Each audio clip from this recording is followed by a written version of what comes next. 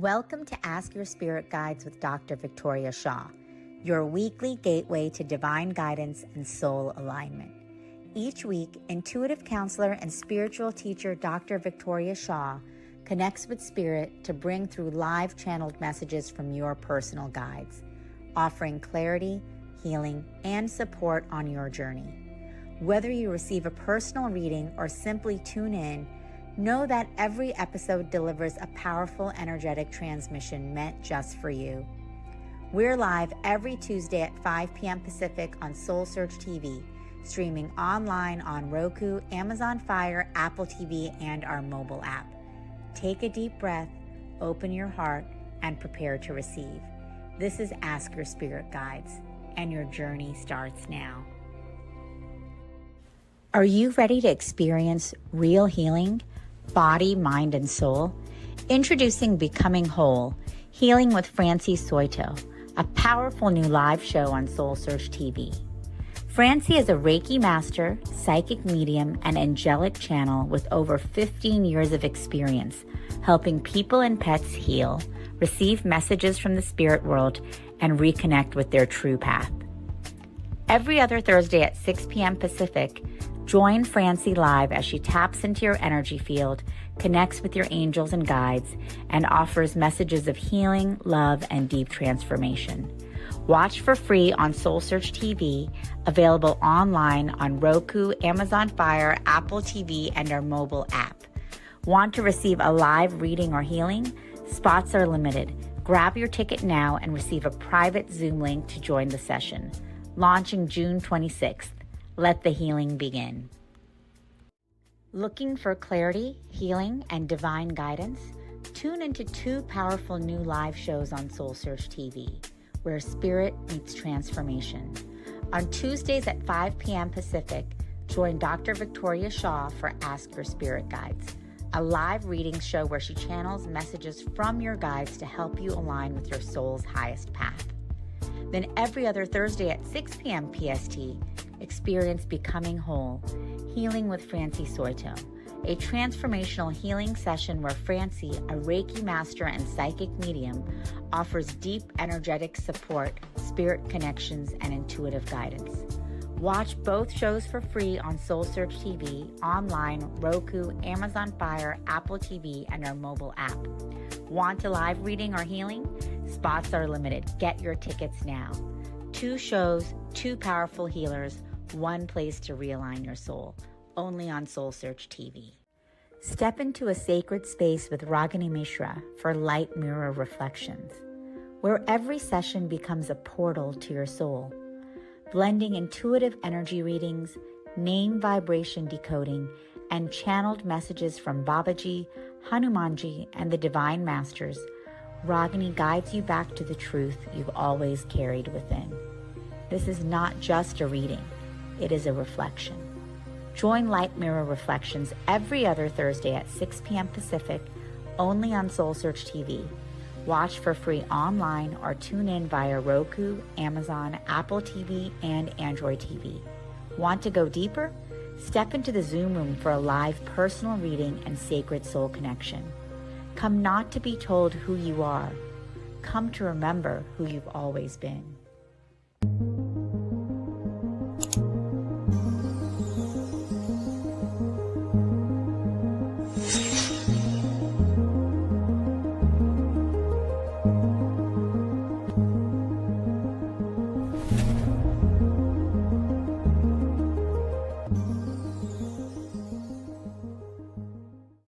Awaken, align, activate. Join Sacred Fire alchemist Charlie Lamson every Thursday at 8 a.m. Pacific for a live enlightenment, activation, and meditation. Streaming on SoulSearch Instagram, Facebook, YouTube, and SoulSearch TV. Start your day with powerful higher consciousness energy activations. Realign your mind, body, and spirit with your highest potential. Tap into deep peace and transformation. Don't miss this chance to raise your vibration and step into your highest self. Tune in live every Thursday at 8 a.m. Pacific.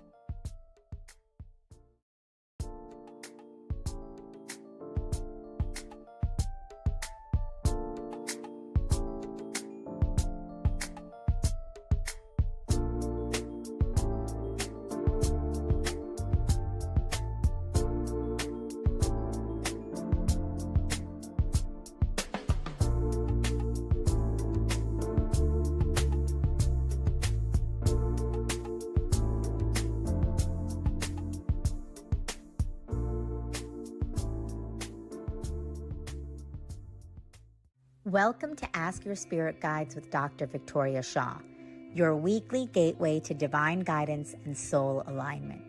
Each week, intuitive counselor and spiritual teacher Dr. Victoria Shaw connects with spirit to bring through live channeled messages from your personal guides, offering clarity, healing, and support on your journey. Whether you receive a personal reading or simply tune in, know that every episode delivers a powerful energetic transmission meant just for you. We're live every Tuesday at 5 p.m. Pacific on SoulSearch TV, streaming online on Roku, Amazon Fire, Apple TV, and our mobile app. Take a deep breath, open your heart, and prepare to receive. This is Ask Your Spirit Guides, and your journey starts now. Are you ready to experience real healing? Body, mind, and soul? Introducing Becoming Whole, Healing with Francie Soito, a powerful new live show on SoulSearch TV. Francie is a Reiki master, psychic medium, and angelic channel with over 15 years of experience helping people and pets heal, receive messages from the spirit world, and reconnect with their true path. Every other Thursday at 6 p.m. Pacific, join Francie live as she taps into your energy field, connects with your angels and guides, and offers messages of healing, love, and deep transformation. Watch for free on SoulSearch TV, available online on Roku, Amazon Fire, Apple TV, and our mobile app. Want to receive a live reading or healing? Spots are limited. Grab your ticket now and receive a private Zoom link to join the session. Launching June 26th. Let the healing begin. Looking for clarity, healing, and divine guidance? Tune into two powerful new live shows on SoulSearch TV, where spirit meets transformation. On Tuesdays at 5 p.m. Pacific, join Dr. Victoria Shaw for Ask Your Spirit Guides, a live reading show where she channels messages from your guides to help you align with your soul's highest path. Then every other Thursday at 6 p.m. PST, experience Becoming Whole, Healing with Francie Soito, a transformational healing session where Francie, a Reiki master and psychic medium, offers deep energetic support, spirit connections, and intuitive guidance. Watch both shows for free on SoulSearch TV, online, Roku, Amazon Fire, Apple TV, and our mobile app. Want a live reading or healing? Spots are limited. Get your tickets now. 2 shows, 2 powerful healers, 1 place to realign your soul. Only on SoulSearch TV. Step into a sacred space with Ragini Mishra for Light Mirror Reflections, where every session becomes a portal to your soul. Blending intuitive energy readings, name vibration decoding, and channeled messages from Babaji, Hanumanji, and the Divine Masters, Ragini guides you back to the truth you've always carried within. This is not just a reading, it is a reflection. Join Light Mirror Reflections every other Thursday at 6 p.m. Pacific, only on SoulSearch TV. Watch for free online or tune in via Roku, Amazon, Apple TV, and Android TV. Want to go deeper? Step into the Zoom room for a live personal reading and sacred soul connection. Come not to be told who you are. Come to remember who you've always been.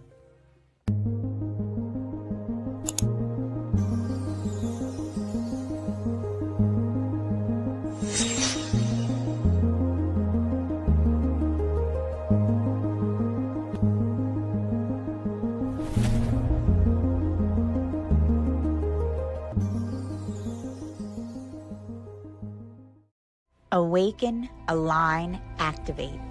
Join Sacred Fire alchemist Charlie Lamson every Thursday at 8 a.m. Pacific for a live enlightenment, activation, and meditation.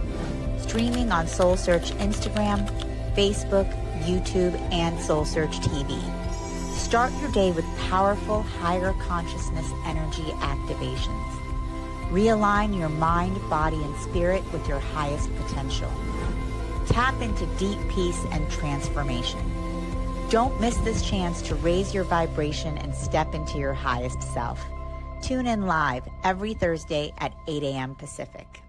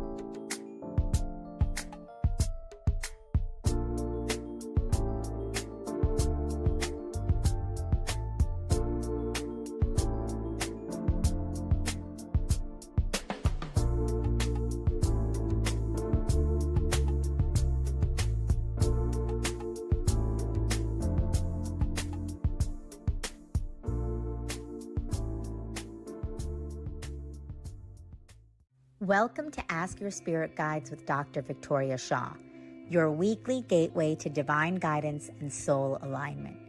Each week, intuitive counselor and spiritual teacher Dr. Victoria Shaw connects with spirit to bring through live channeled messages from your personal guides, offering clarity, healing, and support on your journey. Whether you receive a personal reading or simply tune in, know that every episode delivers a powerful energetic transmission meant just for you.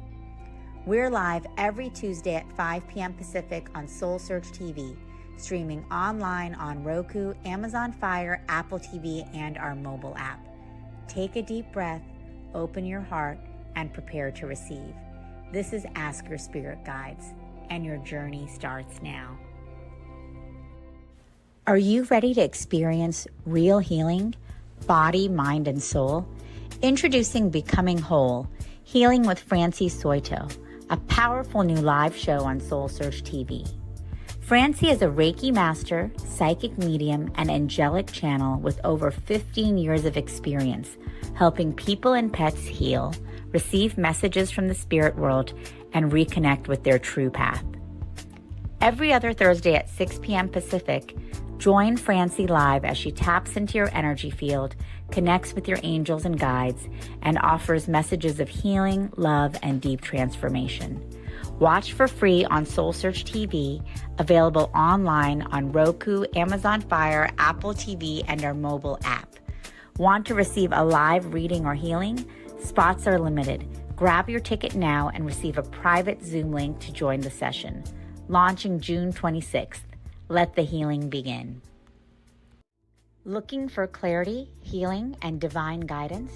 Tune into two powerful new live shows on SoulSearch TV, where spirit meets transformation.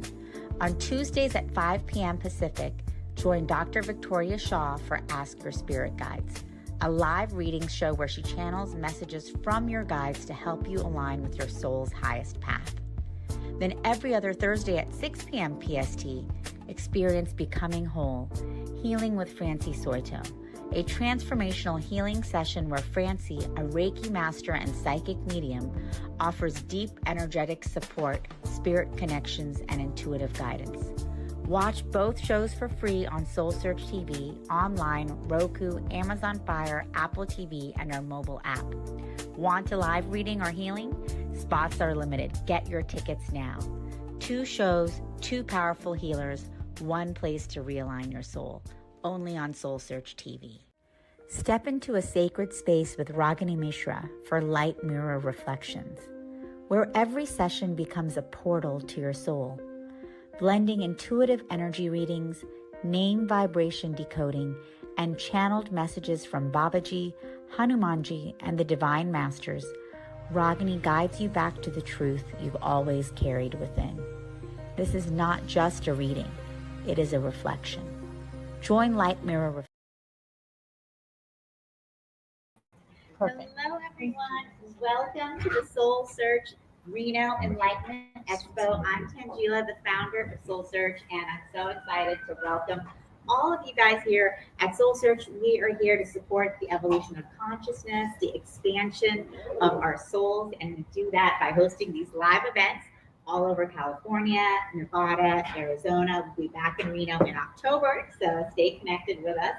And we also have our online platform where you can connect with all of the amazing healers you see inside, as well as SoulSearch TV, which is our conscious content streaming channel. You can check out our live reading shows every week, as well as all these amazing shows from our practitioners. So without further ado, I'm excited to welcome our first speaker, Mary Lou Anderson, who just did our beautiful opening ceremony. Thank you so much, Mary Lou. She is a lifelong leader and practitioner in the healing of people's greatest fears and barriers.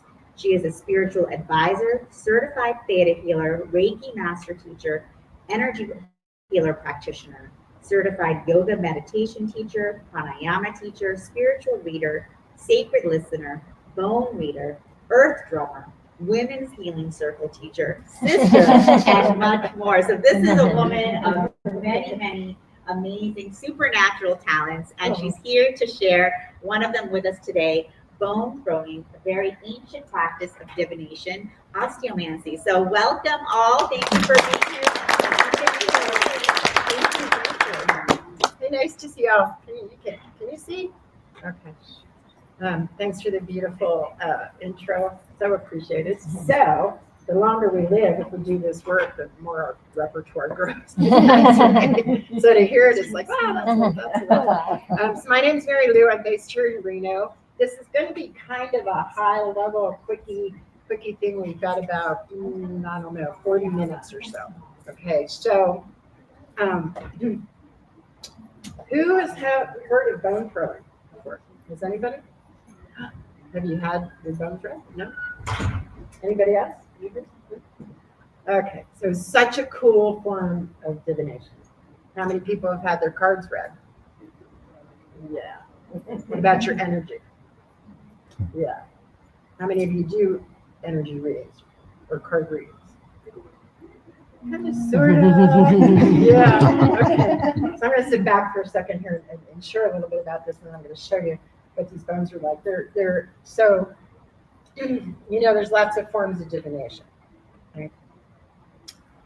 And there's cards, there's energy, there's runes, there's tea leaves, there's bones and curios. So many different forms. Just regular energy reading, right? And osteomancy. So throwing of the bones is known as osteomancy. Okay? So the way I was introduced to it, I was going through truly the darkest time of my life.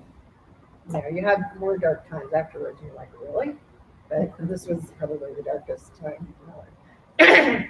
And, Spirit just came to me, said yoga. First it was there, and then it was shaman. And I'm like, I started, and now I know a lot about shamans, but at the time I didn't. Anyhow, the most amazing man came to me. So he is a neurosurgeon based in San Diego, and he's a shaman. So he's a real deal, right? So Creator was good, really good. Creator was always good. And Spirit, and I was sent to see him. So he's this neurosurgeon. So I get to his office, drove down there from Vegas and got to his office and knocked on his front door. And he goes, you come around the back. So I came around the back, and he had a yurt in his backyard on the ocean. Wow. It was like super cool, right? And he's a neurosurgeon. Of course, I researched him because it was like $500 back 11 years ago. I was 11 years ago. And I was like, wow, amazing. So I walked into that yurt, and of course it's round, and he was sitting there with a lot of different types of medicine, herb medicine, sages, a lot of African type of medicine on the wall, and what have you. And I knew he was going to do something special, but he didn't tell me he was good for a bone. So anyhow, he goes, we're going to do a bone throwing thing. So that was my first experience with bone throwing, and it was amazing. I mean, I wasn't like over the top, I got to do this right away, but it was an amazing read. And then he walked me down to the shore, and he taught me one of a million ways to cleanse yourself and protect yourself. So I was really moved by David. His name's David Kuhn, C-U-M-E-S. I'm not sure if he still practices or not, but that was my first experience with bone throwing. And it's intense. So like if you get a card reading, you might get 2 or 3 cards. You might go out there today and see Stacy, my friend, and get 1 card or whatever. But this one's intense, which I'll show you in a minute. So it was a good reading. It cleansed me. It was so amazing to me what he saw and what came through them. So then life went on, and I healed and got stronger and started seeing that I had gifts that I had used as a corporate person for like 20 years. I mean, I did because I was an HR person, but I didn't realize I was doing it. And the years went by, and I was always in the back of my mind, like, bone throwing. I always remembered that reading, bone throwing, so cool, so cool. And then right before COVID, the thought was, or it came to me, it's like, you should really research this and get yourself a set of bones. Like, get myself a set of bones. That was funny. So, how do I get myself a set of bones? But I did. But the thing is, I did.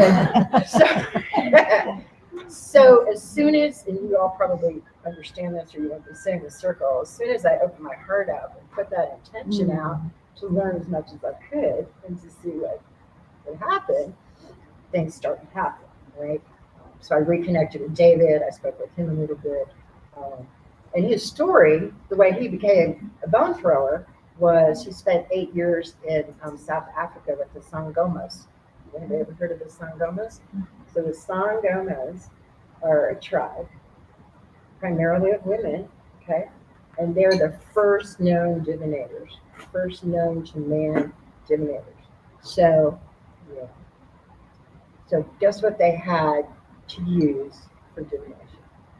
Sticks and stones and bones, right? So I was so enthralled by his story, and then of course the bones, which I think you read too. So fast forward, it was like I wanted to learn more about this, so I got a couple books. I talked to David again, opened up my heart, and then COVID hit. And then I moved to the reservation with my partner, who wasn't here this morning, up here in northern Nevada, right? So we live at 7,000 feet on the reservation. We have a house up there. And we were in COVID, so we were blessed because we didn't have to be in the city with all the craziness, right? So we were out on the land all the time, and what do you think's out there? All kinds of fun. And the bones started coming to me, right? And little bones, and bigger bones, really big bones sometimes. But anyhow, that's kind of how they came to me. And so then it took like 3 years because I researched it. We keep evolving, right? So the Sangoma ladies didn't have a lot of curios, but a lot of people who do osteomancy have what's called curios, and I'll show you in a minute. And to throw with the bones. And so everything in this bowl means something, right? And so how do we know what it means? And so it took me like 4 years. The curios started coming to me, little watch heads, little doll heads. My grandmother was born in Portugal, and she had all these little black purses that looked like, little purses with the metal tops, right? And one day I opened one of them, and there's a doll's head in there, right? But I've been researching the curios and having Spirit, send me what I need, send me what I need. And most of what I read said, start with a set of maybe 15 bones of curios. Well, it took me 3 years to get them all. I'm like 78. And I was like, oh. So there's a big teaching experience for me, which just came from above and beyond, and a little bit from David again, And so during COVID, so I picked up sticks and stones and bones, and we, and all these little curios came to me. So then I had these, and so then what happens? I was interested in ever pursuing it. So I have these bones and use them as divination. So I could say the white feather means white. My glasses mean vision, as I go. Right? If I have these 78 pieces, these are porcupine quills. Very cool, very sharp. And so the next thing I had to do is wait and let the meaning of all the curios come to me, right? So what does this mean? What does that mean? What does this mean? What does that mean? So that took like another year because I took my ego out of the way. For any of you who do healing work, have done energy work, healing work, we take ourselves, our human selves out of the picture, and we let the gifts and the messengers and the guides flow through us, right? So that took like, I don't know, almost a couple of years. It was like a 4 or 5 year process. And I ended up with these bones, right? And I have a whole list here, which I sometimes use actually, because sometimes I don't recall all of them. So if you see me using this is why. So every curio basically has, represents something. Okay, and when we do the bone thread, I'll show you. And David's reading with me was about 2 hours. And when I do readings with people, it's a good hour and a half. It's difficult to do a quick one, and you'll see why in a minute. But so that's kind of a really brief overview of bone throwing and osteomancy. It's very cool. It's one of my favorite ways to do divination. So what we do here, we did this last year, and I want to be really conscious of time here, so we've got good time to look at the bones. what I'm going to do, hey, come on. Okay. Are you sure you're not going to be able to see? Okay, you can stand up and not see. What we're going to do is I'm going to do a bone throw for the group. So now say Donna, my girlfriend. So I was just doing bone throw for Donna, right? There's a beautiful crystal in there. I think it's rose quartz. It might just be regular quartz. That crystal represents the person who's getting the reading. All right. So now I'm going to do a group one. All right. So whatever comes through is gonna come through. But that crystal is going to represent each of you in one way or another. Okay. And that's pretty cool. That's pretty cool. By the way, the other thing is, let's stand up for a minute. So I got all the bones and curios. Different things. They're all from the earth. Most of them are from the earth. Not all of them. It's a mirror. As an example. Yeah. Hi, Stace. There's 78 in there. It goes pretty deep. Wow. Did you make that little basket? I'm going to tell you about this basket. Yeah. So when we do the good work, and when we ask Spirit and Creator to help us, we got all kinds of help, right? Mm-hmm. Prayers. Good work, all that. I know most of you know that. So, it goes down pretty far. It was funny too, because I thought I'd start doing readings during COVID, right? Online, and not ready. Things come.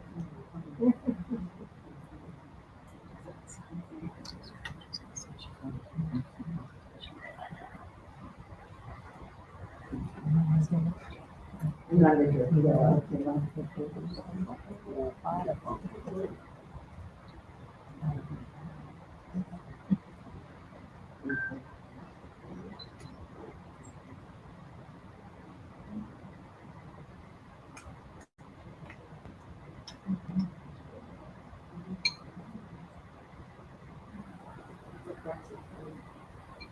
One of the first ones I ever got. Toxic. Don't know. Everything's so magic. We didn't believe in magic. Yeah, that's right. This was like sitting outside of that. On the reservation, just like down there. There's another phone.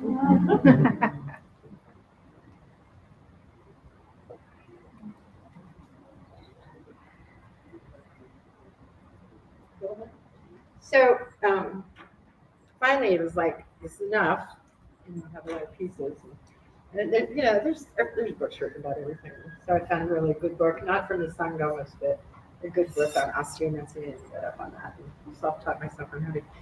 And then I had to find a vessel, right? And nothing was right. And that went on. That went on for at least a couple months. At least, I bet 2 or 3 months easy. I'm like, this isn't right. This isn't right. This isn't right. I'm a big thrifter. I like to go to thrift stores, probably a lot of us do. And it's like, Spirit kept saying, you're supposed to go. I'm like, okay, right? And so, sat here with all these and practiced and memorized and all that kind of stuff. And walked into my favorite thrift store in Vegas one day. And I always ask what I'm supposed to see. Is it a book? Whatever. Like, show me. Sometimes I get shown to leave. Right? And I look over, and this one's sitting like this, and this one's sitting like this, right? What is that? Right? And so they're hand woven, they're handmade. This one was sitting separate. This one was sitting separate from this one. And I was like, if I didn't know better, this would go right in this. And it totally looks African, and I feel it's African. I have no idea. It was in my favorite savers, actually, in Vegas. And it's just so beautiful, and it's very soft. It's just perfect. Right? Mm-hmm. So when we believe, amazing things happen. Right? So have no idea. There's no markings on it. Nothing. Very soft, very deep. So that's it. Okay.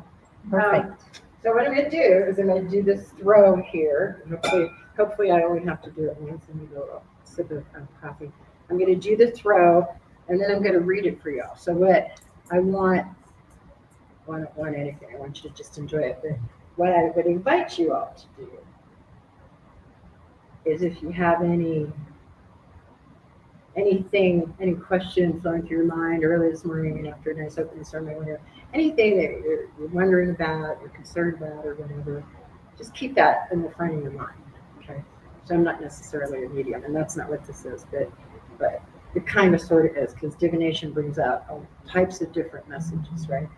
So I'm going to shake them, I'm going to throw them, and then I'm going to read them. And then, of course, these came to me too, so they're super cool, kind of cool, right? And they're perfect to move the pieces around. That's what I got.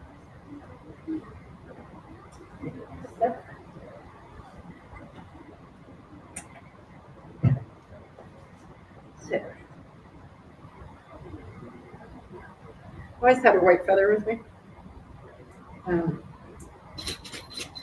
Feathers and blessings, you know, all the divination work I do, which hasn't been that much, it's evidence, but anyhow,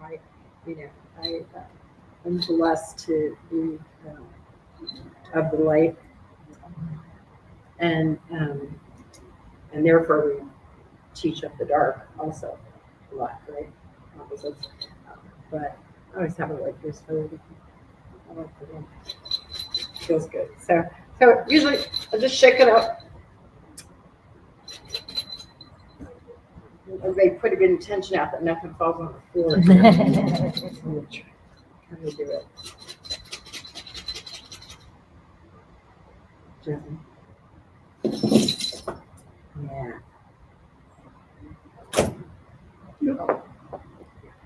That's okay.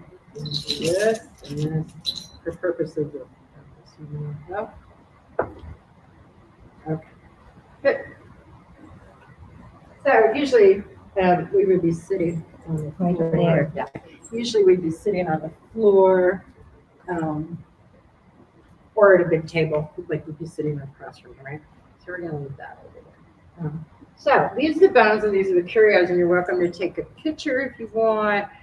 Come up and look at them, and I will do the read for all of us. You're welcome.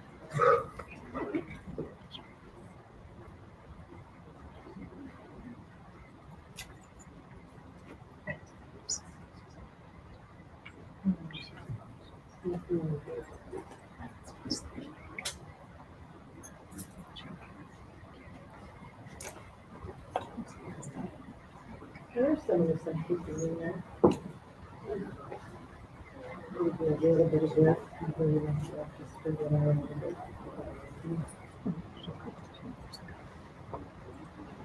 So it's okay, you're taking pictures. I'm okay with that. Treat it sacredly. Okay? Treat it sacredly. Do not post it. Please do not post it. So just because, so we're a circle of energy here this morning, and we have interest in the same thing, so let's keep it within our circle. And I'm a big believer in being compassionate of all people, so keep it for you. What happens in this room stays in this room. There you go, girl. What happens in this room stays in this room. Okay, so if anybody wants to just come up here and stand, you can too. So this is the reading. So this crystal, actually it's a piece of that's selenite in it, but it's also a crystal. This represents, so where's my crystal? Where is my crystal? This is each of you. So this would be the person who's getting the reading. Okay. And then me, it's right here. This is an angel. So this is me. So this is all of you over here. This is me over here. Okay. So I can't speak for the Sangamas. They were mostly women. Okay. I know how I do readings, so they come through me. So I don't use a book. So I've done tarot and oracles and all that kind of thing. And personal material, respect the gift of it. It just comes through me in terms of what's what, but each piece here, like we were talking about, has meaning, which spirit is like, you need to define this. You can't use it until you know what it represents, right? So now I know what it all represents. Okay, so here's the group over here. So interesting. It's interesting in this read, the group's at the distance, and I guess that makes sense because everybody wants to learn this morning, right? So this is imagine this to be each one of you. Okay. Does everybody see this bracelet? Okay. So this is the circle. It's like a circle of truth, right? So anything that falls within the bracelet, requires immediate attention. Okay. So I'm going to do that last for all of you. So as a group, anything that falls in the circle requires immediate attention. And then these little sticks here, they're separators. Okay. So here's you over here. So anything in your purvey is like right here. So this, I'm going to read this area here because this is each of you, and this is the group, and there's nothing blocking any of these pieces from that energy. So in other words, from here over, right, it's not so directly related to you, and things on the outskirts are a long ways away. Okay. So we're going to start with what's close to you over here, everybody. So the first thing I want to show you, this is really interesting. This is teeny tiny. This is a piece of the inside of a sacred tree used for Sundance. So the first Sundance I went to, my partner Johnny, who's not here this morning, we went to get the tree, which I don't know how many people know about Sundances. Yeah. So we went to get the tree, and we cut down the tree, and we sang and we bird sage and all that stuff, and we goes, eat some. But he's one of my greatest teachers. He's my partner. I'm like, eat it? And he says, eat some. Okay. So I ate some, and it was pretty amazing. And brought some back, and I've used it as medicine for people I work with. Very, very seldom, because I didn't bring too much back. And then it was like, you need to put that in the bones. So it's very close to everybody. So, so that means this means prayer. Okay. Whether you know it or not, you're all surrounded by prayer this morning, and at the same time, everyone has to be sharing it now. Right now. So that tree stands in the middle of the arbor of a Sundance, right? And the Sundancers, the Native Americans, they dance back and forth to that tree. And that tree represents life. Long story short, that tree represents life, right? And purification. So this is the heart of the tree. And so that tree was prayed on a bazillion times over. So it's interesting that the piece of the tree is so very close to each of you. So that seems to be what the message is about the tree. The next thing is really close to each of you. This is an upside down mirror. You see what I'm pointing at? Mm-hmm.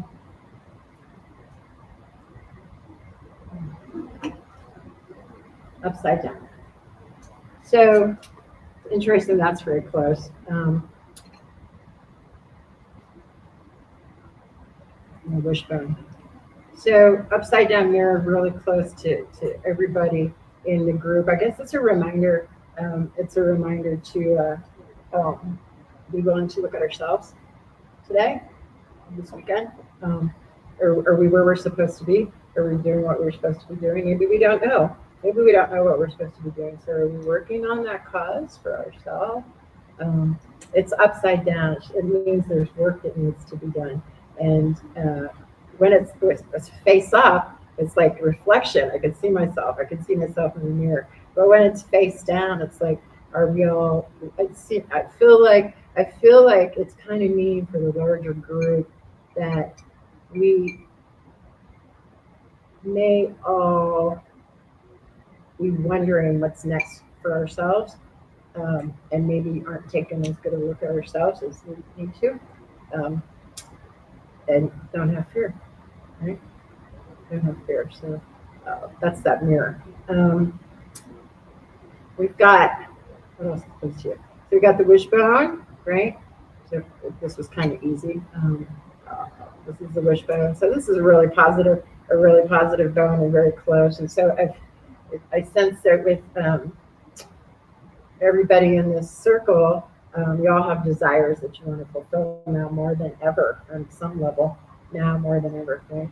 And so I have a sister, she does wishing circles, and that's an acronym, and I can't tell you what it is right now, but anyhow, it's very cool.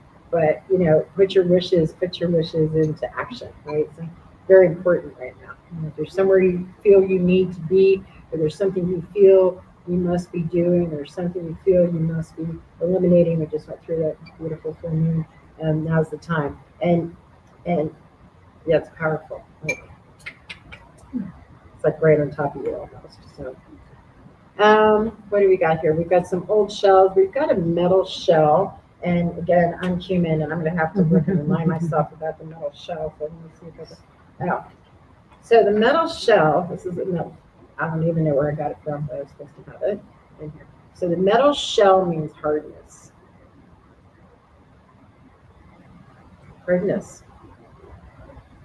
So are we protecting ourselves too much during this time on this planet? Are we purposely shutting ourselves down to make sure we're okay, make sure our children are okay, those we love are okay? Are we playing a little too hard, not opening ourselves up enough to possibilities on how we can tend in our hearts and tend our earth, steward our earth? It's kind of what's coming through on that. So that metal shell means hardness, actually. And then these two shells here are mother and father. Mother and father.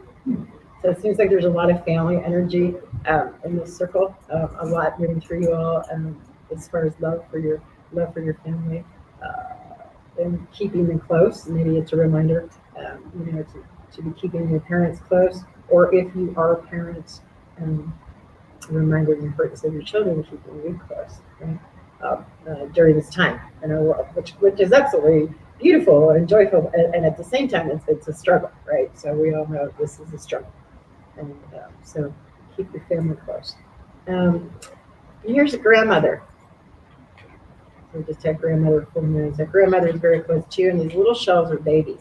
These are children, right? So you got the whole family here. You got the mother, the father, the grandmother, and the children right there, right there. Super close to you.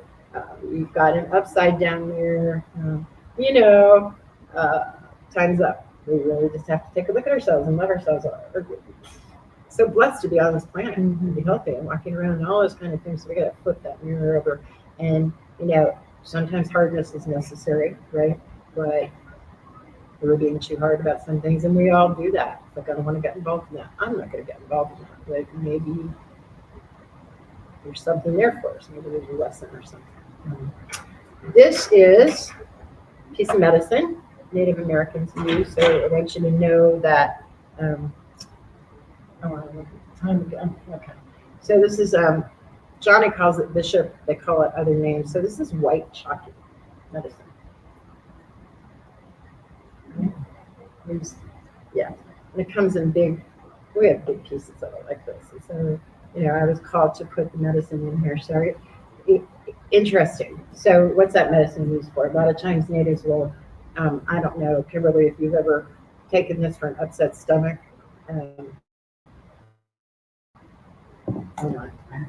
Okay.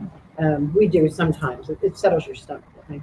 So there's a piece of bishop here. Right next to that is a piece of a beautiful birch tree. So trees are grounded. Right? So that's also medicine. So you've got a lot of medicine around you. There's a penny hiding underneath there. Again, close to you, and then I'm going to come over here. So the penny underneath the birch tree is it was covered.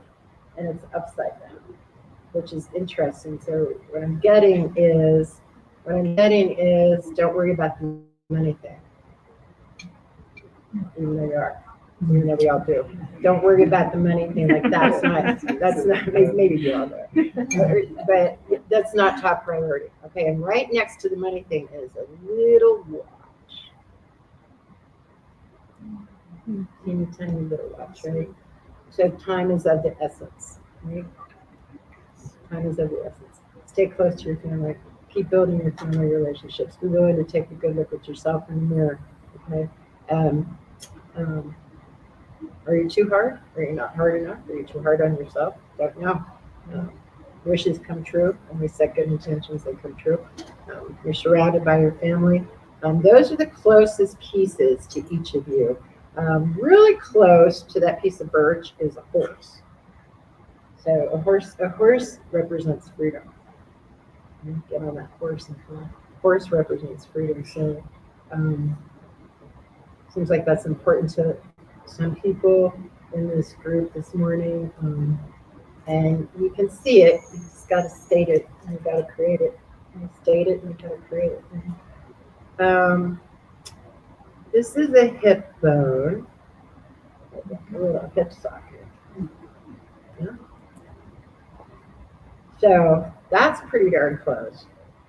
And the hip bone represents moving forward.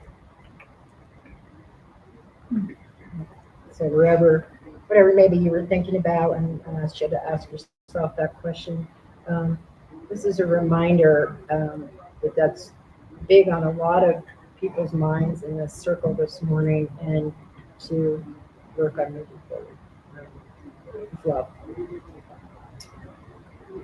Okay, so this is a Herkimer diamond. You guys seen the Herkimer diamond before? I forgot I had this. This was like in a wallet. Yeah. So the Herkimer diamond represents spectacular things in your life, right? And you're pretty close to it. You're kind of far away from it, but there's no block there, right? So it's a reminder that there's incredible beauty for each of us in our life and in our world, again, if we're willing to take the leap in the direction that we feel makes the best sense for us. So it's interesting that diamond's so close. I'm going to skip over here because I know she wants me out of here in like 5 minutes. So inside the bracelet, here's what's inside the bracelet. Da, da, da, da. What does the butterfly represent? Right. Here we go. Huh? Yeah. Transformation. Beautiful. Yeah, butterfly. Transformation. So everything in this bracelet means pay immediate attention to it, right? So of course you're all here, so that's good. So you're learning, you're teaching, you're sharing, you're giving, you're receiving, right where you're supposed to be. Also, there's only 3 things. Usually there's more. So there's a medal in there, and I'm going to have to double check this again. I'm going to give you the wrong information. Okay. Where's that? Oh, okay. So this is a St. Francis medal. Okay. And it's upside down. So just like with a card read, right? Your cards are upside down, and then it's the opposite, right? So St. Francis medal is upside down, and the St. Francis medal represents peace. So as we're going through, the turmoils of the beings on this planet who choose hate over love, it makes sense that this is upside down. Right? So for you all as a group, time to change and time to rise, all of us, right? And time to do things in our own lives that create peace and share that peace with others, right? And not surprising, it's upside down. And this is a rock, and it's a green rock, and it's from Creek. You're a rock. Kind of simple. Some of them are real complicated, but you're a rock, right? So we're all a rock. We can all be a rock in our own lives. Not doing big stuff, maybe doing teeny tiny stuff, but we can all be a rock in our lives. So those are the 3 major messages for everybody this morning. inside that bracelet. And then what I would do from here is I would, so this is you, I would take everything, I took everything like this except for the walnut shell, and I did the bracelet, so I would then read any other areas that are clear, like the Hansa, I would read that, and the dice, I would read that. And then I would give you an idea of what's on the outside. So interestingly, here's the doll head of my grandmother's. So this is porcelain. It's a person's doll head. And the doll head represents spirit. Okay. So spirits around us. Right? So it's interesting that it's like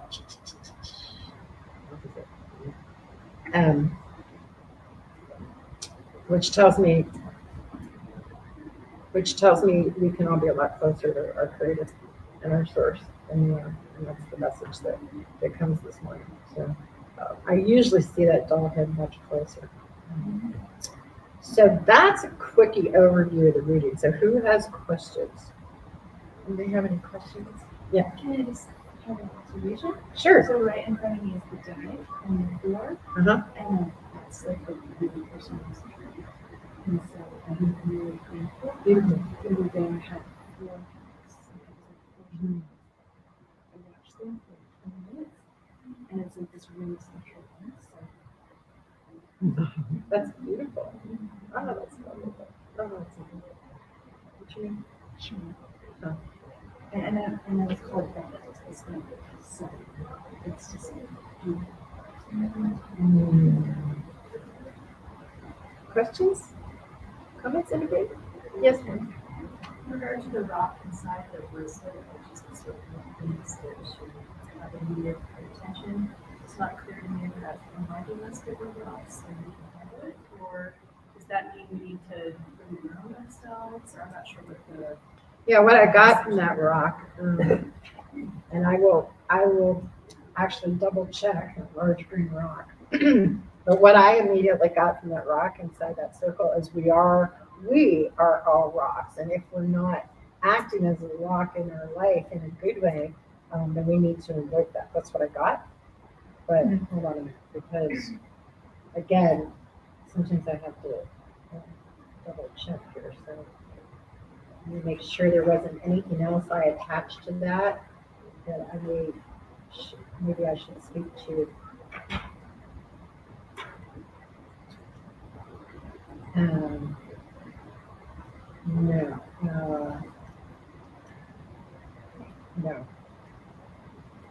No, that was it. That's what came through for me. So, and stability also, when you're a rock, when you treat yourself as a rock, then you generally know how to stabilize yourself. I wouldn't say you're stable, right? But you know how to stabilize yourself. So that's what I got from that. And by the way, the other thing with this Herkimer diamond, where did she go? It's right there. I can see it hovering in front. That? It's right in front of that other one. This toward me. No. That's interesting. It's a Herkimer too. Yeah. Oh, Yeah. there it is. It also means, and this is one thing, because I haven't done a reading for a little bit, and I know we gotta finish up. The Herkimer also means look here, because it's bright, right? So it's bright and it's beautiful. It's like look here. And so surrounding that Herkimer is more tree, full of water, full of life, full of prayers, and a bell. And so, a bell, in a lot of senses, attracts good spirits and good guides, right? So close, really close to you. And then that's another bone that's actually attached to the hip bone that helps us keep moving forward, right? Small bone. So, are we good? You're good. Wonderful. Thank you. Thank you, guys. So it was great to have such a big crowd, and I wish we could have done this for like an hour and a half. I've got some flyers up here on the phone pro if you're interested.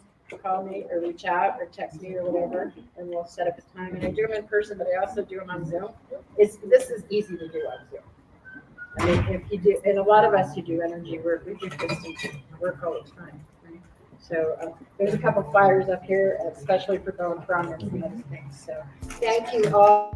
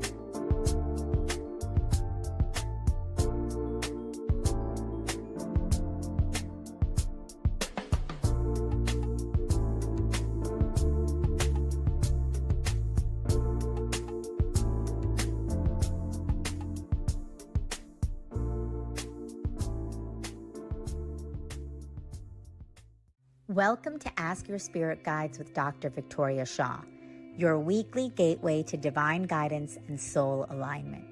Each week, intuitive counselor and spiritual teacher Dr. Victoria Shaw connects with spirit to bring through live channeled messages from your personal guides, offering clarity, healing, and support on your journey. Whether you receive a personal reading or simply tune in, know that every episode delivers a powerful energetic transmission meant just for you. We're live every Tuesday at 5 p.m. Pacific on SoulSearch TV, streaming online on Roku, Amazon Fire, Apple TV, and our mobile app. Take a deep breath, open your heart, and prepare to receive. This is Ask Your Spirit Guides, and your journey starts now. Are you ready to experience real healing? Body, mind, and soul? Introducing Becoming Whole, Healing with Francie Soito, a powerful new live show on SoulSearch TV. Francie is a Reiki master, psychic medium, and angelic channel with over 15 years of experience helping people and pets heal, receive messages from the spirit world, and reconnect with their true path. Every other Thursday at 6 p.m. Pacific, join Francie live as she taps into your energy field, connects with your angels and guides, and offers messages of healing, love, and deep transformation.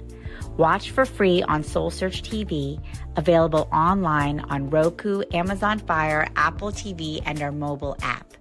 Want to receive a live reading or healing? Spots are limited. Grab your ticket now and receive a private Zoom link to join the session. Launching June 26th. Let the healing begin. Looking for clarity, healing, and divine guidance? Tune into 2 powerful new live shows on SoulSearch TV, where spirit meets transformation. On Tuesdays at 5 p.m. Pacific, join Dr. Victoria Shaw for Ask Your Spirit Guides, a live reading show where she channels messages from your guides to help you align with your soul's highest path. Then every other Thursday at 6 p.m. PST, experience Becoming Whole, Healing with Francie Soito, a transformational healing session where Francie, a Reiki master and psychic medium, offers deep energetic support, spirit connections, and intuitive guidance. Watch both shows for free on SoulSearch TV, online, Roku, Amazon Fire, Apple TV, and our mobile app. Want a live reading or healing? Spots are limited. Get your tickets now. 2 shows, 2 powerful healers, 1 place to realign your soul. Only on SoulSearch TV. Step into a sacred space with Ragini Mishra for Light Mirror Reflections, where every session becomes a portal to your soul. Blending intuitive energy readings, name vibration decoding, and channeled messages from Babaji, Hanumanji, and the Divine Masters, Ragini guides you back to the truth you've always carried within. This is not just a reading, it is a reflection.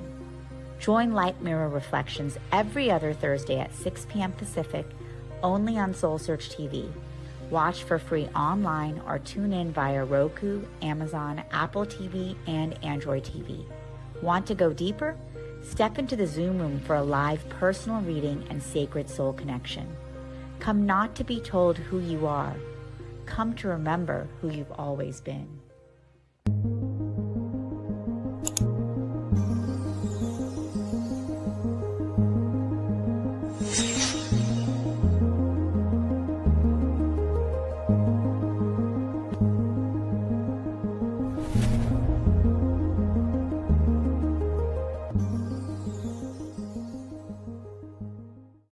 Awaken, align, activate. Join Sacred Fire alchemist Charlie Lamson every Thursday at 8 a.m. Pacific for a live enlightenment, activation, and meditation. Streaming on SoulSearch Instagram, Facebook, YouTube, and SoulSearch TV. Start your day with powerful higher consciousness energy activations. Realign your mind, body, and spirit with your highest potential. Tap into deep peace and transformation. Don't miss this chance to raise your vibration and step into your highest self. Tune in live every Thursday at 8 a.m. Pacific.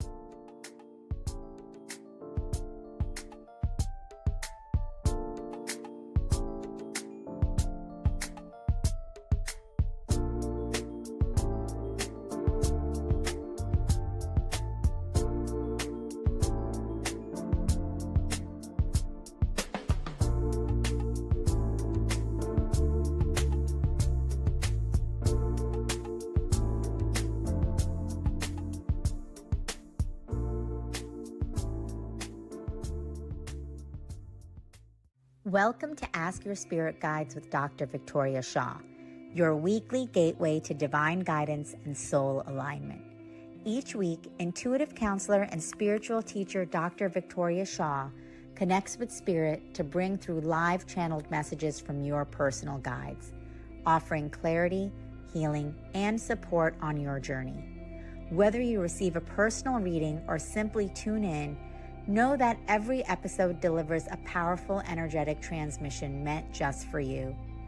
We're live every Tuesday at 5 p.m. Pacific on SoulSearch TV, streaming online on Roku, Amazon Fire, Apple TV, and our mobile app. Hello, everyone, and welcome to the SoulSearch Reno Enlightenment Expo. We're so delighted you guys could join us this weekend.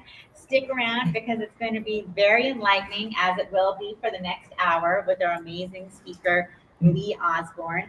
I'm Tangela, the founder of SoulSearch, and at SoulSearch, we are here to support the evolution of consciousness, the new earth we are all co-creating together, which is very exciting. So thank you all for being a part of that and doing your part to raise the vibration on the planet.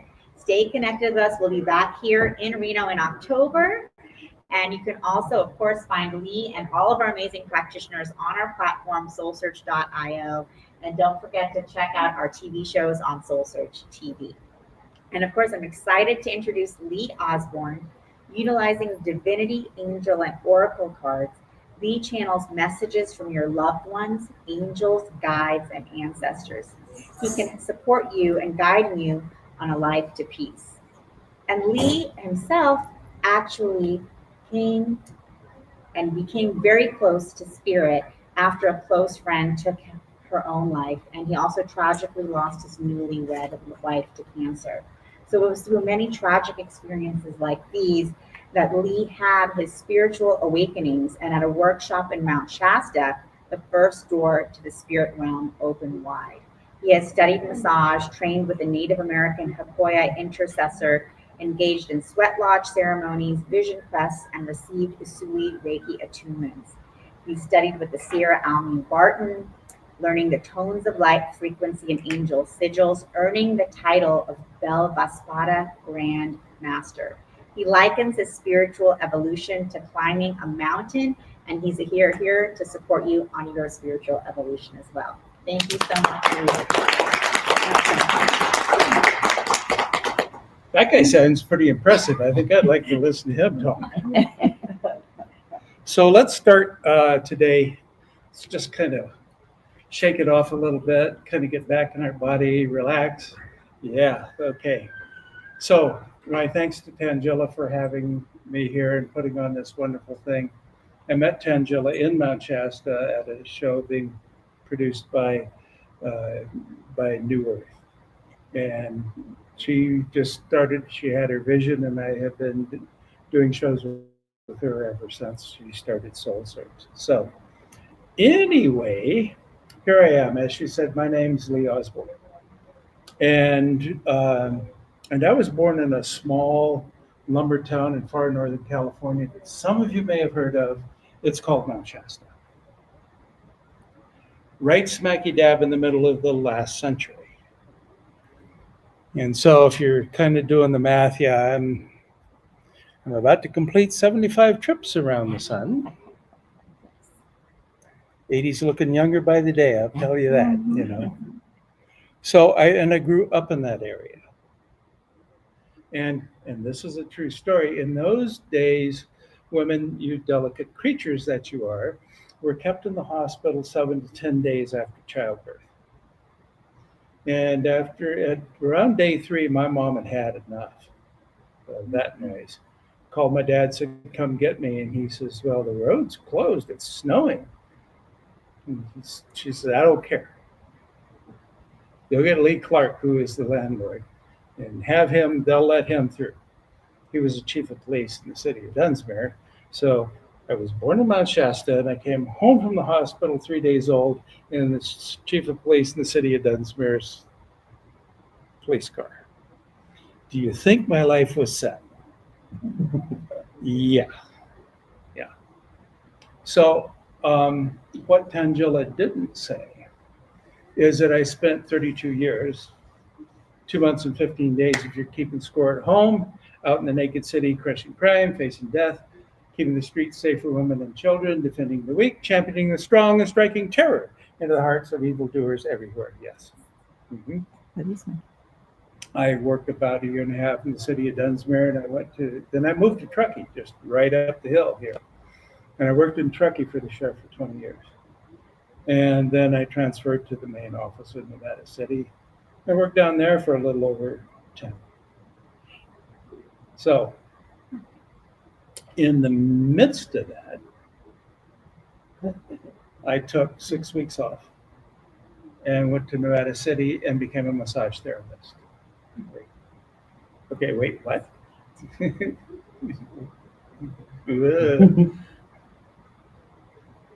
If there are two opposites to the spectrum, I'm not sure that, I'm pretty sure that I'm pretty close to that. But what had happened was I had met and married my first wife. And on our first wedding anniversary, we'd been together for a couple of years before we got married, but on our first wedding anniversary, she was diagnosed with colon cancer. And so I was her caregiver. We fought this battle, surgeries and all this, for about a year and a half. And I was her caregiver for the last weeks and months of her life. And the single hardest thing that I ever did. But what a gift. So she's been gone now 35 years. But what a gift. What was the first thing I learned? Remember what I told you I did for a living. And if I made a stop or got called out to your house, I got your situation under control. But here's what I learned. Control is an illusion. It's an illusion. Because what was going to happen, my wife was at the end of her life, and she was going to pass. No matter what I did, she was going to pass. Whoa, okay. So I cared for her. And it was a couple of years afterward that the weekend workshop in Mount Shasta happened. I was up there, my folks still lived in that area. And here was a thing on the wall. Here's how the universe works. What I was doing, the way I was leading my life, was not working for me. But I had a very dear friend who was a probation officer who had, with another group of her friends, begun doing spiritual work, doing meditations, learning to read auras, all this sort of stuff. And she talked to me about that. And that was that. Yeah, sure. Yeah. Well, you could be the woo-woo person, but this is real. Well, it's all real. So, but I was being primed, even though I was late. No, I want nothing to do with this. So here I am in this little bookstore in Mount Shasta, and on the walls a poster of a woman I recognized, but I couldn't remember where. I don't remember names, but I can remember faces, and it said, "Transform Your Life Weekend Workshop in Mount Shasta." I don't know what the hell this is all about. So I got her information, wrote her a check, and said, "Okay, here I'm coming." She called me up, "Hey, what do you think? What do you want to get out of this?" I have no clue. What do you think is going to go on? I have no clue. I don't know. All I know is what I'm doing isn't working, and I'm going to blindly step off the cliff. Here, I'm going to come to your workshop. And I took that step, I took that leap of faith, and guess what? The path appeared before me. And very scary. But it was so good that I went back a few months later. I did that in June, I went back in October. But I took my friend this time. That was scarier. Why? Well, first of all, now I knew what was coming, and I was going to be opened up more. And here's the thing. If I open myself up in front of this friend of mine, and she gets to see all this yicky stuff really inside of me, what's that going to do to our friendship? And guess what? We're still friends to this day. Still friends to this day. Okay. So let me ask you this. Who's here for the first time? First time ever at one of these psychic things? No. At this one. Okay. Well, welcome. We've been waiting for you. We really have. Yeah. Yeah. It doesn't matter where you are or how you come to this, you know. We are all beings of light. We're going to shine our light out into the world. We are way showers. We are light workers. How do I know that? You're here. You're here in this really spiritual space. Something brought you here. Just like something took me to Mount Shasta on that first thing. I don't know what's going to happen, but I'm going to take it on, no matter how frightening.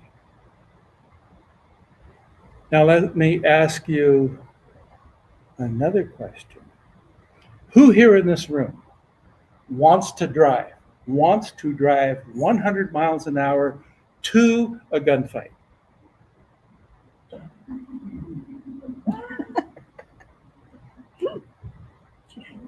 Anybody? 25 or 30 people are fighting out in front of one of the saloons in downtown Truckee on a Saturday. We got one other deputy sheriff who's blocked by the trade of the two smallest highway patrolmen ever on the face of the planet, are the only other backup, and one of them's 10 miles east of you and one 10 miles west. Who wants to take that on? I'm your Huckleberry. Let's go. Let's go. And I've done that. So let me ask you this. Doing spiritual work, learning to meditate, figuring out what's going on here, or driving 100 miles to gunfight, in which am I more likely to die? In which was I more willing to take on at first? Yeah. Okay. So yes, it's the unknown, and yes, it's scary, and it's not something that we can always grab a hold of and touch and taste and feel. But you know, it's just as real as anything else.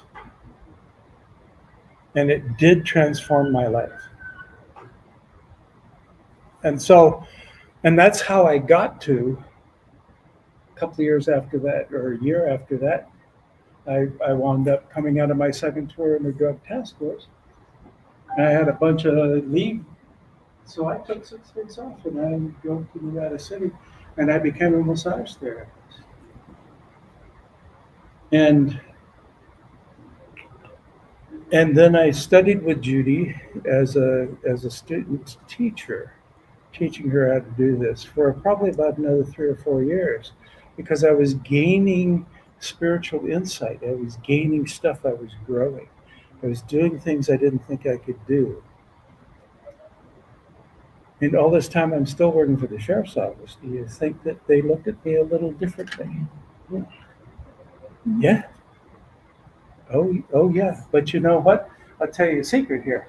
It made me a much better officer, a much better commander and leader.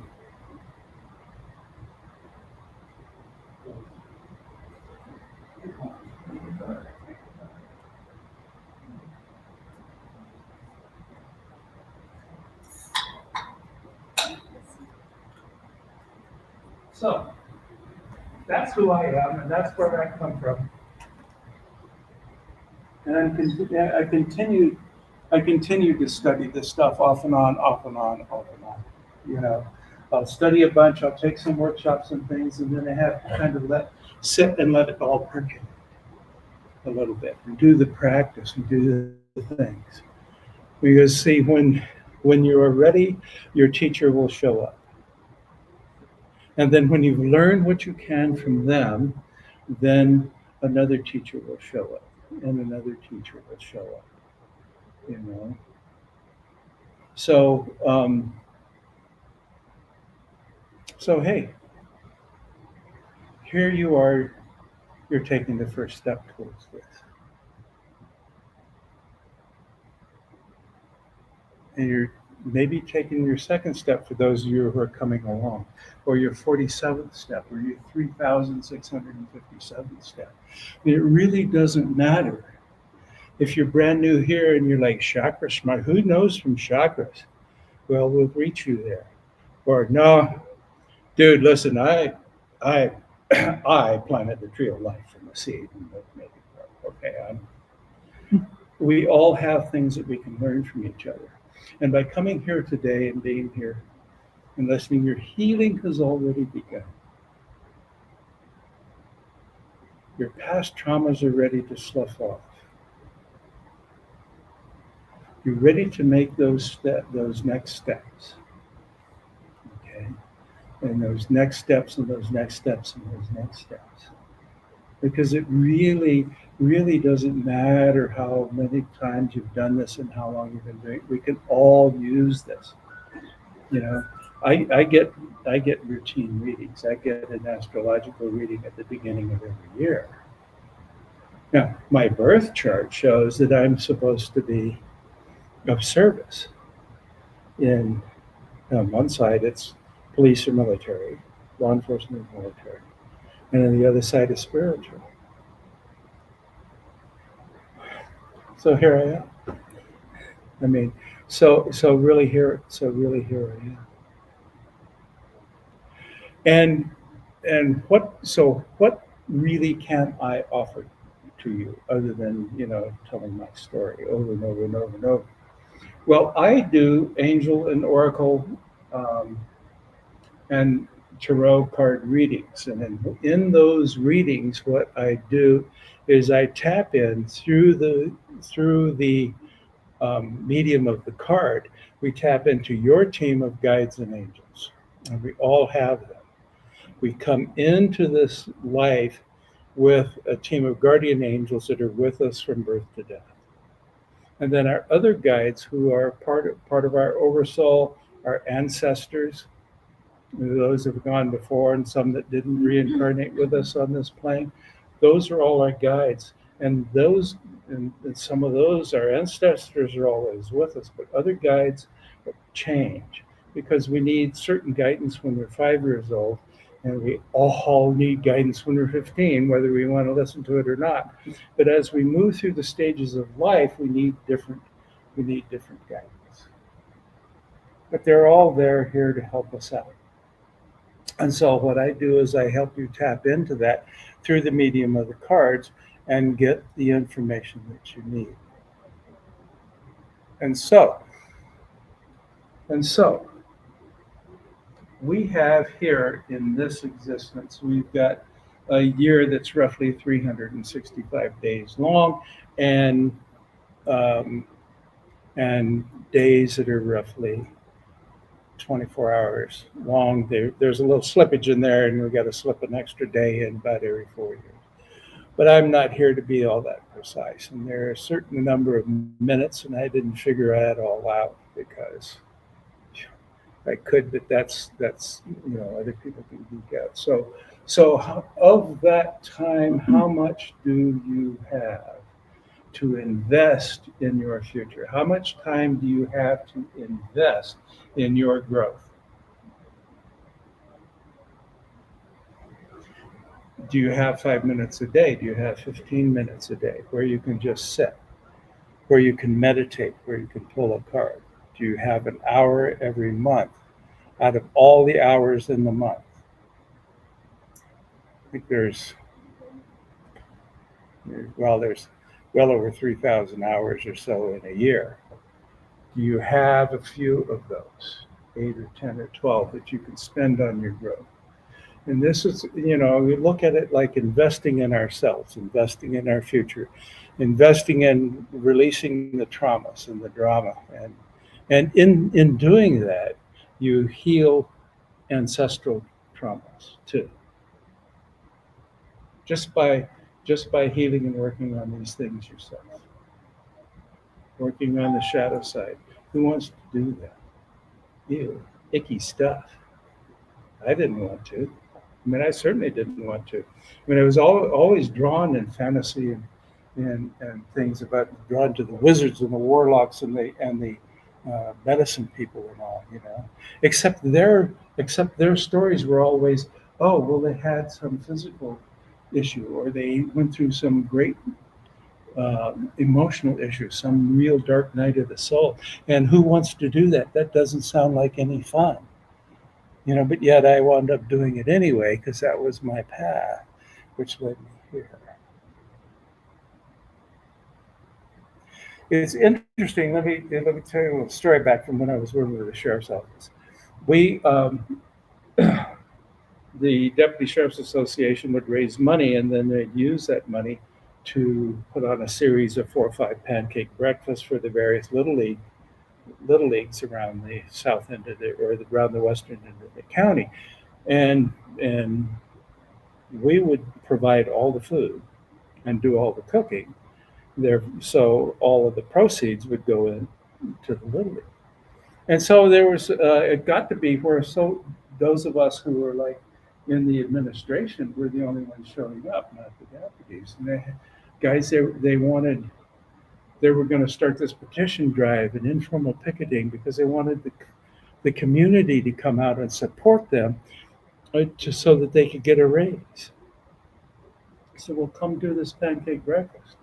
It's a day. And it isn't even a whole day for you. Well, I'm busy. Okay, I'm busy. You don't want to come to a place where you can reach the community members one-on-one while they're in line and tell them about what you want to do. Out of 365 days in the year, you don't have one. So, out of all the days, out of 365 days we have a year, 24 hours in each and every one of those days, do you have some time to transform your life? We're not talking about doing the Leonard Cohen thing, going and being in a Tibetan monastery and sitting in silence for 15 years. Worked out pretty well for him. And if that's your path, bless you, okay? But we don't have to do all of that. We just have to find some time to invest in ourselves.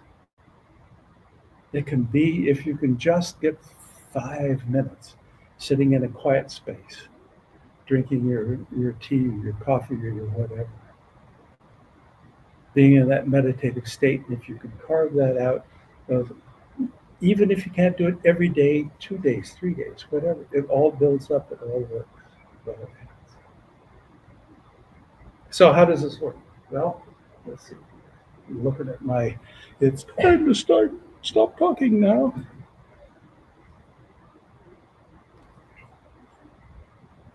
Okay, so each of you that wanted a card has one. These cards are yours. You get to take them home. They're a gift.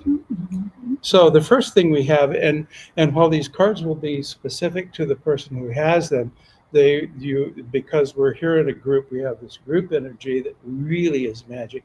And you may find that a card that somebody else has drawn has something to say for you. So this talks about the thorn. Every rose has its thorn. Isn't that a song? Yeah. Okay.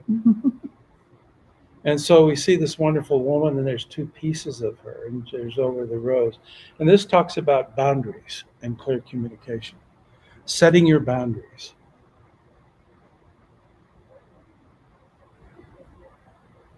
When you say you're going to be here and you're not, it's disrespectful. When no, I'm not taking this on for you.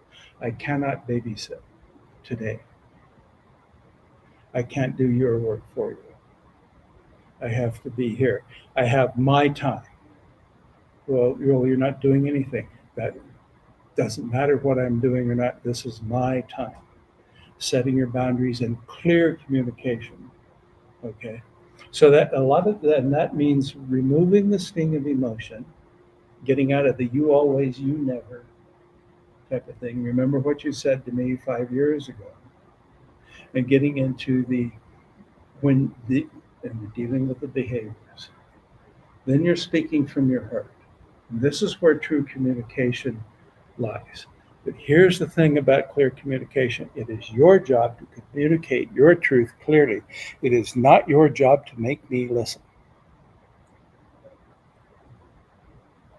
Because, you never listen goes nowhere. Just like, here's what I need.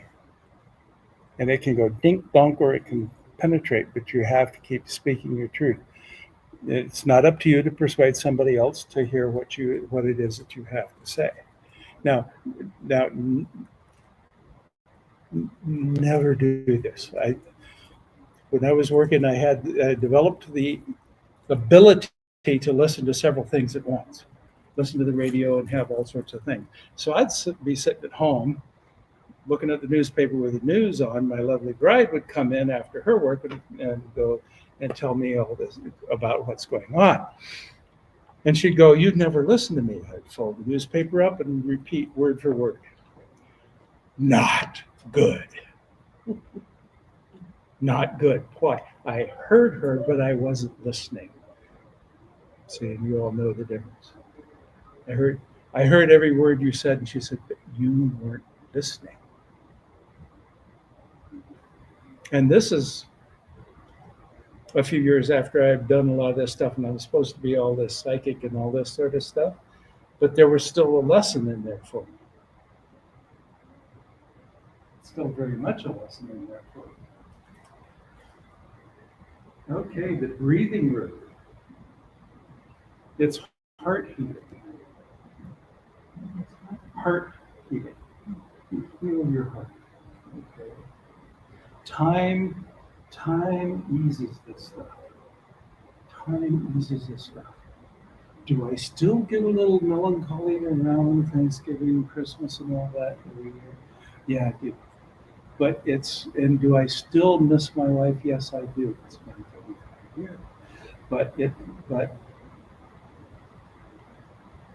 she was the love of my life, so, I have another love of my life, but still, okay? And so it talks about your emotions. And here's the thing. We've got to let our emotions come up. We got to let them come up and come out. Because suppressing them does us no good. If we need to cry, we need to cry. Here's what happened to me in my second workshop. As I talked about this, so I'd had a lot of grief, I'd had a lot of death. I had did not talk about the suicide of my first girlfriend to any human being for 13 years. That's crazy. So I go to this workshop, and they said, "Well, do you ever cry?" And I said, "No, I don't know, because if I cry, I will never stop. I will die." And then during that time, here it came. I mean, full on. I hadn't cried like that, and probably since I was 5 years old. Wave after wave after wave after wave. And when I think I was finally done, that's when she just reached over and touched me, and boom, here it came again. Here it came again, and I felt so much better. So much better. We have to deal with our emotions first. The bloom. Okay, so your creations are realized. The things you're working for are coming into fruition. This is the right time for you, so celebrate. Celebrate. Dance to the music. Yeah. You're not broken. Healing is happening. You're not broken. You bent a little bit, but you're not broken. You'll suffer the slings and arrows, have a few bruises and battle scars. But healing is happening for you. Trust the process. All good. The anointed.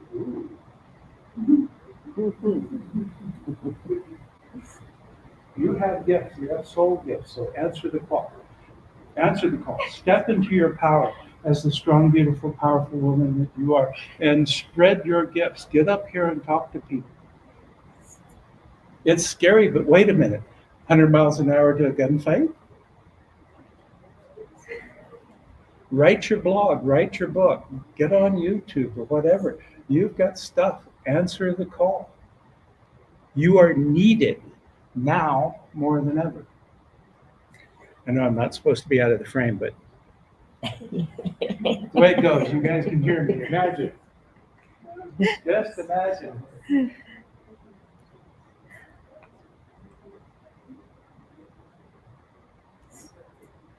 Release my slow down.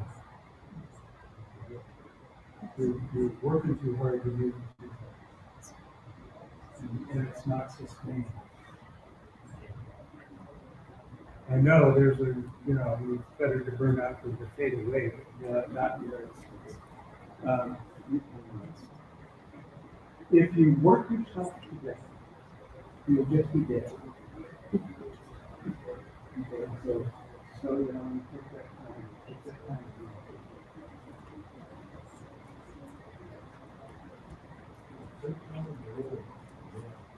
Time for rest. It's time to be patient. It's time for your inner movement. All work out, we have to have patience. And exercising patience, driving a 80 corridor from Grass Valley. And I have another exercise in patience waiting for my luggage to be delivered to my It's all good, okay? Yes, and then sometimes maybe it's time to go inside. Embrace the darkness. That's really good.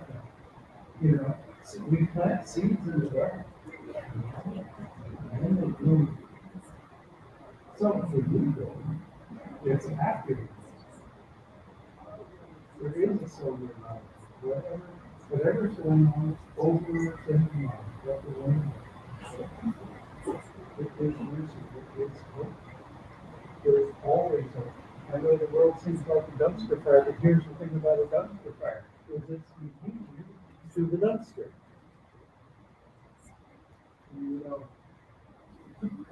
This is around here, and we all signed up for this stuff, whether we wanted to or not. So, for you, your first time here, of course you do this part, but what's happening? There comes a time when it's so painful, it's more painful for you not affecting others. That's where you live. Keep going. A lot of major joke. So that's what your dad want you to do. Okay, integration.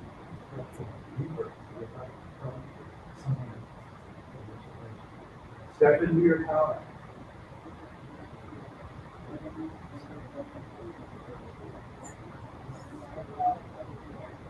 Oh yeah. Stop being searching for your holy grail. You are perfect. You are perfect just as you are. Everything is perfect in its imperfection. So stop searching outside of yourself for this mental holy grail. Everything you need is contained in you. And for each and every one of us. What we need is repeating within ourselves. Oh, yeah. So, you're trapped. Step out. Let your voice be heard. Because you're being called to go with other souls and to raise your vibration.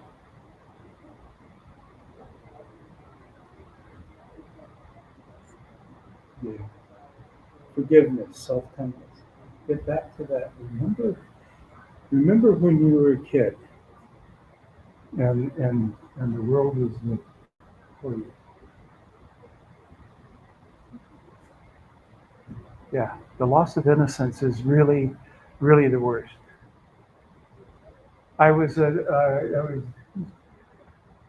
Truckee was the Wild West when I was working up there. Boy, was it. And so I walking in, we do bar checks in the Bar of America, and you may have heard about it. It's true, and then some. And here's a table of people, young people from the Bay Area, and they're teasing this young woman, probably about you guys' age. Oh, she's so naive. She's so naive. And they looked up at me, this one kid. They'd had some adult beverages, but they were all barely over 21. And he says, tell her not to be naive. And I felt 1,000 years old at that point. And I said to her, hold on to your naivety as long as you can, because once it's gone, it's gone. I don't know where that came from. It just came out of my mouth. And that was before I started doing the spiritual work. The reunion, collaboration, partnership, friendship. So there may be people coming back into your life, or or it might be time to revisit those parts of you, that you've left behind. So this is what I do, and what you've had is just a really, really, really brief glimpse of the things that I do. And so, if you come to my booth is located in here. Then I'm also offering today mini readings. 3 cards for $70, 5 cards for $100, which will give you a little more in depth. But if you wish to gain more and to study with me and to embark on a more of a journey for yourself, I have some specials. And because you were here today, if you just want a introduction, I have a couple of 1-hour sessions too. That because I start at $250 an hour, and for an introductory today is only $400. But if you choose not to purchase today, get my card, and you can call me and remind me that you were here, and I'll honor these things. If you want to work, I offer like 90-day, 6 months, and 6 months it can be once a month or twice a month. Each of these includes a what I'm trying to say. I record these sessions and I give them and I send them to you. I'm a horrible businessman. I'm a horrible salesman. I'm sorry, but I'm supposed to. But this is what I do to let people know what I'm doing. Okay, and I also offer what I call urgent oracle care, so that after any of these sessions, you can call me up and get and we'll talk about it. We'll run some cards. That's included in the price. I do readings, I do coaching, I do mentoring, help you along on your path. So for 6 months, which is normally a $900, or actually $1,500 for $600, and for 1 year, the value of over $3,000 for $1,400, and those are the things that I offer. Hi. Pardon me?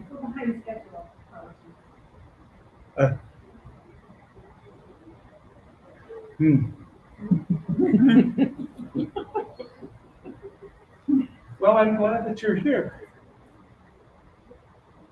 So, anyway, are there any questions?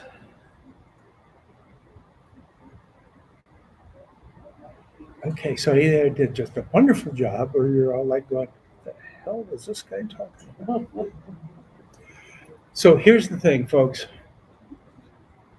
The time is now to step forward in your power as the strong, beautiful, powerful woman that you are. Do your full moon ceremony. It is imperative at this. Do your new moon ceremony. Full moon, grandmother moon, is as close to the earth as she's going, or as bright as she's going to get. Actually, on this moon, the buck moon, she's as far away. And a couple of moons ago, she was close. That's as bright as she's going to get, and that taps you in from spirit through grandmother moon, through you, deep into your mother earth, where you gain the beyond ancient, you get back your power, that beyond ancient earth mother wisdom and healing and medicine that is yours by right as a woman. Yours by right as a woman. It is by design, not by coincidence, that your cycle and the moon cycle are the same. There are 13 cycles in a 365-day year, not 12. You know this. And we are going to overcome that with the help of all of us here, but mostly you young people. You asked for this. And there was a meme and went around Facebook going, I didn't sign up for this stuff. And then the guy's reading and says, oh, me reviewing how I signed up for it. Yeah, we all did. We all did. New moon ceremony is just as vital. Why? Because with the new moon, the old is gone, and we're moving into the new. We've released the old out of that cycle, and we're moving into a new cycle. Just as powerful. And does anybody here do new moon or do full moon ceremony? Okay, a few of you. So I have people ask me, well, what does it look like? Well, it can be anything that is meaningful and sacred to you. It can be just sitting on your porch with the moon, drinking your tea or your coffee or whatever, and sitting there in meditation for a few minutes. It can be sitting in nature, sitting by a flowing water, or by a lake or the ocean where the waves come in. Just something quiet like that. Or it can be getting together with a group of your sisters, bonfire, beating drums, dancing naked, drinking from the skulls of your enemies, anything in between. And see, and every time I say that, every woman knows whose skull they're going to be drinking from. Do you not? Very important at this time. Okay, so if nobody has any questions, thank you so very much. Thank you for coming to listen to me. I really, really do appreciate you. And remember, okay, your healing has already begun. So let's clap, clap, clap, stomp, stomp, stomp, say yeah. Yeah. Clap, clap, clap, stomp, stomp, stomp, say yeah. Yeah. Clap, clap, clap, stomp, stomp, stomp, say yeah. Yeah. All right. Thank you. Thank you. Thank you. Thank you. Thank you. Thank you very much.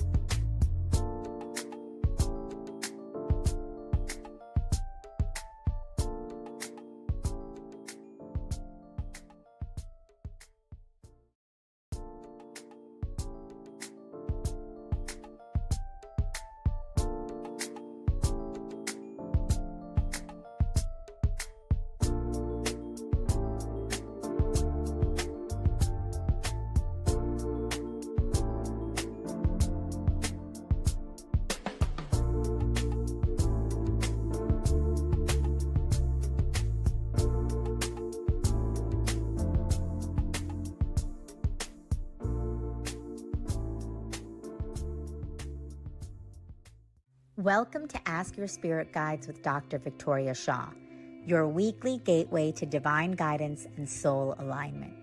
Each week, intuitive counselor and spiritual teacher Dr. Victoria Shaw connects with spirit to bring through live channeled messages from your personal guides, offering clarity, healing, and support on your journey. Whether you receive a personal reading or simply tune in, know that every episode delivers a powerful energetic transmission meant just for you.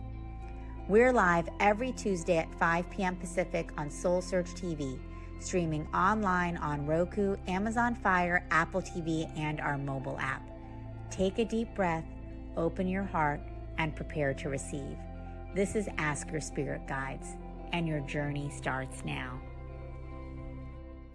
Are you ready to experience real healing, body, mind, and soul?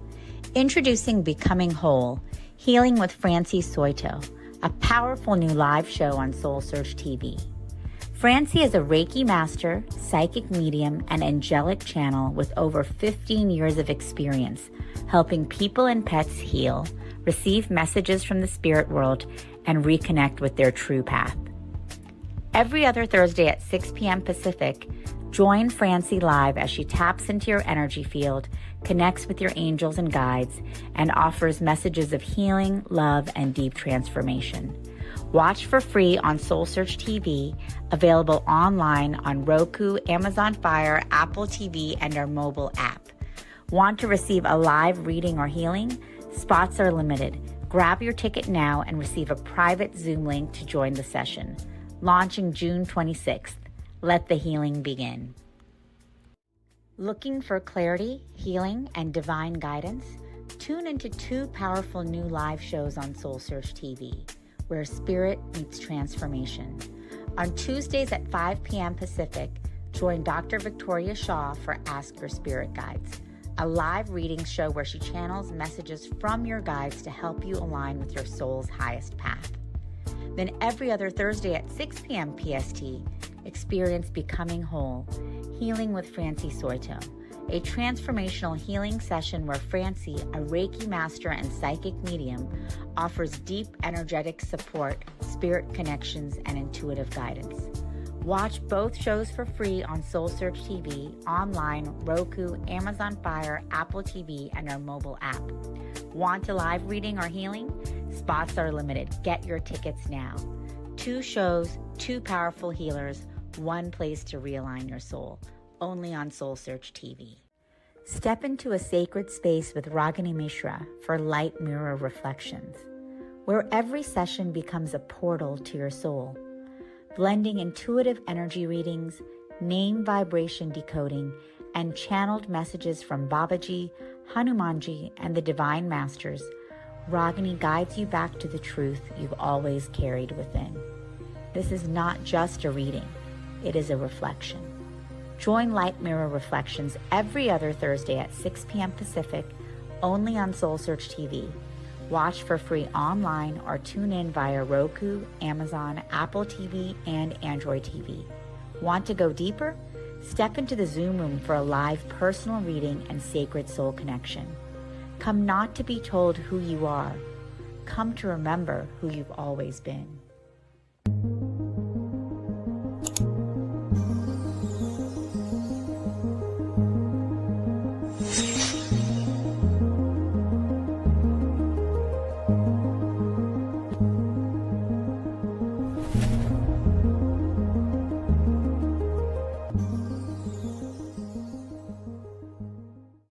Awaken, align, activate. Join Sacred Fire alchemist Charlie Lamson every Thursday at 8 a.m. Pacific for a live enlightenment, activation, and meditation. Streaming on SoulSearch Instagram, Facebook, YouTube, and SoulSearch TV. Start your day with powerful higher consciousness energy activations. Realign your mind, body, and spirit with your highest potential. Tap into deep peace and transformation.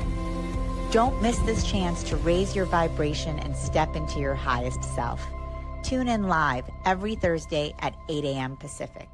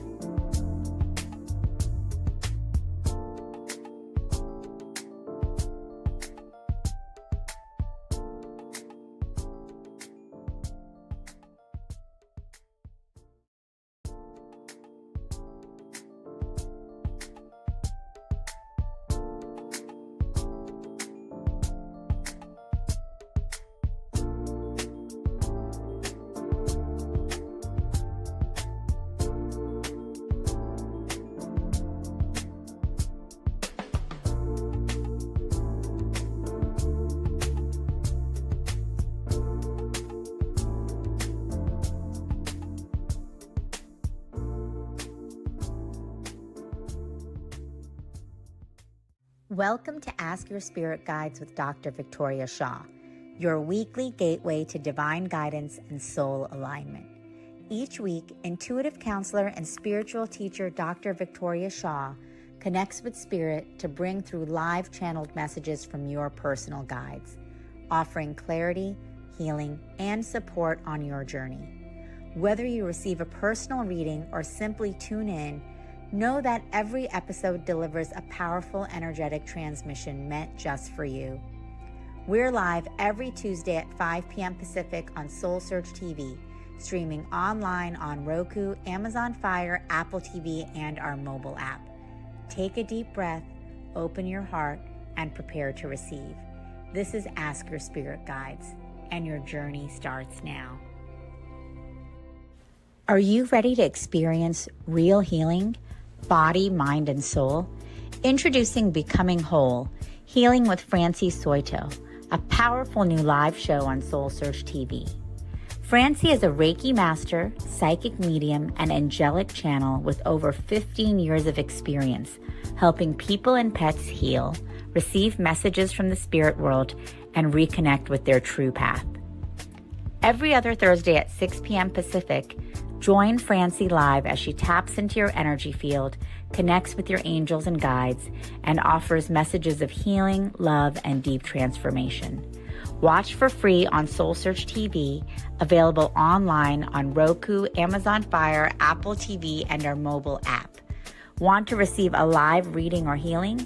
Spots are limited. Grab your ticket now and receive a private Zoom link to join the session. Launching June 26th. Let the healing begin. Looking for clarity, healing, and divine guidance? Tune into 2 powerful new live shows on SoulSearch TV, where spirit meets transformation. On Tuesdays at 5 p.m. Pacific, join Dr. Victoria Shaw for Ask Your Spirit Guides, a live reading show where she channels messages from your guides to help you align with your soul's highest path. Then every other Thursday at 6 p.m. PST, experience Becoming Whole, Healing with Francie Soito, a transformational healing session where Francie, a Reiki master and psychic medium, offers deep energetic support, spirit connections, and intuitive guidance. Watch both shows for free on SoulSearch TV, online, Roku, Amazon Fire, Apple TV, and our mobile app. Want a live reading or healing? Spots are limited. Get your tickets now. 2 shows, 2 powerful healers, 1 place to realign your soul. Only on SoulSearch TV. Step into a sacred space with Ragini Mishra for Light Mirror Reflections, where every session becomes a portal to your soul. Blending intuitive energy readings, name vibration decoding, and channeled messages from Babaji, Hanumanji, and the Divine Masters, Ragini guides you back to the truth you've always carried within. This is not just a reading, it is a reflection. Join Light Mirror Reflections every other Thursday at 6 p.m. Pacific, only on SoulSearch TV. Watch for free online or tune in via Roku, Amazon, Apple TV, and Android TV. Want to go deeper? Step into the Zoom room for a live personal reading and sacred soul connection. Come not to be told who you are. Come to remember who you've always been.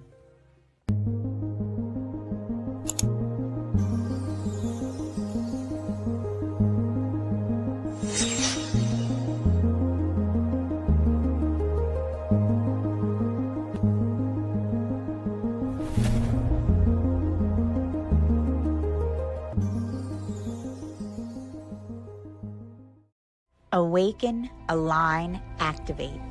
Join Sacred Fire alchemist Charlie Lamson every Thursday at 8 a.m. Pacific for a live enlightenment, activation, and meditation. Streaming on SoulSearch Instagram, Facebook, YouTube, and SoulSearch TV. Start your day with powerful higher consciousness energy activations. Realign your mind, body, and spirit with your highest potential. Tap into deep peace and transformation. Don't miss this chance to raise your vibration and step into your highest self. Tune in live every Thursday at 8 a.m. Pacific.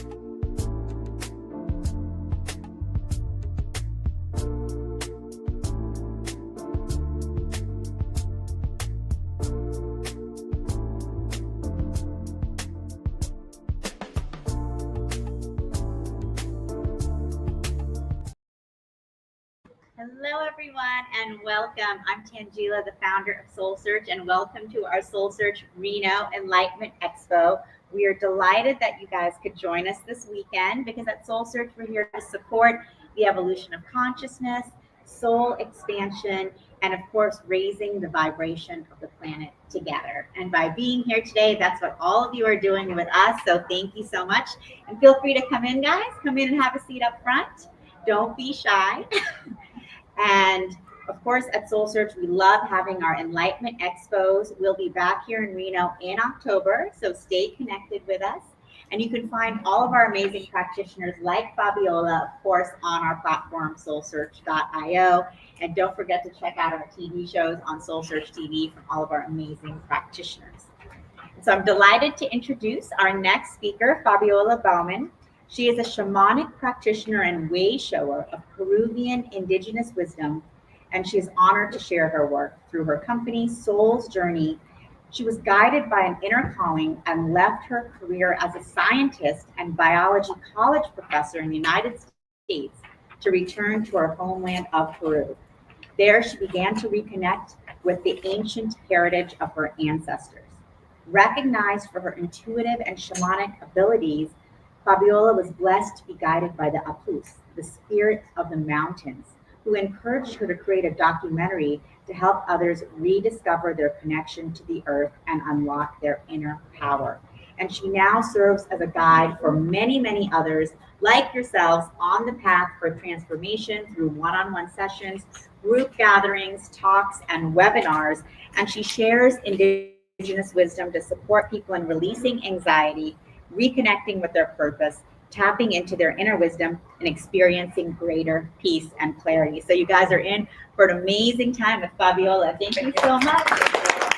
Thank you. Coming forward so you can hear me. You good? Well, thank you so much for the beautiful introduction, Angela. And thank you to SoulSearch and the work that you guys do, because it gives us an opportunity to come together and to heal together and to share the spirit frequency together. So, well, as Tangela said, I'm originally from Peru. I do shamanic work. So starting with saying that, I'm going to tune you all to the frequency of Pachamama and the spirits of the mountains. Go ahead and close your eyes.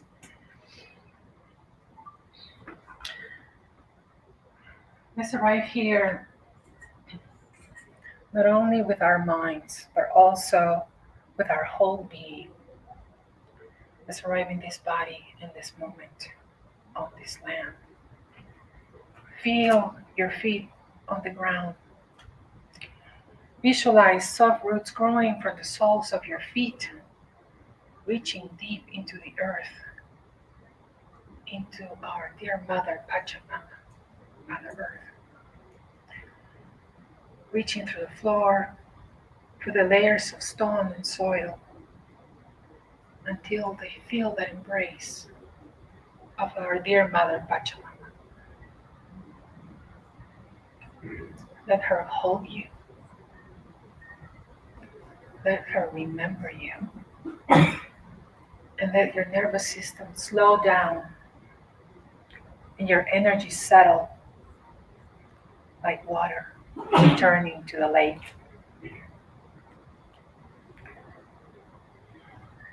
How does that feel for you?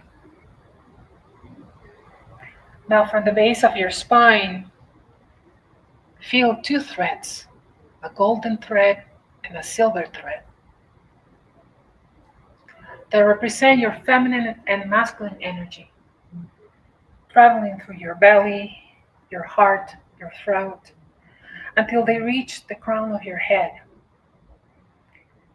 And from there, they span into the sky, connecting you with the stars, with Taita Inti, Father Sun, and Mama Kia, Grandmother Moon, and to the great Apus, the spirits of the mountains that are watching over you and welcoming you. Breathe in their strength. Breathe in their clarity. Let them lift your perception so you may not see only with your eyes, but with your spirit. And now bring your awareness back to your heart. And let your heart be the bridge between earth and sky, between your past and your becoming. How does that feel? And when you're ready, slowly open your eyes and arrive fully here. The earth remembers you.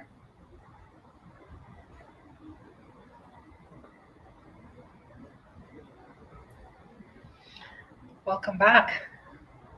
So today talk is about becoming the new human, responding to the call of the earth, our dear Pachamama. And how many of you feel that this is a time of change, right? There's so much turmoil, right? How many times you turn on the news and there's a new disaster, a new philosophy being challenged, a new corrupted politician, a new scandal, right? This is a difficult time and a time of change. That's what we call in the Andes the Pachacuti. What do we call it? Pachacuti, great, you're listening, great. So the Pachacuti, it means earth shaking. It's an earth shaking moment, right? And this is something that indigenous people of Peru and other traditions have been talking about, this earth shaking moment when everything is being challenged and everything is being changed, right? But I study a lot of science, too many years. And one of the things that I learned from the law of thermodynamics is that before there's a big change, there's a lot of chaos. And that's exactly what we're going through. Imagine you're boiling water, right? And the water is starting to boil. It's going to change from liquid into steam. So there's these molecules that are just going and bubbling and jumping, and finally they boil, and they go into this peaceful state. But we're right before that. And you know what I like about change? That change is challenging, and challenges are the ones that make us grow and evolve spiritually. So let's embrace this time, this Pachacuti time. Okay. So is it okay if I tell you a little bit about my story? You want to know about me? Okay. All right. Awesome. So I am an immigrant. I came from Peru in the 1990s. I wanted to get a master's degree in biology. I'm a biologist. And I want to tell you a little secret about me. When I came, I was terrified because how many people have been next to a bomb exploding? Anybody here? Or have missed a car bomb by a few minutes? Well, that was me. Peru was going through a very difficult time in which terrorism was taking charge of the country. And have you ever felt afraid like you feel now? That's how I felt. And I knew that I needed to make a change. And I embraced that change. And I came into the United States. But I didn't want to go back because I didn't want to go back to that fear, right? But guess what? Thank God things started changing and I went back to my country. And I went back to my country with different eyes. Because when I was here in the United States, I became a professor. I was teaching at Rocky Meadows Community College. And I realized that that wasn't my path. But that was the only way that I knew how to relate to Mother Nature. And that was the only way that I knew that we all know, that we all have to go to college so we can embrace somehow what we love. But in the process, I got married, I had children, and I realized that, this wasn't my calling. So I decided to stay home. And how many people here think that raising children is the hardest job in the world? It's not the case. It's like, wow, yeah, I'll take being a professor any day, right? Raising your children is very, very tough for a good reason. So I stayed home and then I started exploring into, okay, how can I let go of this built up stress, right? So I started doing meditation and I started finding more about who I was. And then I started realizing, I've been looking at life through just one lens, which is the lens of logic, right? And then when I started doing meditation and that led into clairvoyance, I started turning on my intuition and I started seeing spirit, right? So now somebody invited me to go back to my country, but this time in a spiritual journey. And I said, there's such a thing as a spiritual journey in Peru? I thought that we only want to learn about history. How many people here have been to Peru? Raise your hand. Awesome. What do you think about Peru? It was fascinating. Fascinating. Okay. What about you? What do you think about Peru? You liked it? Okay. Yeah, it's a beautiful country, right? But it has its challenges, and it's what I love about that is the resilience of the Peruvian people because we have gone through so much and still continue going through it. So I went back to Peru, but now I could see spirit, right? And I was in one of the, you probably having all of you have been to Sacsayhuaman, right, which is a fortress outside of the city of Cusco. Big, huge rocks, right? And I'm there with a different type of guy. This is a spiritual guy, my friend Julian. And he gives me coca leaves. In Peru, coca is a sacred plant, okay? It's not like anything, it can be abused, but it's a sacred plant, kind of like tobacco for indigenous people here. And he gave me these leaves and he said, I want you to blow your intentions, your desires into these leaves. And when you're ready, I want you to put them in your mouth and chew them out. And as I did that, I closed my eyes and he says, tune into the spirits of the land, right? And I close my eyes and all of a sudden I see in the mist these tall men in dark robes coming towards me. And I opened my eyes and I said, who's this? This is an Inca ruler, right? And I asked Julian, who is this Inca? And he says, that's Inca Pachacutec. Where have you heard that name? Pachacuti, right? Pachacutec. This was the earth-shaking Inca. He had a very strong message to me. He wasn't coming just because. He was coming so I can tell you the story today. He came and told me that he wasn't happy with the way we're treating Pachamama, Mother Earth. He was very unhappy of the way we're polluting the rivers and the corruption of the politicians. Wasn't he right? Right? This is not the way we need to treat Pachamama. And I looked at him and I said, but what do you want me to do? I'm just a simple woman. I haven't lived here for 20 years. What am I going to do? And he said, be a catalyst for change. And that really stayed with me because a catalyst is just a tiny little molecule that can create a big reaction. I didn't have to be anything bigger or anything special. I just had to share that message, right? So in that journey, I started receiving shamanic initiations, which are called the Munaiki rites. Has anybody heard about the Munaiki rites here? You have heard about the Munaiki rites? Okay. Have you received them? Okay. So I'm going to tell you a little bit about the Munaiki rites. The Munaiki rites, Munai means love, Ki means power. It's the power of love. It's basically the shamanic initiations that the Indian people receive from nature, from lightning, from the mountains, to allow them to heal and to evolve spiritually and become the new human that we're talking about, the new human that we're supposed to become in this time of earth shaking. So, wow, we went through so much work material already. So anyway, so as I started receiving these rights, I wanted to learn more and I wanted to receive more. And I went on more journeys. And every time I went to the mountains were telling me a different story. They were explaining to me what each of the rights meant. And I was evolving and changing. And all of a sudden, I have become a shaman. I didn't know how it happened. Somebody just brought attention to it. Are you a shaman now? And I said, I think I am. Because the shaman is the one that heals through nature, through the power of nature. So I continue reinforcing that connection with the spirits of the mountains. And then one day they came and they hit me on the side of the head. It literally felt like lightning. It was an initiation. And they invited me to film the documentary Journey to the Heart of the Andes. I was not a filmmaker. I was not, I would have been filming with my phone, with DSLR cameras. Everybody has a DSLR camera. I just didn't know that I could make a movie. So they guided me to do this documentary, which is a love letter to the people of the Andes. And I share the wisdom of the people of the Andes through this documentary with people in general. And what it surprised me tremendously was that this documentary had won several awards. And I was just like, what is that about? I didn't know that was going to happen. But what is that message? What is that message to the people of the Andes I wanted to share? They wanted to share basic things like, we're all one. We're all one. We're all children of Pachamama, right? And we need to work together, and Pachamama doesn't make distinctions. Okay?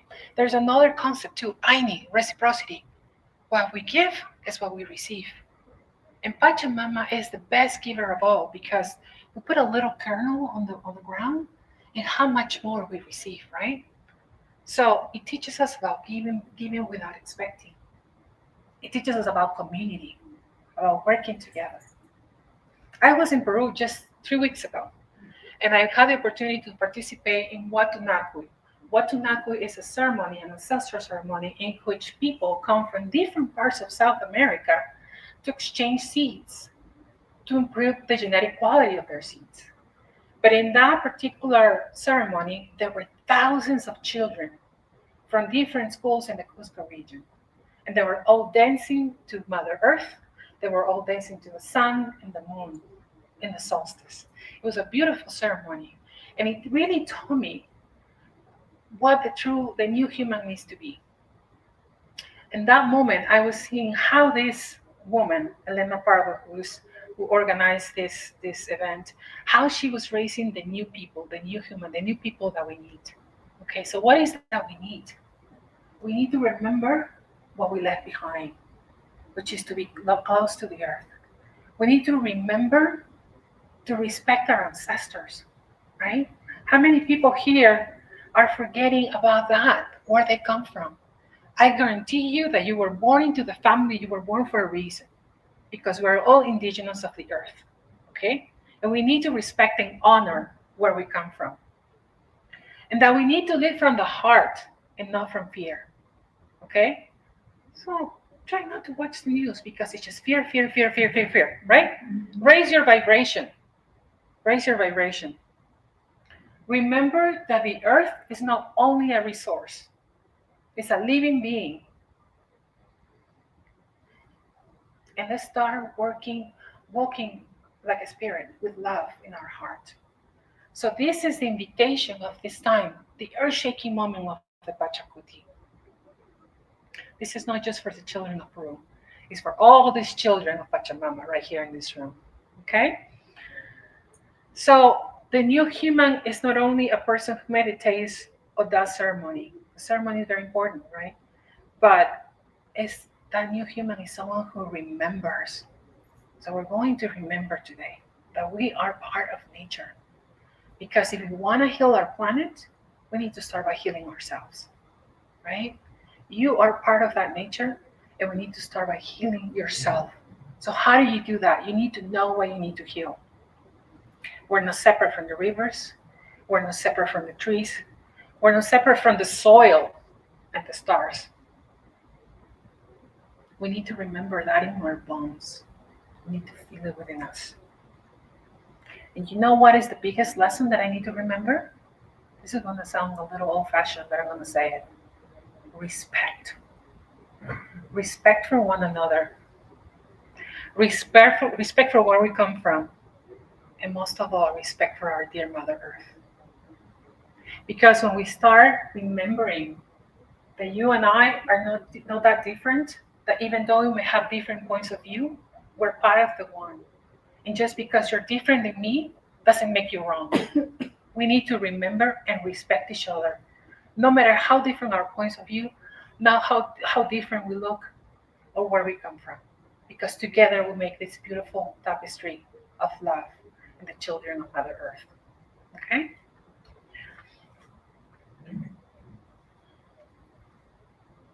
So as these children were dancing to the sun and the moon, I want you to dance in your hearts and to remember who you are. Who is that inner child within you that wants to sing to the stars, sing to the sun, sing to Mother Earth, and sing to the happiness that is within you.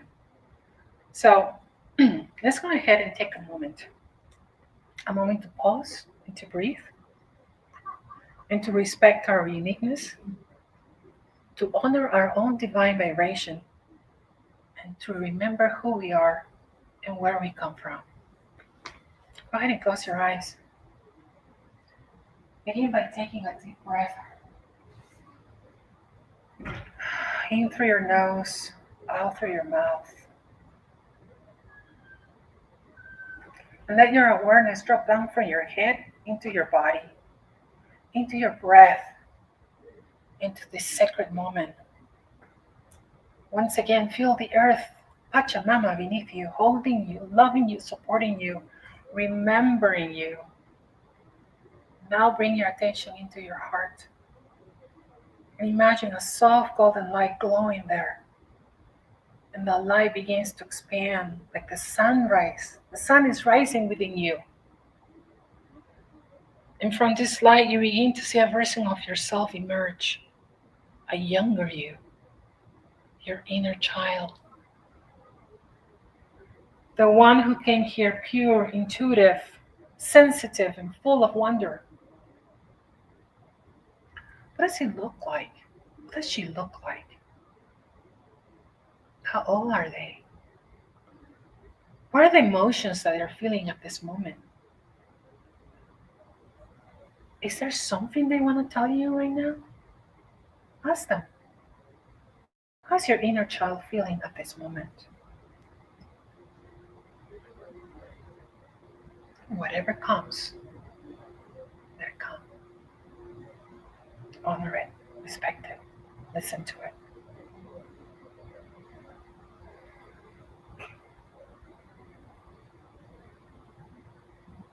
Now behind you or beside you, another presence is beginning to form. This is your higher self. The wise, luminous version of you who walks in love, who knows your purpose, who lives as the new human, as the human you're meant to become. And this higher self places a hand on your shoulder. What do they want you to remember right now? What is that you forgot that you need to remember? What are they whispering into your heart?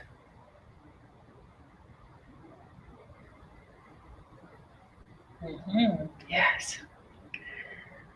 Very good. Now imagine your inner self, your inner child, turning toward your higher self. They're coming together, that inner child and your higher self. And your higher self knows what this child needs, what she craves, what she desires.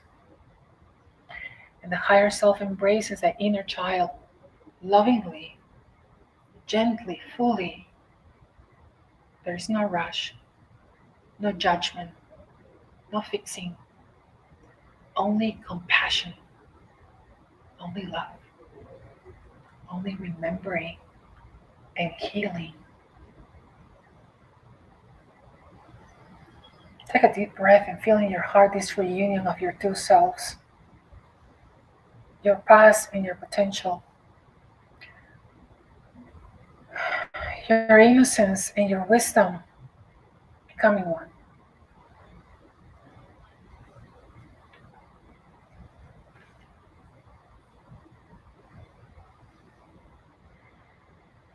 How does that feel like? Feel the love, feel the embrace, feel the transformation. Now slowly begin to bring your awareness back into this room. Feel your feet on the ground, the air on your skin. And when you're ready, open up your eyes. Bring this feeling with you, because this too is who you are.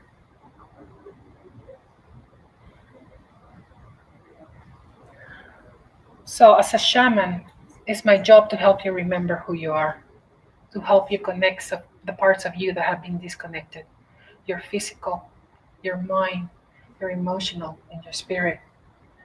So the way I do this is by doing scannings, so I can tell you what parts of you need healing, and that's what I'm going to be offering in my booth. So if anybody would like to experience that, this is a good time. Do I have a volunteer or anybody that would like to experience that? Okay. Now, are you guys okay with me sharing what I'm going to read? Okay, let's just say and then you. Okay? All right.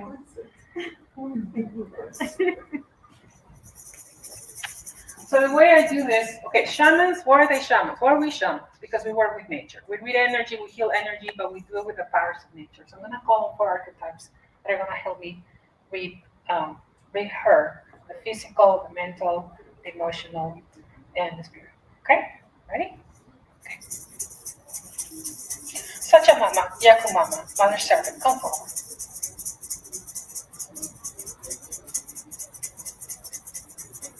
I can see your yoga practice. Really planted on here.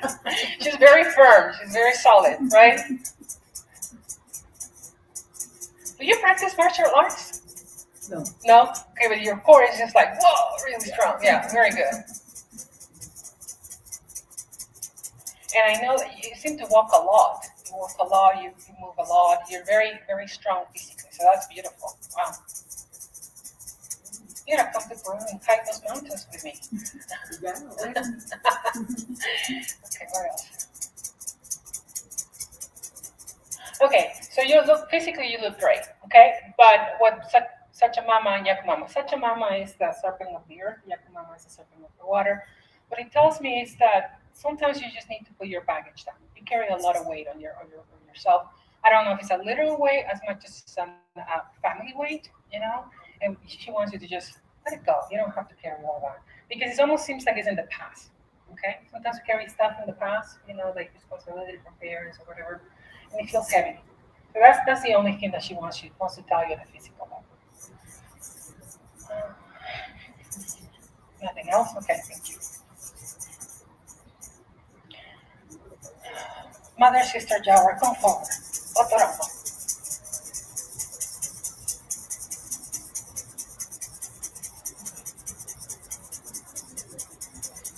Oh, so you're seeing a lot of stuff. You're seeing a lot of suffering.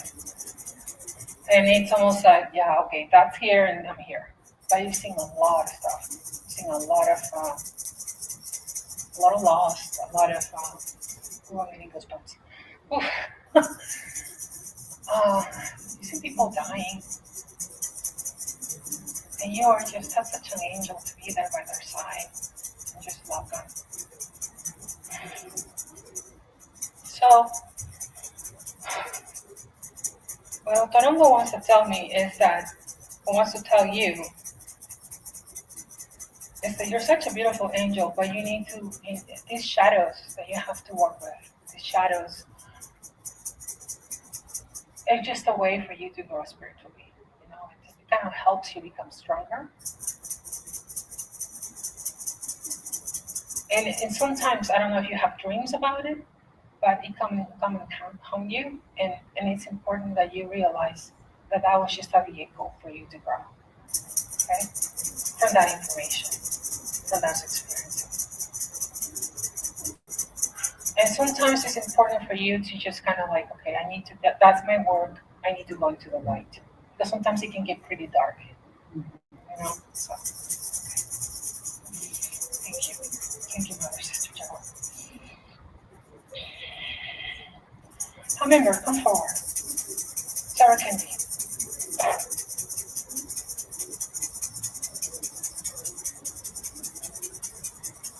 You work too hard. No fun, too much work. So it's you're used to. It's almost like a family trait, a family thing. You know, we have to work hard. We gotta keep our not your hair down, but just work hard. Work, and no fun. Hummingbird wants you to have fun, to drink from the nectar of life, to find joy even in the difficult things. You know, because it's ultimately that's what we're trying to go down the fool's journey. You know, that is on the hero's journey, full hero's journey.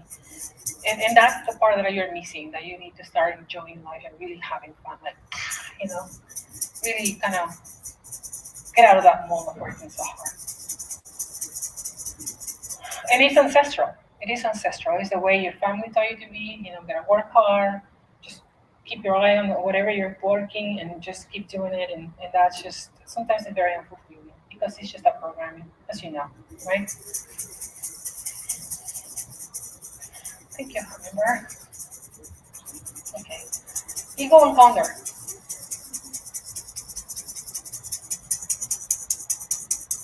Why they want to fly? Oh, wow, beautiful. Oof. Okay, so what they're telling me is you've done a lot of work, not only in this life, but in past lives. It's almost like you're saying, no, I'm good here. I'm gonna keep reincarnating here. I'm gonna stay here, and you're ready. You already passed all the college degrees that you need to get on planet Earth. Okay, you need to just kind of like they say you're ready for ascension. You're ready to go to the next level. I don't know what it is. They're not telling me, but they say stop keeping your head down and working so hard so you can actually see your path. And I think it has to do a lot with your ancestral knowledge, your ancestral culture. I think that would be really beautiful if you can embrace that. Okay, thank you so much.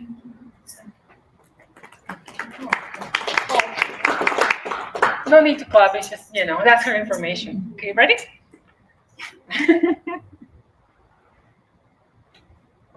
Now everybody's different, everybody has a different story, everybody has a different thing that they need to heal, okay? Yeah.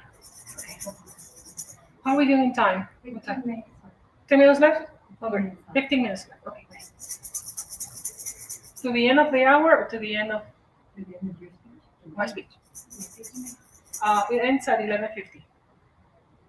Okay.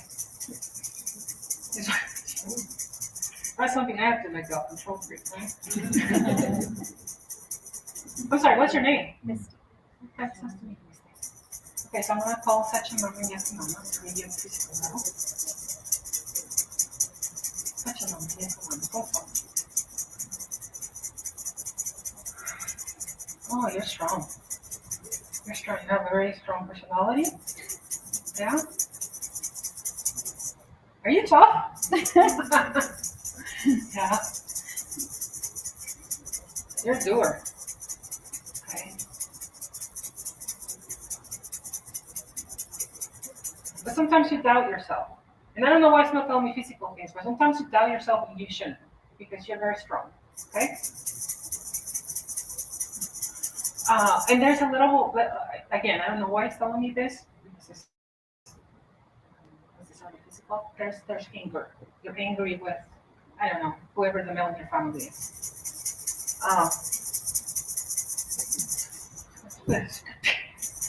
What those men do, in shape. I don't know. What kind of work do you do? I work at home. Work at home? Okay, so it's a man in your house. Okay. Okay, so there's a lot of anger, and I can relate. Like I say, being a stay-at-home mom is the hardest job in the world. Okay, so I would encourage you to channel that anger, release it somehow, because it's you're not angry with them, you're angry with yourself. Ultimately, that's what it comes down to. The choices we made, right? Nothing wrong with staying a stay-at-home mom, but you need to find a balance. Oh yeah, I love it. Your spirit loves hearing that. It's okay. And it's okay to be angry. Because emotions are good messengers that something is out of filter, right? So we need to feel those emotions so we know, okay, what do I need to change?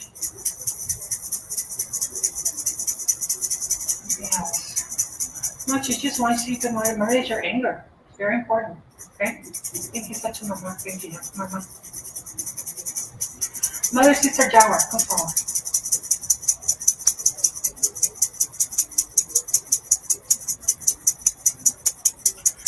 You need a good cry. I don't know what's happening, but you just need to cry, and that's okay to release whatever frustration. There's a lot of frustration in your life, and it's okay to let it go. Okay.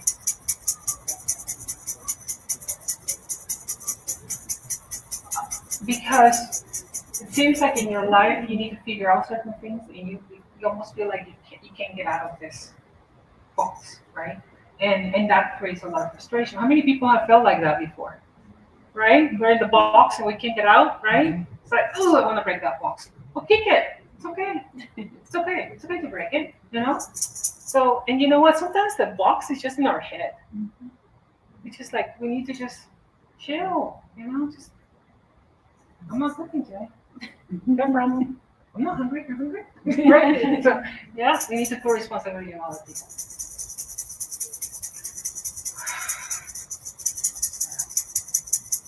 Yeah. You gotta break the box. You gotta come out of the box. What's out there? And give us permission. Give yourself permission. We don't even realize that sometimes we're our own jailers. We're keeping ourselves like that.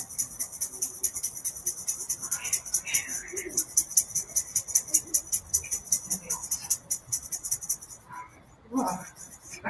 It's very a lot of energy. uh, okay. Giacomo is such a I'm sorry. Otorongo. Otorongo. Java. They want you to be in water. Okay. So you guys signed up for that. I'm gonna give you a gift at the end if I forget, but it's also in the flyer. I'm gonna give you a number 2 text.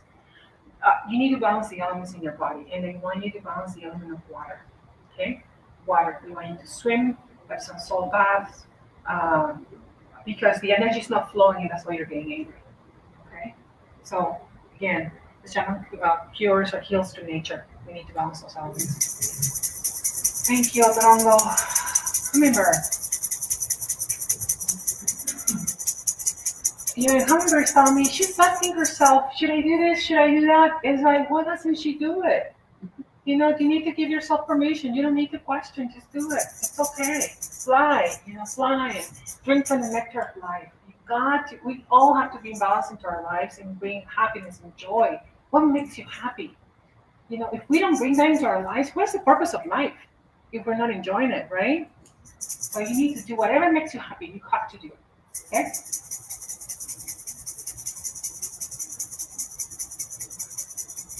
You're overthinking it.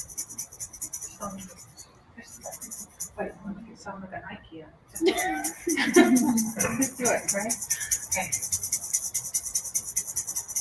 Thank you, Hummingbird. Okay, Eagle and Condor.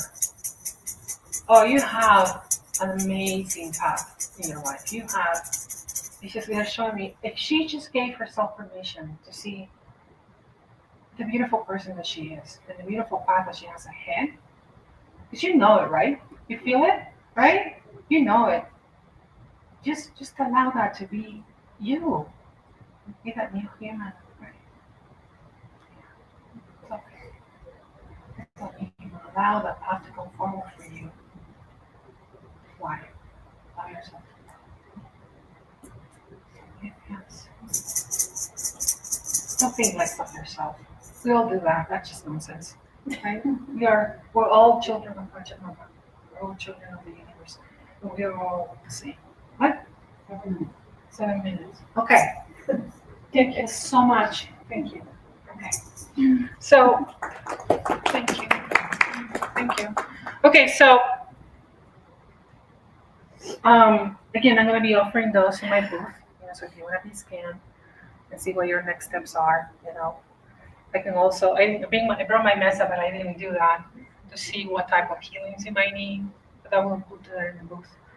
I think that healing should be available for everyone. And one of the things that I was sharing with you was to incorporate the elements into your being, right? To balance the elements in your being. So I'm going to give you a gift. You guys are welcome to pull out your phones and text this number. You guys ready? Right, hurry up. You got 7 minutes. Okay.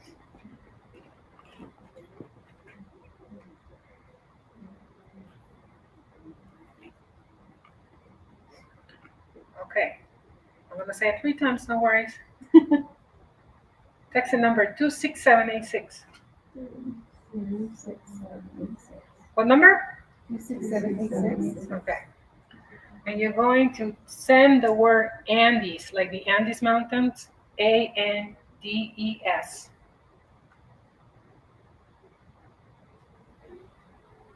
For everyone that's watching at home too, Andes, to 26786, Andes.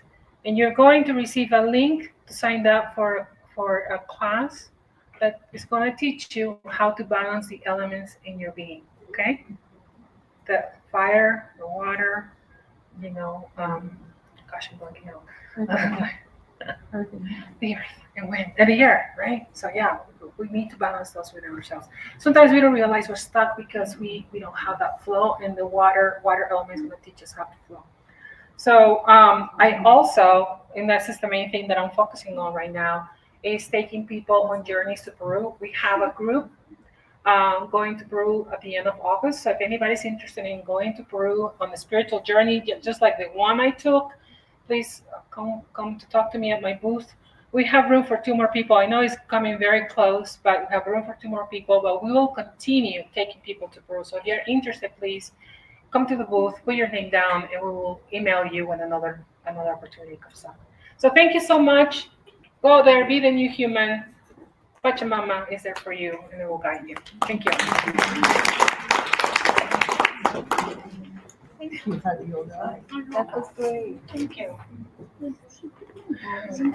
I have way many notes here.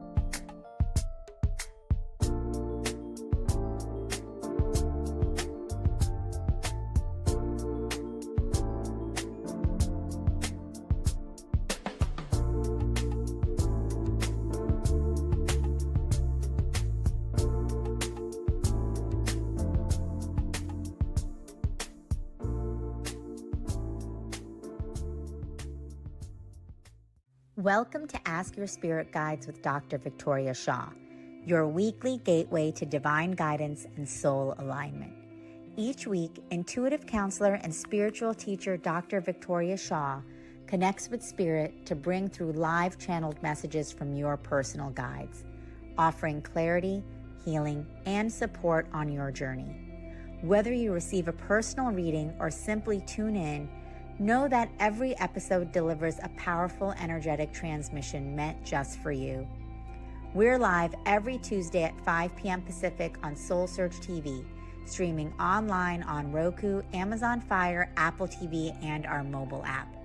Take a deep breath, open your heart, and prepare to receive. This is Ask Your Spirit Guides, and your journey starts now. Are you ready to experience real healing? Body, mind, and soul? Introducing Becoming Whole, Healing with Francie Soito, a powerful new live show on SoulSearch TV. Francie is a Reiki master, psychic medium, and angelic channel with over 15 years of experience helping people and pets heal, receive messages from the spirit world, and reconnect with their true path.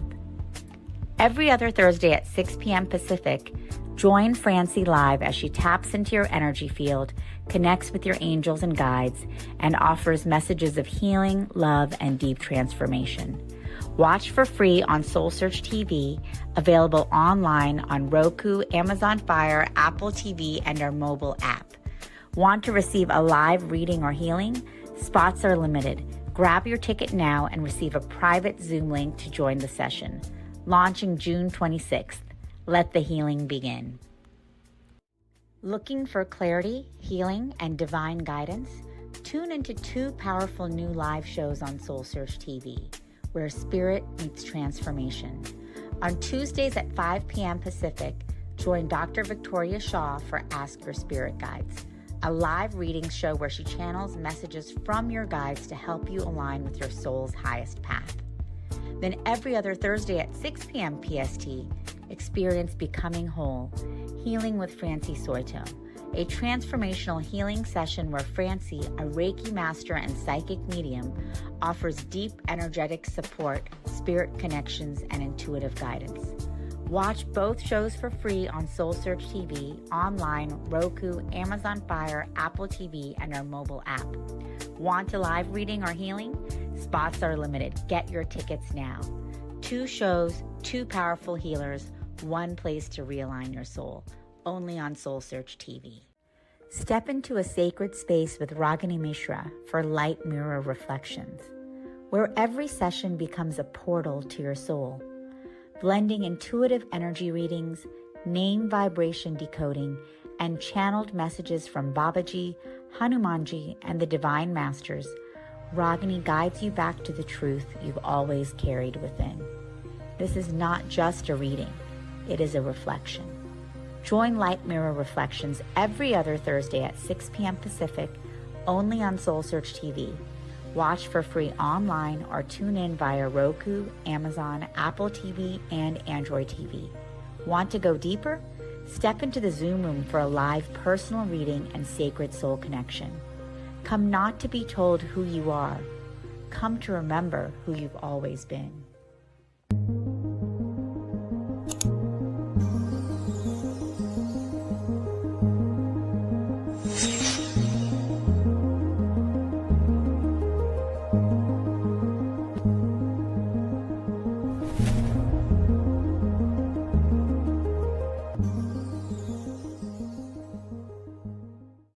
Awaken, align, activate. Join Sacred Fire alchemist Charlie Lamson every Thursday at 8 a.m. Pacific for a live enlightenment, activation, and meditation. Streaming on SoulSearch Instagram, Facebook, YouTube, and SoulSearch TV. Start your day with powerful higher consciousness energy activations. Realign your mind, body, and spirit with your highest potential. Tap into deep peace and transformation. Don't miss this chance to raise your vibration and step into your highest self. Tune in live every Thursday at 8 a.m. Pacific.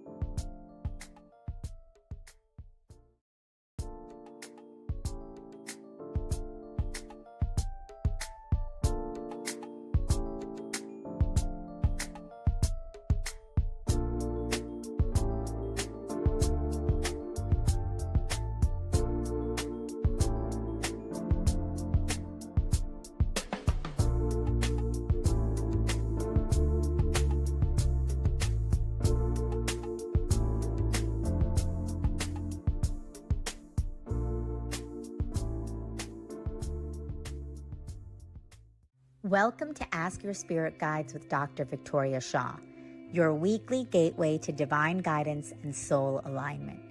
Each week, intuitive counselor and spiritual teacher Dr. Victoria Shaw connects with spirit to bring through live channeled messages from your personal guides, offering clarity, healing, and support on your journey. Whether you receive a personal reading or simply tune in, know that every episode delivers a powerful energetic transmission meant just for you. We're live every Tuesday at 5 p.m. Pacific on SoulSearch TV, streaming online on Roku, Amazon Fire, Apple TV, and our mobile app. Take a deep breath, open your heart, and prepare to receive. This is Ask Your Spirit Guides, and your journey starts now. Are you ready to experience real healing, body, mind, and soul? Introducing Becoming Whole, Healing with Francie Soito, a powerful new live show on SoulSearch TV. Francie is a Reiki master, psychic medium, and angelic channel with over 15 years of experience helping people and pets heal, receive messages from the spirit world, and reconnect with their true path. Every other Thursday at 6 p.m. Pacific, join Francie live as she taps into your energy field, connects with your angels and guides, and offers messages of healing, love, and deep transformation. Watch for free on SoulSearch TV, available online on Roku, Amazon Fire, Apple TV, and our mobile app. Want to receive a live reading or healing? Spots are limited. Grab your ticket now and receive a private Zoom link to join the session. Launching June 26th. Let the healing begin. Looking for clarity, healing, and divine guidance? Tune into 2 powerful new live shows on SoulSearch TV, where spirit meets transformation. On Tuesdays at 5 p.m. Pacific, join Dr. Victoria Shaw for Ask Your Spirit Guides, a live reading show where she channels messages from your guides to help you align with your soul's highest path. Then every other Thursday at 6 p.m. PST, experience Becoming Whole, Healing with Francie Soito, a transformational healing session where Francie, a Reiki master and psychic medium, offers deep energetic support, spirit connections, and intuitive guidance. Watch both shows for free on SoulSearch TV, online, Roku, Amazon Fire, Apple TV, and our mobile app. Want a live reading or healing? Spots are limited. Get your tickets now. 2 shows, 2 powerful healers, 1 place to realign your soul. Only on SoulSearch TV. Step into a sacred space with Ragini Mishra for Light Mirror Reflections, where every session becomes a portal to your soul. Blending intuitive energy readings, name vibration decoding, and channeled messages from Babaji, Hanumanji, and the Divine Masters, Ragini guides you back to the truth you've always carried within. This is not just a reading, it is a reflection. Join Light Mirror Reflections every other Thursday at 6 p.m. Pacific, only on SoulSearch TV. Watch for free online or tune in via Roku, Amazon, Apple TV, and Android TV. Want to go deeper? Step into the Zoom room for a live personal reading and sacred soul connection. Come not to be told who you are. Come to remember who you've always been.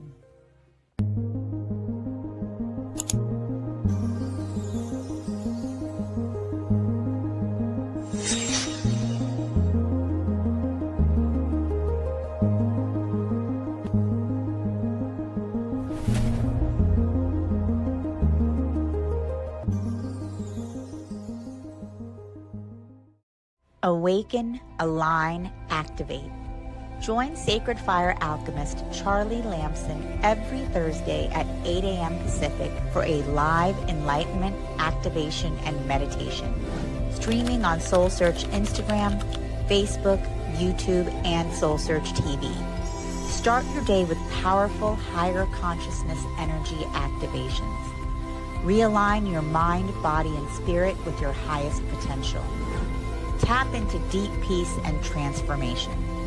Don't miss this chance to raise your vibration and step into your highest self.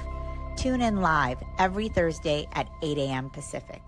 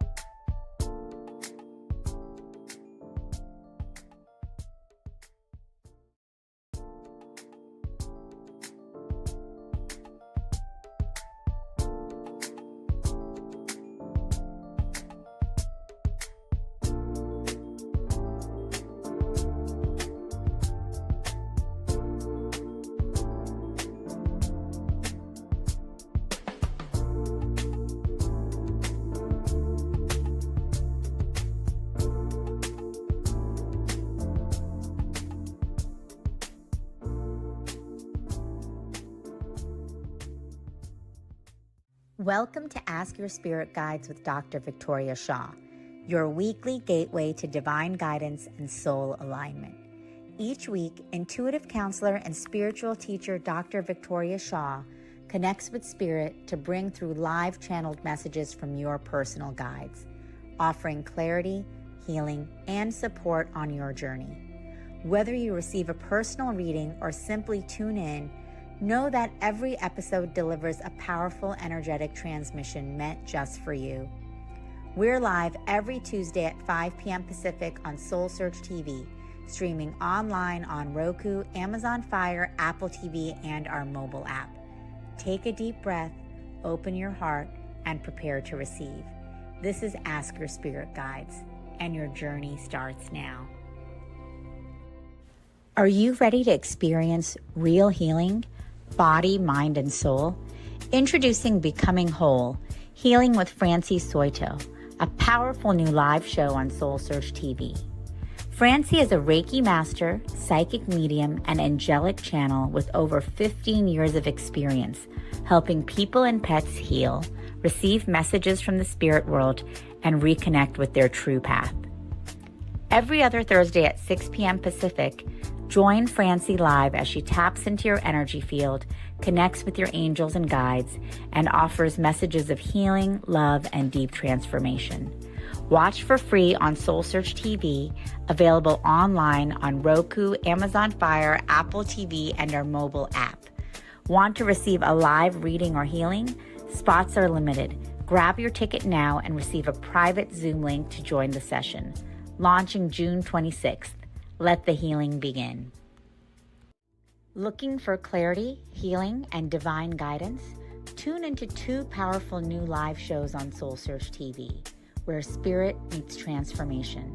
On Tuesdays at 5 p.m. Pacific, join Dr. Victoria Shaw for Ask Your Spirit Guides, a live reading show where she channels messages from your guides to help you align with your soul's highest path. Then every other Thursday at 6 p.m. PST, experience Becoming Whole, Healing with Francie Soito, a transformational healing session where Francie, a Reiki master and psychic medium, offers deep energetic support, spirit connections, and intuitive guidance. Watch both shows for free on SoulSearch TV, online, Roku, Amazon Fire, Apple TV, and our mobile app. Want a live reading or healing? Spots are limited. Get your tickets now. 2 shows, 2 powerful healers, 1 place to realign your soul. Only on SoulSearch TV. Step into a sacred space with Ragini Mishra for Light Mirror Reflections, where every session becomes a portal to your soul, blending intuitive energy readings, name vibration decoding, and channeled messages from Babaji, Hanumanji, and the Divine Masters. Ragini guides you back to the truth you've always carried within. This is not just a reading, it is a reflection. Join Light Mirror Reflections every other Thursday at 6 p.m. Pacific, only on SoulSearch TV. Watch for free online or tune in via Roku. Hello, everyone, and welcome. I'm Tangela, the founder of SoulSearch, and welcome to our Reno SoulSearch Enlightenment Expo. We are so excited you all could join us here for a weekend of spiritual expansion, self-exploration, and of course, a lot of fun, as we're going to have today with our amazing speaker, Donna Hartley.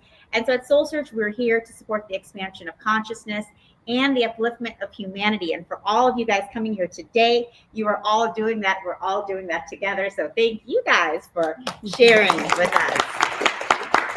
And of course, you can find Donna and all of our amazing practitioners on soulsearch.io, our online directory. And of course, tune into our shows on SoulSearch TV and stay connected with us. We'll be back here in Reno at the GSR in October. So stay tuned for that. And of course, without further ado, I'm excited to introduce our next speaker, Donna Hartley. Donna is a world-renowned speaker and intuitive reader. Her extraordinary gift awakened after a near-death experience at age 6 and deepened through her survival of the Continental Flight 603 crash and 3 heart surgeries. Drawing from real-life past readings, she reveals how to identify unresolved patterns, heal emotional wounds, uncover hidden talents, and recognize Soul Connections. She graduated from the University of Hawaii. She is a former Miss Hawaii, a television actress who worked with Robin Williams and Dick Van Dyke and has shared her amazing life story on 5 continents and on the TV networks NBC, ABC, PBS, and the New York Times. She's also the author of Fire Up Your Life, Fire Up Your Intuition, and Fire Up Your Healing and the Healing Meditations Downloads. And we're excited so much to have Donna Hartley here with us today. Thank you.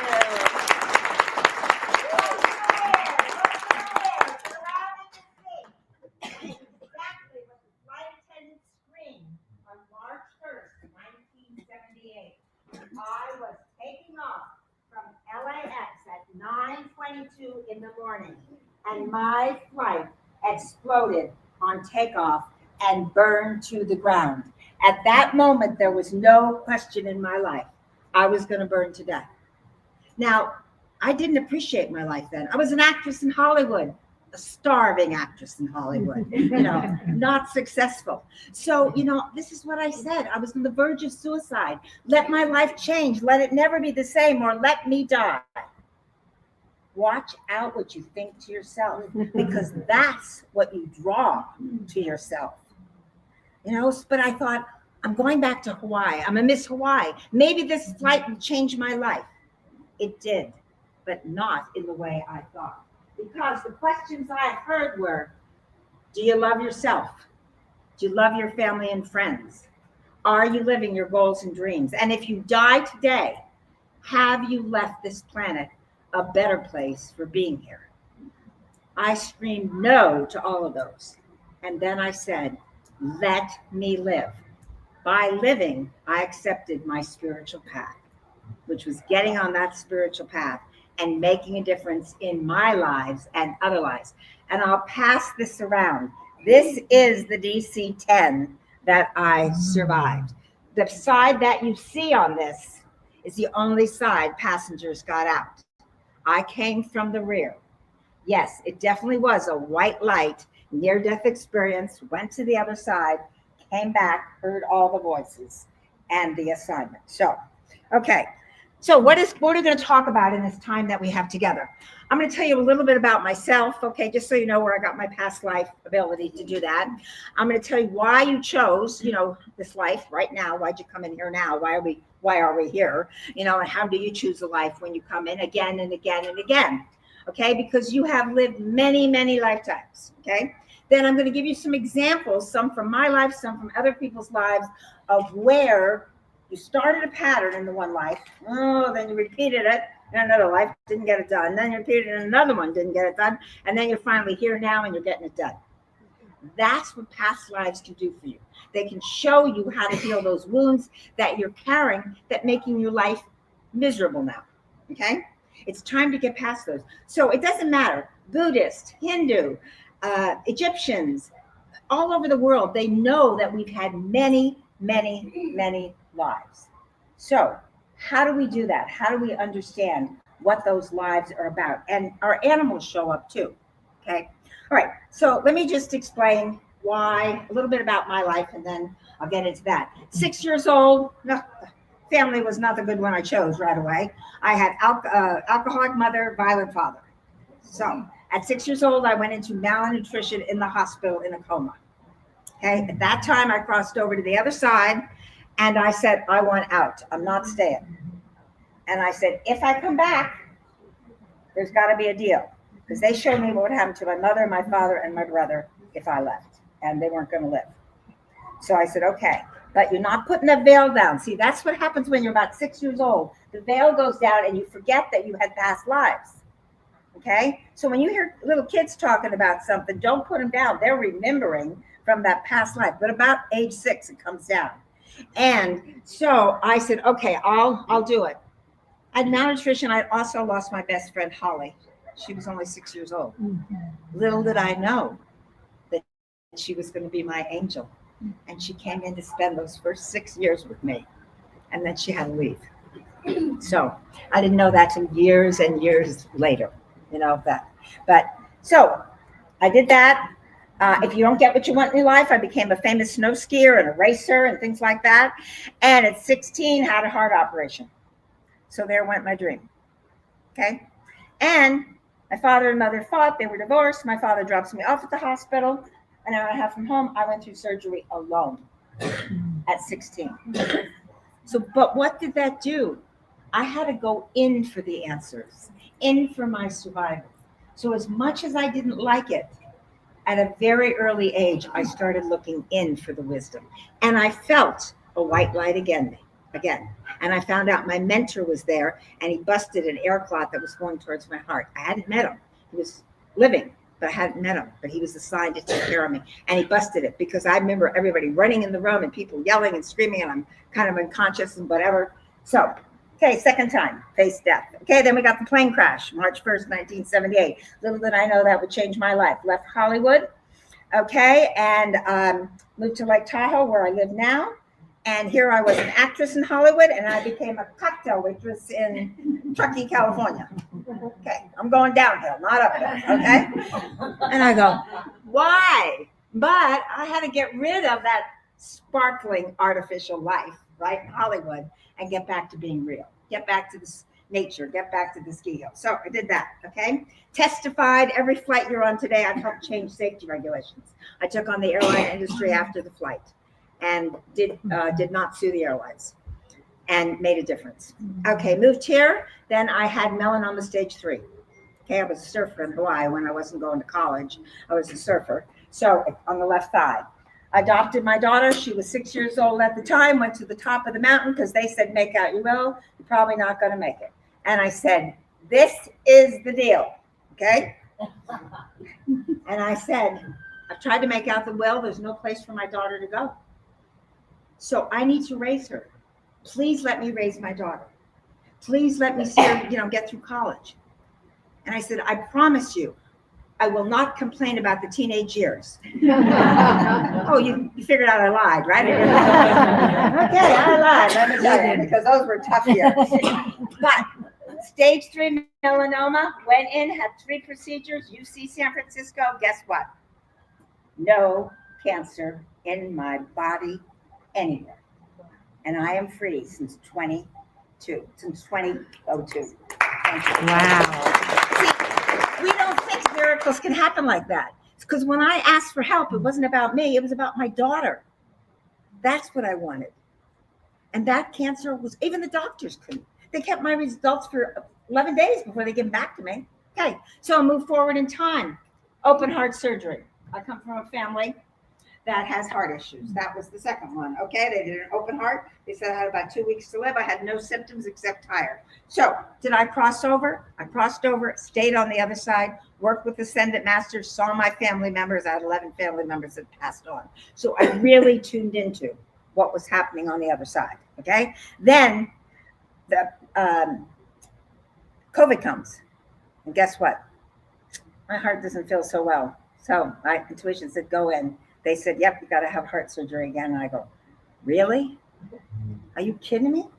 And nobody can come in the hospital, right? And you have to go through it. You did all that. So I went through it. They did a new procedure. They go up your groins, go down your throat, put the valve in, a valve. That's what I got. 28 minutes. They said, we couldn't believe it was that. But see, I was ready for it. I prepared for it. I said, perfect health, perfect surgery, perfect recovery. I'll use every angel that's on the other side not working. Please help me, right? And that's exactly how I talk to them. I'm nothing special. I am there and saying, okay, I need help. Please help me. How do you do this? And I recovered, but then now there's no rehab. So what do? I get my little kitten. I get a cat stroller. I put her in the cat stroller, and we walk 500 miles in Tahoe to recovery. Okay, and now I can do everything again. But this is the story I want to tell you. What caused 3 heart surgeries with me?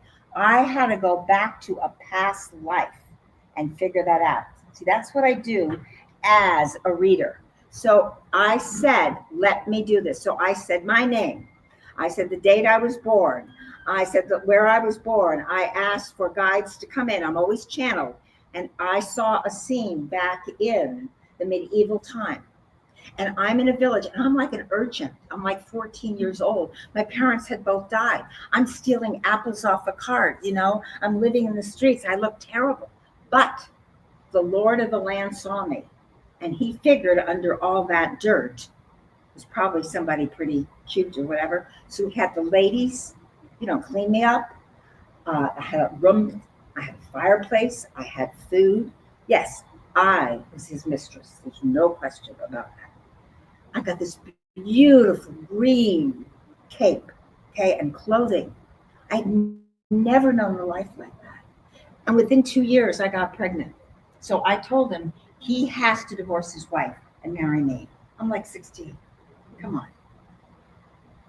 I miscarried, but I did not tell him that. I kept the lie up. So he sent 2 of his henchmen on horses. They rode down the street. They saw me. They got off and they took a dagger and they stabbed me in my aortic valve of my heart. That's where the pattern began. I fell in that street, and guess what? Even the townspeople didn't pick me up for about 3 or 4 days till my body started to rot, because they judged me too, right? And I hated that man at the end, and I hated those people that stabbed me. So when I finally cleared that in a past life, guess what? I had to go back and forgive myself, because that's the only life I knew, and I lied to stay alive. I had to forgive the Lord of the land that, abandoned me. I had to forgive the henchmen because they were doing the job, and I had to forgive the people in the village that condemned me. I have no heart issues, and I will not have any more in this lifetime. I'm telling you, because I went to the root of it. That's what knowing a past life is about. Not that who you were, but what lessons or what unworthiness did you bring? And I carried that. Plus, it was generational. My mother had heart. My father had heart. My grandmother had heart. So I'm the one that stopped it generationally. Okay? So that's how the patterns begin. Okay. So here's another one. People had always said, were you a slave, Donna, in another life? And I go, no, didn't make it, but close to it. Lived in Africa. Okay. And I was about 15. I was going to marry the chief of the village. His son was so excited. So I'm at the water and I'm picking up shells and this is going to be so exciting. I'm going to get married. The slave catchers got me. Couldn't believe it. What the life that I wanted was going to be taken away from me. In case you want to know about slave catchers, what they do when they capture you, they dump you over and over in the water, up and down, to get the evil spirits out of you. That's the first procedure. Then you lock you flat down on the boat. Okay, you're chained and you're flat down. And what I kept saying is, let my people go. It was my village, but it was also like 5 other villages. So we're all talking different languages. We don't even understand each other. We don't know what's going on. They don't really give you food because they don't really care. If you die, you die. They still have, 200 people on the ship. So me screaming, let my people go, let my people go, let my people go. Watch what you say on your deathbed, because you will come back and live that life again. And I did die, malnutrition, heartbreak, whatever. And they just took my body and threw it over. Okay, that was one lifetime, let my people go. How am I going to rectify that? So go forward in time, that's slave time, 1700s. And now we're Pennsylvania, and I am a Quaker. You know anything about the Quakers? They helped the slaves escape, right? My family was on that route, okay? I come from Pennsylvania, is where I'm born, and I was right near Quakertown. I'm within 5 miles of Quakertown. When you come back in many lives, in case you want to know, you come back to the same locations many times, because you know it. You still have karma there. You got to clear it up. So, okay, my brother is the one that runs the slaves up. He walks them through the woods and he gets all that done. But he breaks his leg. Slaves arrive at our door. I go, I can do this. I can do this. Just put him in a cart thing, and the horse, and I can do it. And put the hay over the top. So I'm going down and I'm doing fine. 2 slave catchers show up. I am petrified. I got the bonnet on. I got everything. They start taking me off the thing. They take off the bonnet. I don't want to say anything about that. So they're focusing on me instead of knowing in there. Another guy comes on his horse with his rifle across his saddle and a dog. Trust me, he was not a Quaker. Okay. And he took one look what they're doing to me, and he got rid of them. I mean, he's shot his gun. He said, and I'm shaking. And I said, but I've got some people I got to help. He said, I'll help you. And he did. He took me to his place. He got me calm. We got them slaves out. I didn't know what real love was and kindness till I met that man, because in my religion at that time, it was so rigid. Okay. So I became a regular, taking the slaves up. I always met him. I learned to dance, under the stars, all these wonderful things. He was always there for me. We listened, we had fun. Then I go back to my Quaker life. And then finally they said, it's time for you to marry a Quaker and have a family. I hated the guy they assigned me to. He was so boring. And he had no charisma and there was no connection. And I thought, I can't marry him after knowing this other man. I can't marry him. So they insisted. And finally, we don't like what we do sometimes. We get ourselves sick, right? We bring it right on. And I did. And I was about to die. And he found out about it, the guy with the rifle and the dog. And he came down and my parents were throwing a fit. He picked me up. He took me outside in the sunshine. He stayed with me until I passed. See, I didn't get the man again. And I didn't free enough people. But I got half of it. So there's one more ingredients that I had to do. Okay, so let's go right before the Civil War. I end up in Philadelphia. My mother and father have died. I'm with an aunt. She's ready to marry me off again. Okay, when you get about 18, they go, yeah, got to marry you off. By the way, I never married in this lifetime. Okay, because they have married me off in enough lifetimes. So I go, okay, so I meet this wonderful man. I marry him. He's from Richmond, Virginia. I don't put it together that he owned slaves. Okay? I know, charming, Philadelphia, dancing, parties, marry him in 2 weeks, okay? I go back and I find out he has slaves. And within a couple months, I see he's abusing the slaves and he whips them and he rapes the women. And I am caught in this. Why? Because I had set a line, let my people go. And I had to complete that. So it is awful. I don't have any children for him. He's upset. He wants boys, The man that runs the slaves leaves because it's Civil War. People are leaving all over the place, right? So he is raping me one night and I reach over out of the sewing basket and I get the knife and I bring it over and it just so happens to hit and kills him. It hits them around the veins and he dies instantly like that. I'm hysterical. I mean, I'm screaming. So it was the indentured people that saved my life in that life. We made a team, we protected. We didn't grow cotton. We grew food. We were all equal. I learned how to forge his signature because only the men could free slaves, right? So I had to learn how to do that. So they're all going to be free. I said, you should wait till after the war. I was teaching them reading and writing and we were starving. There's no question about it. And Confederates would come in, they would rob us of our stuff. The Union would come in, they'd rob us of our stuff. People would be fleeing from this and fleeing from that country. I was like the middle. Everybody could live at my place. You know what I mean? They could survive. In fact, I helped 2 Union young boys live and got them to their father and lots of other ones. But a guy came with the Union. 3 of my indentured guys left with him.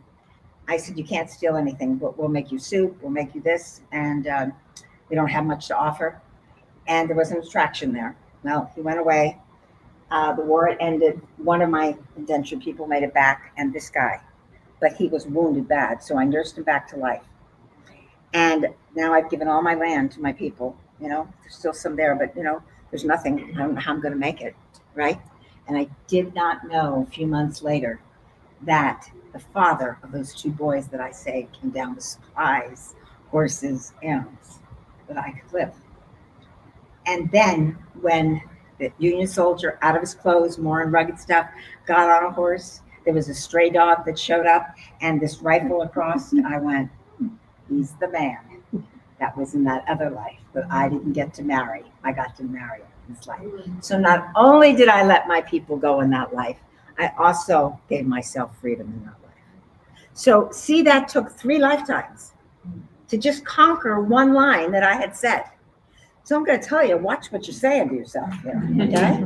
Because you have to come back life and life and life again to do it. So the other thing we have is we have animals that show up, that love us. So how many of you have some kind of pet or animal or something you've loved? Okay. So I have a little, she's 5.5 pounds, a little cat. Okay. She looks like a princess. She's a Persian, but she catches mice and squirrels and anything she could catch, she'll go catch. So I have to keep her on a harness, right? She's the one that walked the 500 miles with me. So there was such an attraction because when I went to look for these cats and all these rescues, they like rejected me. And then I went to this one lady and she said, well, I do have one like kind of leftover cat.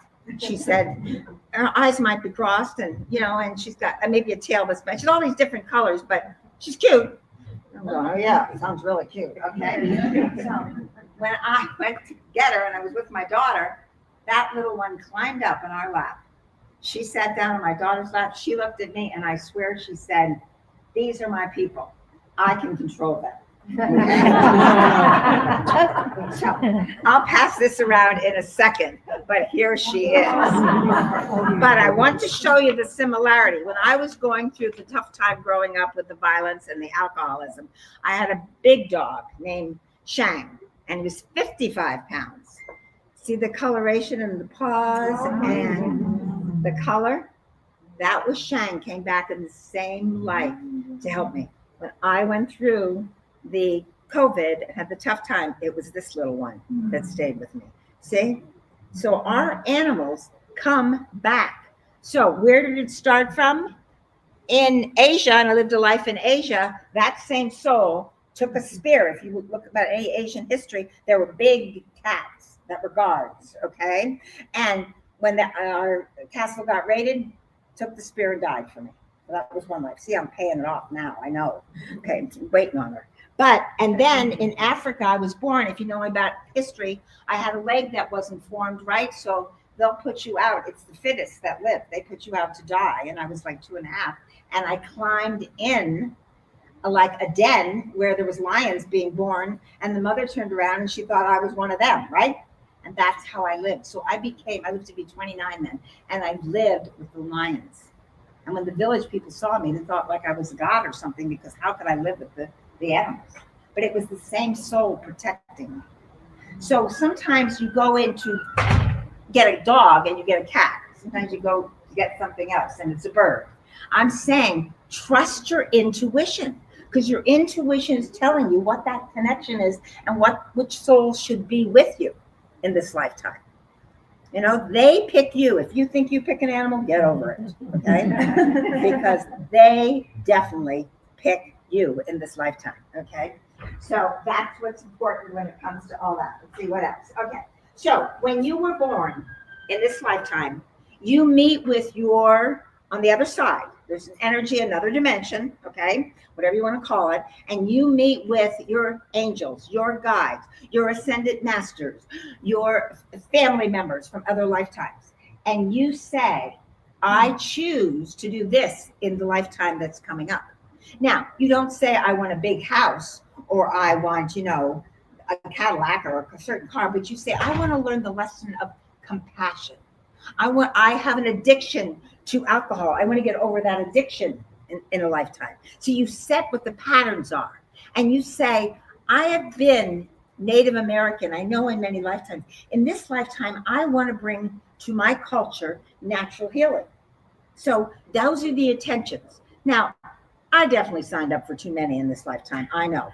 So, but you choose them. No. So when you get upset with someone, you chose to be here in this lifetime learning that lesson. So don't get mad at yourself anymore and don't get mad at the other people, because you're here to learn those lessons that you asked to sign up for. I mean, sometimes I'll go, really? I signed up for this? You gotta be kidding me, right? But with it comes the lesson. So any lesson, don't say it's good and don't say it's bad. Just say it's something I've got to learn in this lifetime.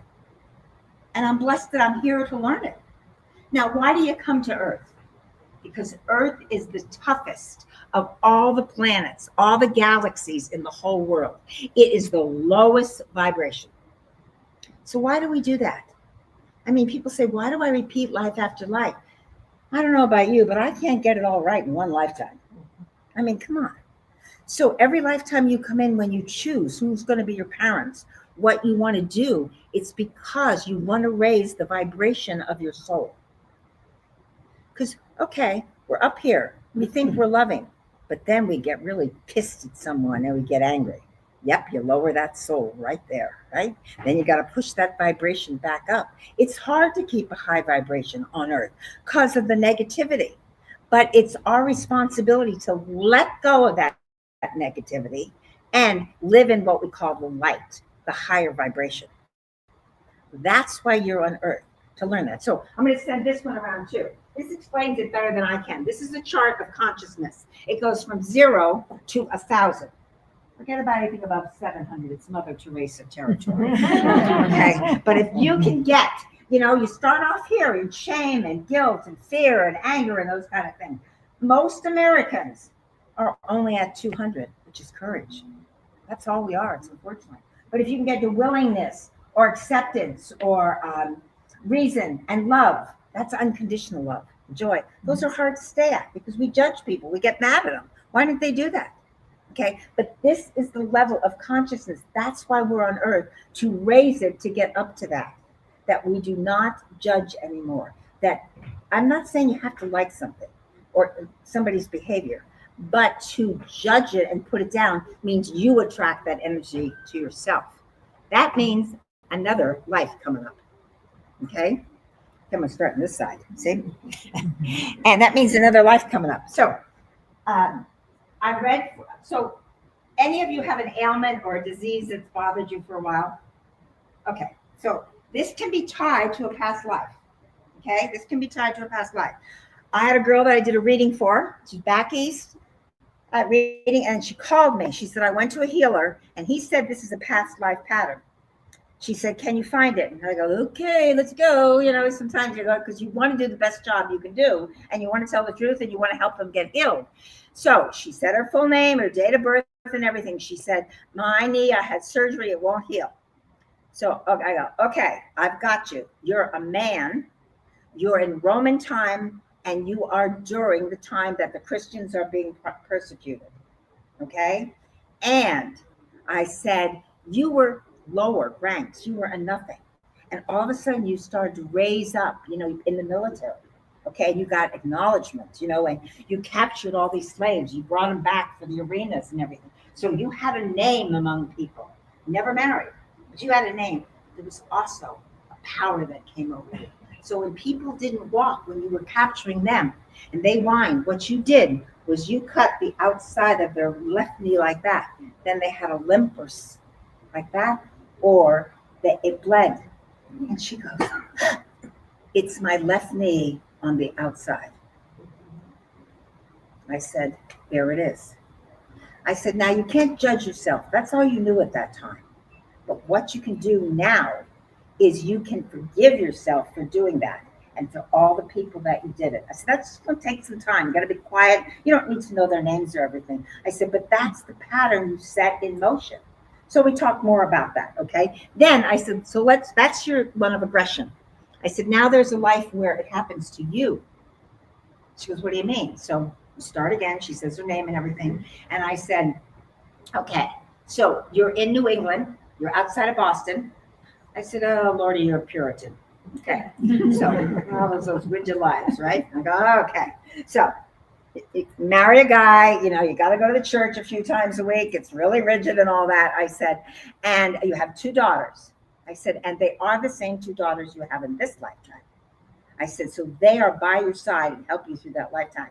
Now, this husband gets so mad at you because you don't have any men, you don't have any boys. They always want boys to run the farm, to carry on the family name, right? And you don't have it. All you have is 2 daughters, and you're not having any more kids. So what does he do?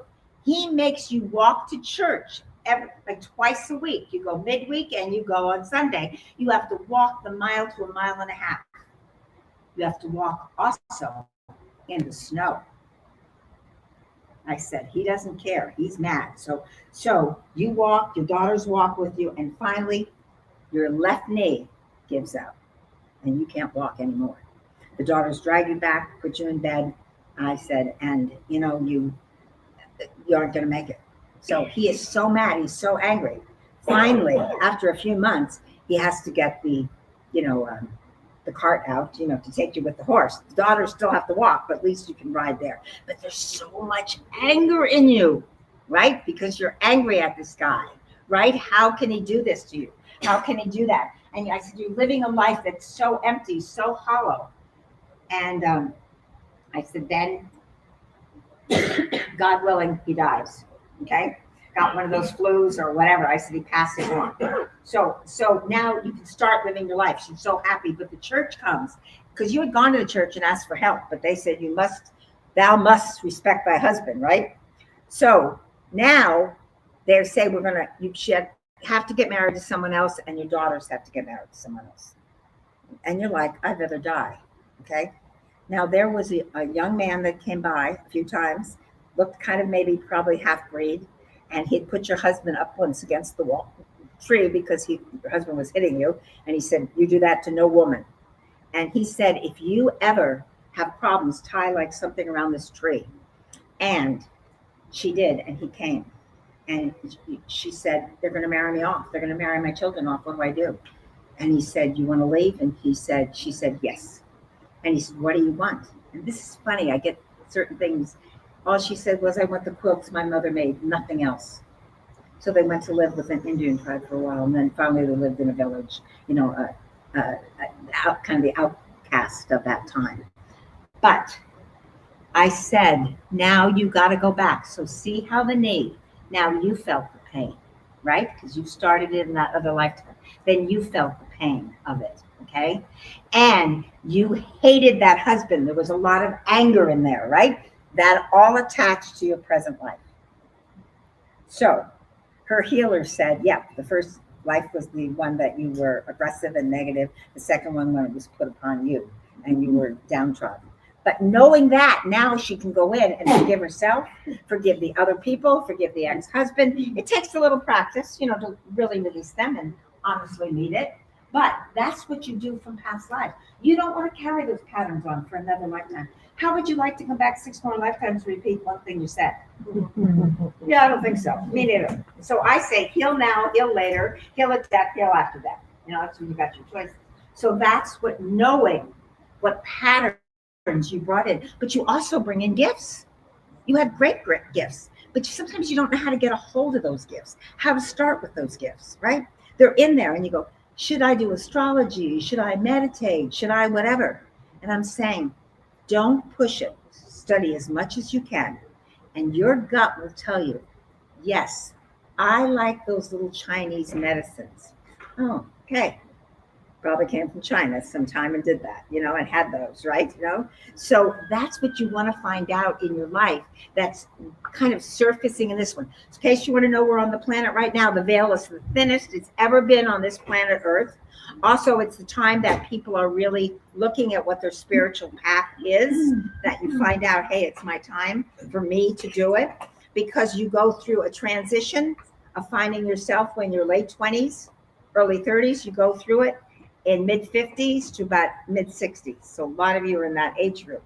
You're saying, why am I here? What's my purpose? What am I supposed to be doing? So that's what you want to find out, because the spiritual path is telling you to get on it now. Okay. I had another reading. I did that. The girl had back here. She just couldn't figure out why it hurt and hurt and hurt. And they did all kinds of stuff. She was an Inca, Native American, Inca in South America, but she believed in the Spaniards when they came. And she told them things, and she didn't know that those Spaniards were going to turn on her people. And when she figured it out, she ran to protect her tribe, and they shot her right there, okay? And she carried that because she carried the shame into this life. Of that, she felt like she betrayed her people. Only half the people were killed, not all. And she died in her lover's arms, which was great, but she thought the Spaniard was better, but she didn't. She went back to her Inca. But when she understood that, she cried and she cried and she cried. And I said, you don't have to carry the shame with you anymore. That's all you knew. And that's part of history that had to be, I was killed in the concentration camps in World War II. I am adamant about that lifetime. That's why I had to study German in school in Pennsylvania. And every time I said a word, I was like, oh, I hate the word, And I said, no, that's not what really happened in the war, because I lived it. I was taken to the concentration camps. But let me tell you the blessing that happened to me. Within 3 months, I was shot in front of a firing squad. That was a blessing because I didn't have to live 3 years in the concentration camp. And guess what? When I was shot by the 2 people, I didn't feel any pain. Okay, because I'm innocent.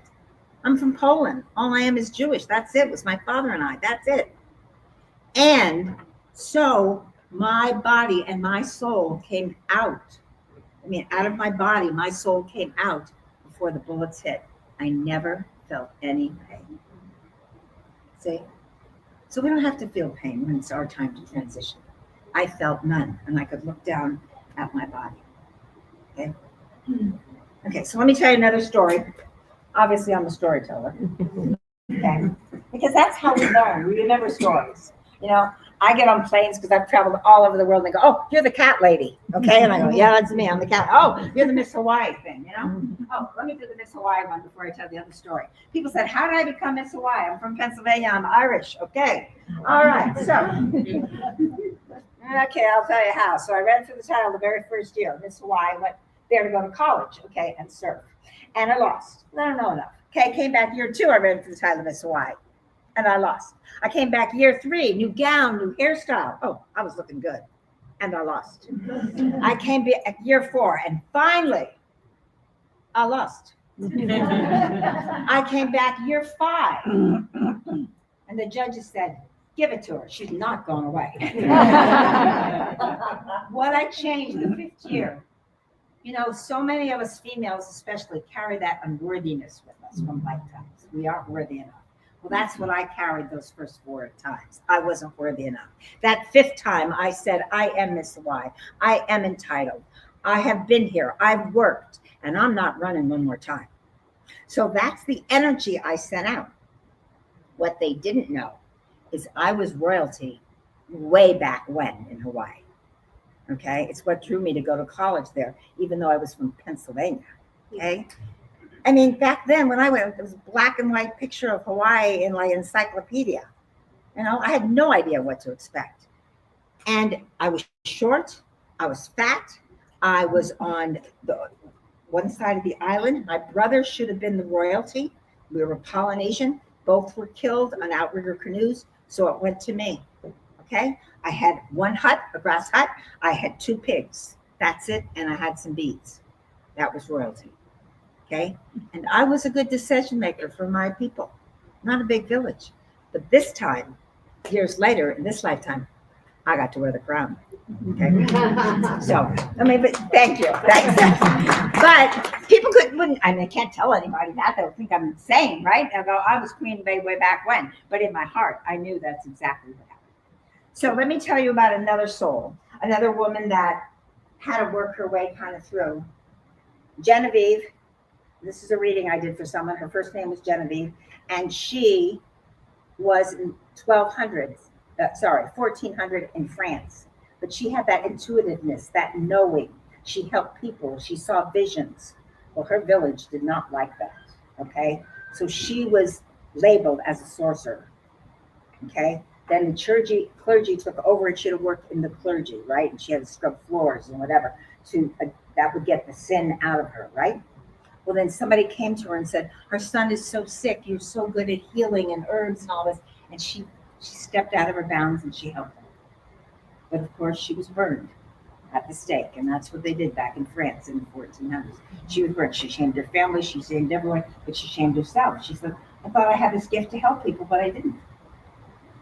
And okay, so she comes back for another lifetime to redo it. Now she's in England in the 1800s. Long dress, proper, you know, the whole thing. Marries a very nice man, family. But guess what? She's the dutiful wife. She doesn't get to speak up. She doesn't get to be herself. She doesn't get to say what she wants to. She has self-doubt. She writes poetry. She loves it. She even submits it to a publisher to maybe get some extra money to leave her husband, but it doesn't work out. He finds out because she has to obey what is expected of a wife, okay, at that time. She can't break the rules.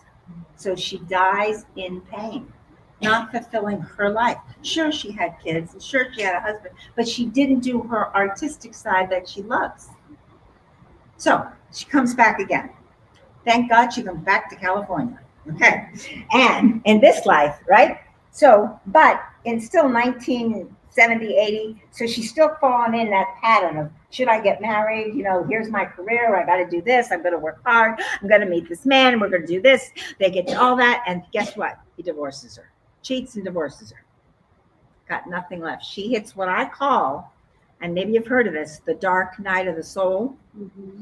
Oh, baby, we've all gone through those. That is just your worst nightmare. Your fears come up. You feel you're not worthy. You have to see if you want to live, but it's what Spirit's saying. It's time for you to shed all those patterns you've been holding for the lifetime and be the real, true you self you are meant to be. So she, she's depressed. She doesn't know what to do. Finally, her girlfriend says, go to a meditation retreat. And she does. Okay. And that feels pretty good. And then she comes home and she's starting to do artwork and she's starting to do painting, things that she liked, and write poetry, and she's trying to figure herself out. And somebody said, go to a past life reading. And that's where it clicked for her. She had a reading with me. And she saw the patterns. This lifetime, she's in her 60s now. Her soul is finally happy. She's found herself. I'm never going to tell you life's perfect, by the way. Okay. It's never perfect. Okay. So get over that one. It's not going to be perfect, but when you learn your lessons, you get in the flow. Life is a lot easier. Okay. So I've got a few more minutes. Okay. Let me see if I skipped anything here. Okay. Oh, I forgot this one. So people say, how do I get my vibration up? How do I get my intuition up? So I'm choosing better choices in this lifetime. Okay. Here's the quick and dirty session. Okay. Number one, you got to meditate. I don't like to meditate, you're telling me. Okay, well, I don't care. You got to meditate. You got to take that quiet time. If you want a free meditation, go to my website under donnahartley.com, the homepage, press the bottom button. You're in Hawaii. It's 20 minutes. You're at Diamond Head where I used to surf. You can listen to that music. You can fall asleep to it. I don't care. But you need some inner time. Okay? So people say, how do you get the answers? I say, you take a pebble, you throw it in the ocean, and all you see is all the confusion. That's your life. But if you go to the bottom of the ocean, the pebble is still on the bottom of the ocean. That's what meditation does. It takes you to the bottom of the ocean so you can get the answers. So meditation is number one. Number two, get outside in the fresh air. Okay? Breathe in, get out that fresh air. Summertime, take your shoes off, ground yourself in that grass, in the dirt. Okay? Oh, this one you're going to like. The junk food. Yeah, you got to junk that junk food because the sugar makes you crazy. Okay? So you got to junk that junk food so you can start eating better food and get calmer. Got to be grateful every day. There's always one thing you can be grateful about. Okay? Just even one thing. You have to be grateful. Okay? And let's see. Anything else in there I'm missing? Okay, grateful. Oh, honest. You got to be honest. Okay?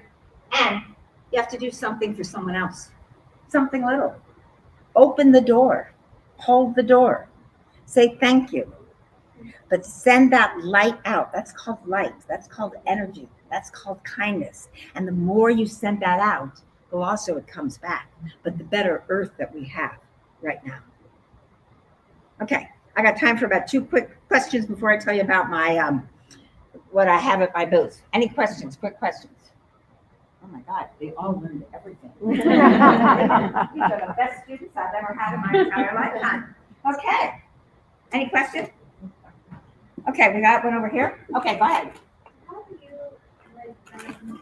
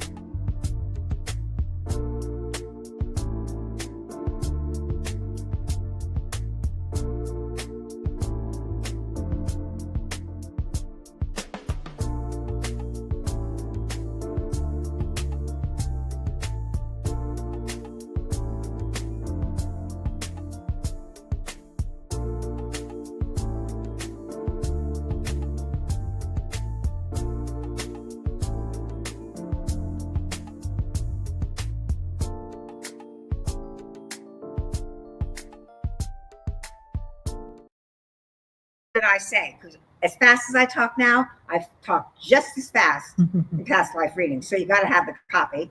And then you get an AI now, the script, they give you a summary. So that's my account. So you get that account. So I got 2 people on the back here. Stand up, you guys. Okay. They had readings from me, I don't know, a few months ago. And I met them 3 days ago. They came out here. So you could ask Laura or Doug. They've had readings from me, and I didn't know them before. So they can tell you what it was like, okay? You get 1 extra free reading if you sign up here. Normally, I give you 4 lifetimes in an hour. That's pretty fast. I give you 5. I give you 70 minutes. It's $205. Credit card, Venmo, PayPal, cash. There you go.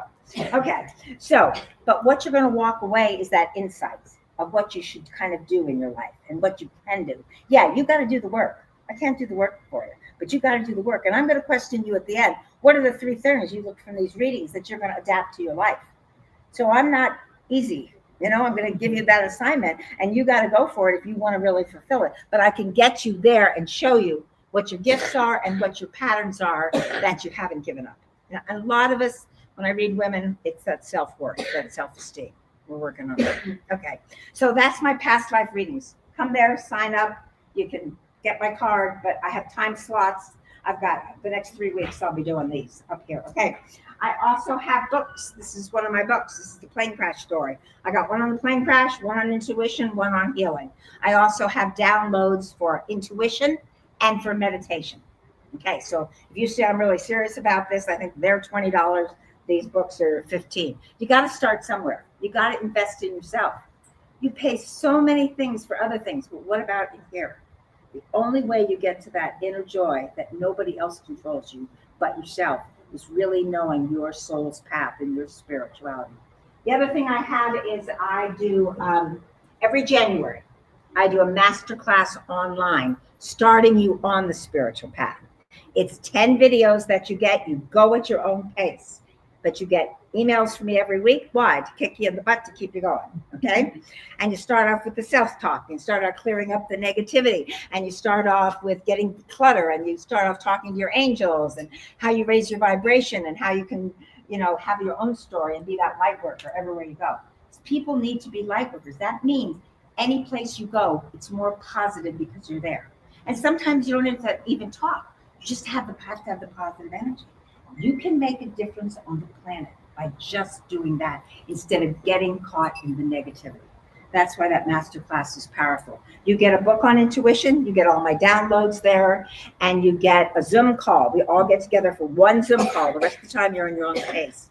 And at the very end, you get a half-hour coaching session with me on the phone. That's priceless, okay? And it helps you find, that's why I call it a journey to transformation, okay? And that's every January.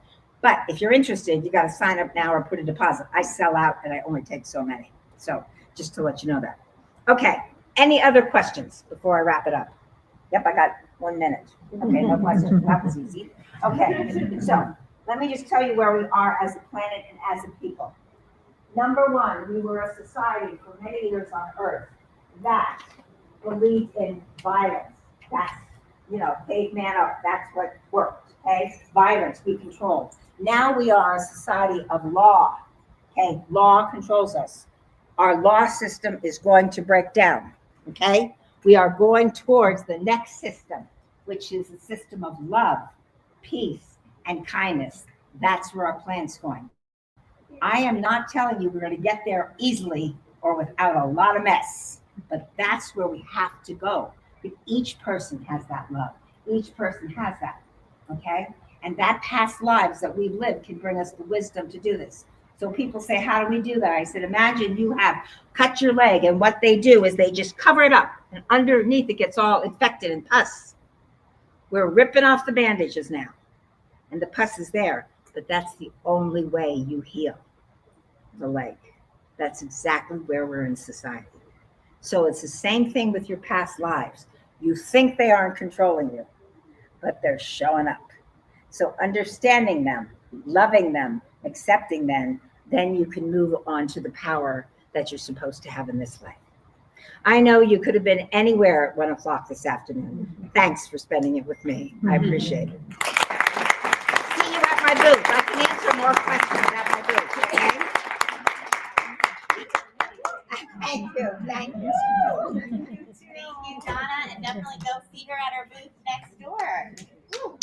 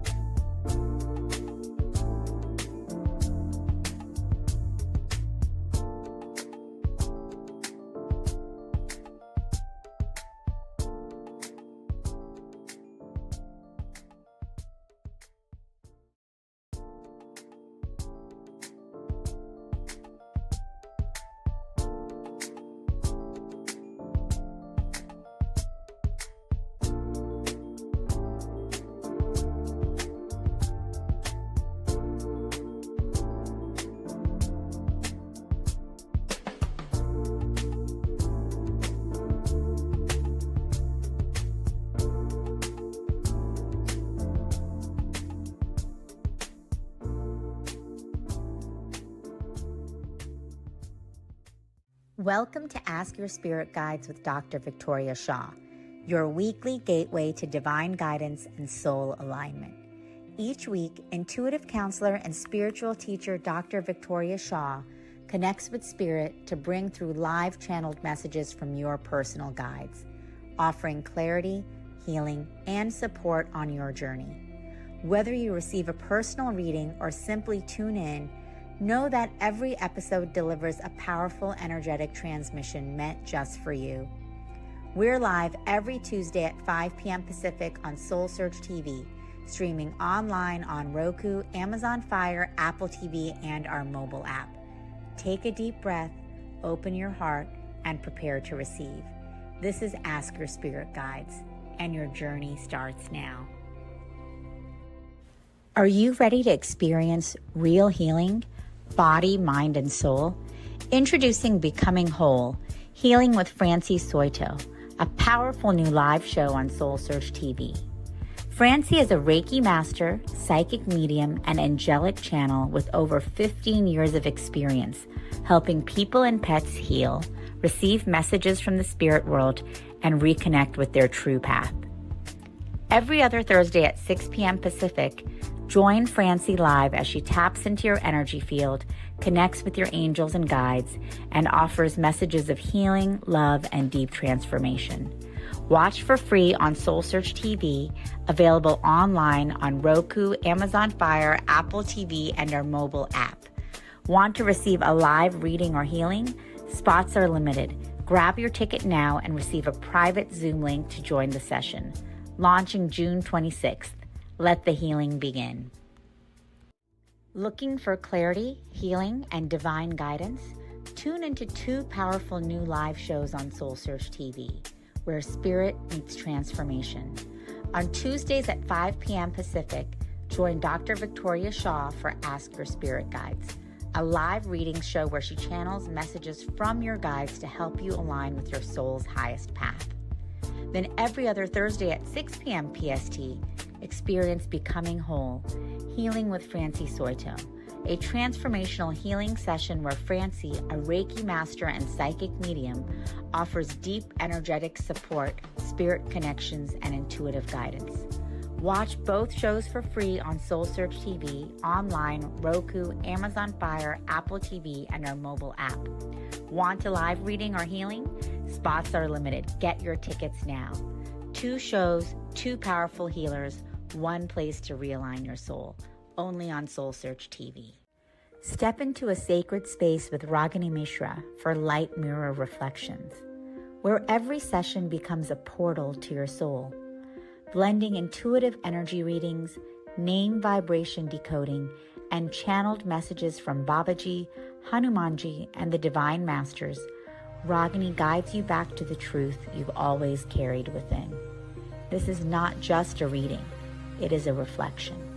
Join Light Mirror Reflections every other Thursday at 6 p.m. Pacific, only on SoulSearch TV. Watch for free online or tune in via Roku, Amazon, Apple TV, and Android TV. Want to go deeper? Step into the Zoom room for a live personal reading and sacred soul connection. Come not to be told who you are. Come to remember who you've always been.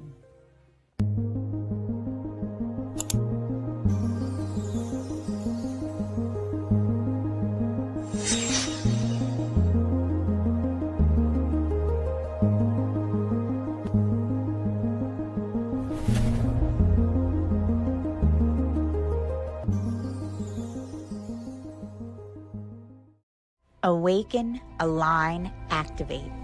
Join Sacred Fire alchemist Charlie Lamson every Thursday at 8 a.m. Pacific for a live enlightenment, activation, and meditation. Streaming on SoulSearch Instagram, Facebook, YouTube, and SoulSearch TV. Start your day with powerful higher consciousness energy activations. Realign your mind, body, and spirit with your highest potential. Tap into deep peace and transformation. Don't miss this chance to raise your vibration and step into your highest self. Tune in live every Thursday. She's on time. So hello everyone and welcome to the SoulSearch Reno Enlightenment Expo. I'm Tangela, the founder of SoulSearch, and I'm so happy that all of you are joining us this weekend to raise the vibration of the planet. And that's what we're all doing together when we come together like this as soul family, spiritual community, to learn, to support, and to seek, and to remember who we truly are. And so I'm very excited because you can meet amazing practitioners like Jared the Medium here at the Expo, but also, of course, connect with them through our online platform, SoulSearch.io, and also through SoulSearch TV. And Jared has his own show on SoulSearch.tv, Medium Sized Ego.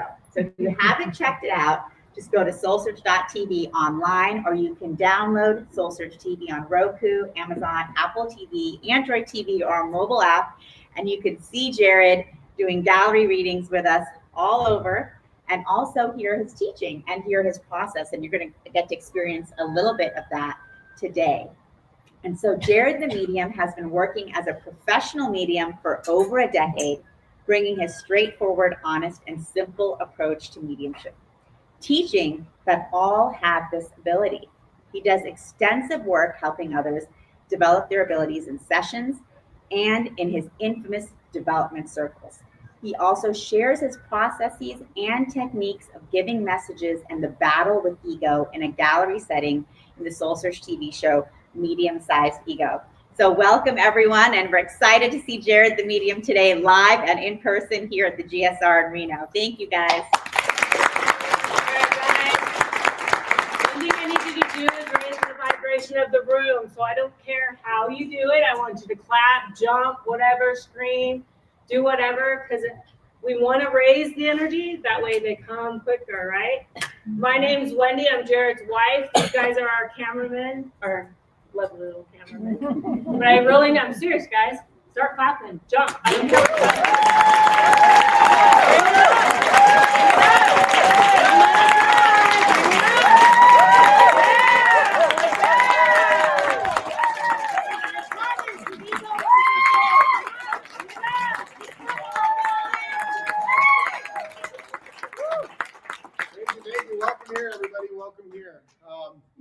yeah, I have to leave the room when they start talking about me because then my ego just starts to swell. And like I was trying to be staying here so the microphones didn't pick up all the sound out there, but I just couldn't do it. I had to go outside because as soon as they start bragging about me, I'm like, right, I gotta get out of here. I gotta get out of here. Because this thing that I do here is all a battle with ego for me. It's all about keeping my ego right sized, hence the name of my show, Medium-Sized Ego. But it's very important, and as you guys go through this experience with me today, you guys will see what I mean. I will talk about this quite a bit. I will show you guys. My goal here originally to do this was to get up and showcase my ability in front of all of you. But what ended up happening is I stood up, and the first thing that came out of my mouth was, "I'm afraid." I literally was like, I'm scared when I do this. Like every time I do this, I'm afraid it's going to be that one time I don't get something for you, and everybody's watching. And that fear doesn't go away. I still get that fear every time I do this. Does it get easier? Absolutely, right? Do I get less nervous? Yeah, but it's part of the process. And so anyway, it's really, really important that you guys understand that we get you guys cheering in here. We get that. She gets you doing that energy thing. Isn't for me. I actually have to fight against it, right? It's for you guys. It gets you all together. It combines all of your guys' energy. It brings the energy up in the room. And it makes everybody connected somehow. Again, I don't know how this all works. I'm not I'll first person tell you I don't know how this all works. Okay, I am not the say all on how to do this. All I have is my experience and how I do it, and I can share that with you. And that's all I really have. But I don't claim to be the say all or know all to this process. Again, I like to tell everybody that I'm a medium, and medium just means middleman, right? All I'm really doing is taking what I'm getting from spirit and trying to pass it on to you guys without gunking it up with this mess I got going on right here. Like that's the truth. I'm just trying to pass it on without altering it with my own thoughts, my own ideas, and letting my own ego get in the way. That's my job. My job is to prove to you guys that this is real, that your loved ones are still there by bringing in evidence that there's no way I would know. That's my job. Now, it's not up to me to figure out what the message is for you. It's not up to me to figure out if you get it or not. It's just up to me to get it and give it to you as clearly as I can without altering it with my own thoughts and my own ideas. So what we're going to do today is I'm going to go around the room and I'm going to pick people. I'm going to pick a few people, and I'm going to do my best to read them. I'm going to walk you guys through some of the process as I do it, how I'm getting my information, what it looks like, what fears come up as I do this, when the fears come up, and you all should be able to feel a lot of this. You'll be able to kind of feel the room change. Pay attention to that. If I start to struggle, you're going to feel it because you're going to be there with me. You're going to be like, ooh, yeah, cringy, right? So that's part of the process. I want you guys to come along with that part of it. I want you guys to feel the tears when it's exciting. I want you guys to be part of the process. And so that's what we're going to do. Now, already when I say I'm going to pick somebody to read, that's when the fear starts right away. So now I'm already starting, even though I'm talking about it to you guys, in the back I'm going, uh-oh. Now I got to pick somebody, right? Like, because this is part of the process. This is where the fear starts to kick in. I've got to pick somebody. Now, I have a few tricks that I use to get past that ego, past that fear, to move forward, right? One of them is I won't look at you guys. I'll let myself be drawn to a direction of the room without looking, because that stops me from prejudging, making decisions based on what you look like. Ooh, that guy's scary, don't read him, or there's a lot of things that go through this like instantly through this process, right? It's instant that I'm battling with. So I'm already doing that. So another trick that I use is I'll scan the room with my eyes. I won't stop on anybody necessarily. I'll just kind of quickly scan. And if I notice myself getting stuck on somebody, like that's how I know to go to that person. So those are the two main tricks that I use. Now, does it let me down? All the time. If I pick somebody based on my ego, my fear, or my wants, or who I want to read, it doesn't always go well. But every time I let spirit pick the right person, it always goes well. So you guys will probably see me try to read somebody and be in the wrong spot today. It's been happening to me a lot lately. I might be in the wrong spot. So if I'm reading you and it's a no, please. The other thing I always tell everybody, don't ever say yes to me. If it's a no, that'll just make it even harder, okay? Sometimes no is what I'm looking for. So don't ever try to not hurt my feelings or make me look, because we're for whatever reason, always be honest, okay? So let's just start, and I'll walk you guys through some of the process. So I'm already feeling myself drawn this direction, so I'm being pulled over there. So I'm purposely not looking because I don't want to look yet. But I'm about middle. I feel myself being drawn kind of middle of the room. And because I'm not looking, I'm not running it all through the fear stuff that I got going on, right? So I'm purposely kind of letting myself wander around. And this nervous thing I do walking helps me in this, because as I'm walking, I'm kind of pinpointing, right? Even though it's a nervous glitch that I do, it's kind of helping me. So now I know I'm like right in this area, and the first person I looked at was you. So, and again, if ever I tell you guys I got chills, okay, chills to me, that's my guide telling me yes. Very simple, right? It was yes or no's when it started for me. I asked the question if I got chills, it was a yes. As soon as I asked it for you, I got chills. So now I'm 99% sure I got something for you because I get those chills. Those chills are never wrong. I can be wrong, you can be wrong, all the rest of the process can be wrong. Those chills are always accurate for me. They always mean yes for you. That they always mean yes. Okay? All right. Microphone back, give it to her. Oh, shoot. Hi. Thank you. By the way, she's in charge. She's going to stop me, move me, tell us what to do, tell the cameraman what to do. That's her job. So, yeah. Okay. Back to you. All right. Don't be so nervous. It's okay. So am I. It's all right. I'm nervous too. All right. All right. All right. So I do have several people I feel like they're coming through already. I had a female energy come through first, but then I had a male energy just pop in when I started to come in. Where's the male energy with the military connection? Where's the military connection above you? So where's the grandfather or father who had the military connection? Father-in-law would work. So father-in-law would work for me. There's got to be another one though. So either so there's got to be another police, military, or fire connection. Somebody else. Husband also. That's okay. Doesn't have to be fast. Yeah. So here's what happened. The male who's passed saluted to me to say somebody's here with the military, right? So that's how I know.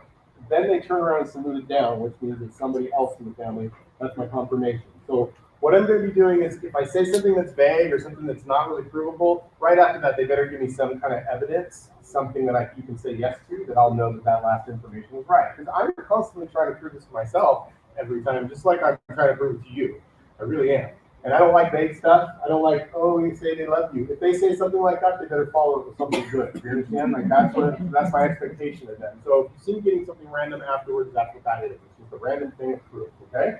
You understand? Whose earrings, whose jewelry do you have? Where's the female energy pack? Do you have this jewelry?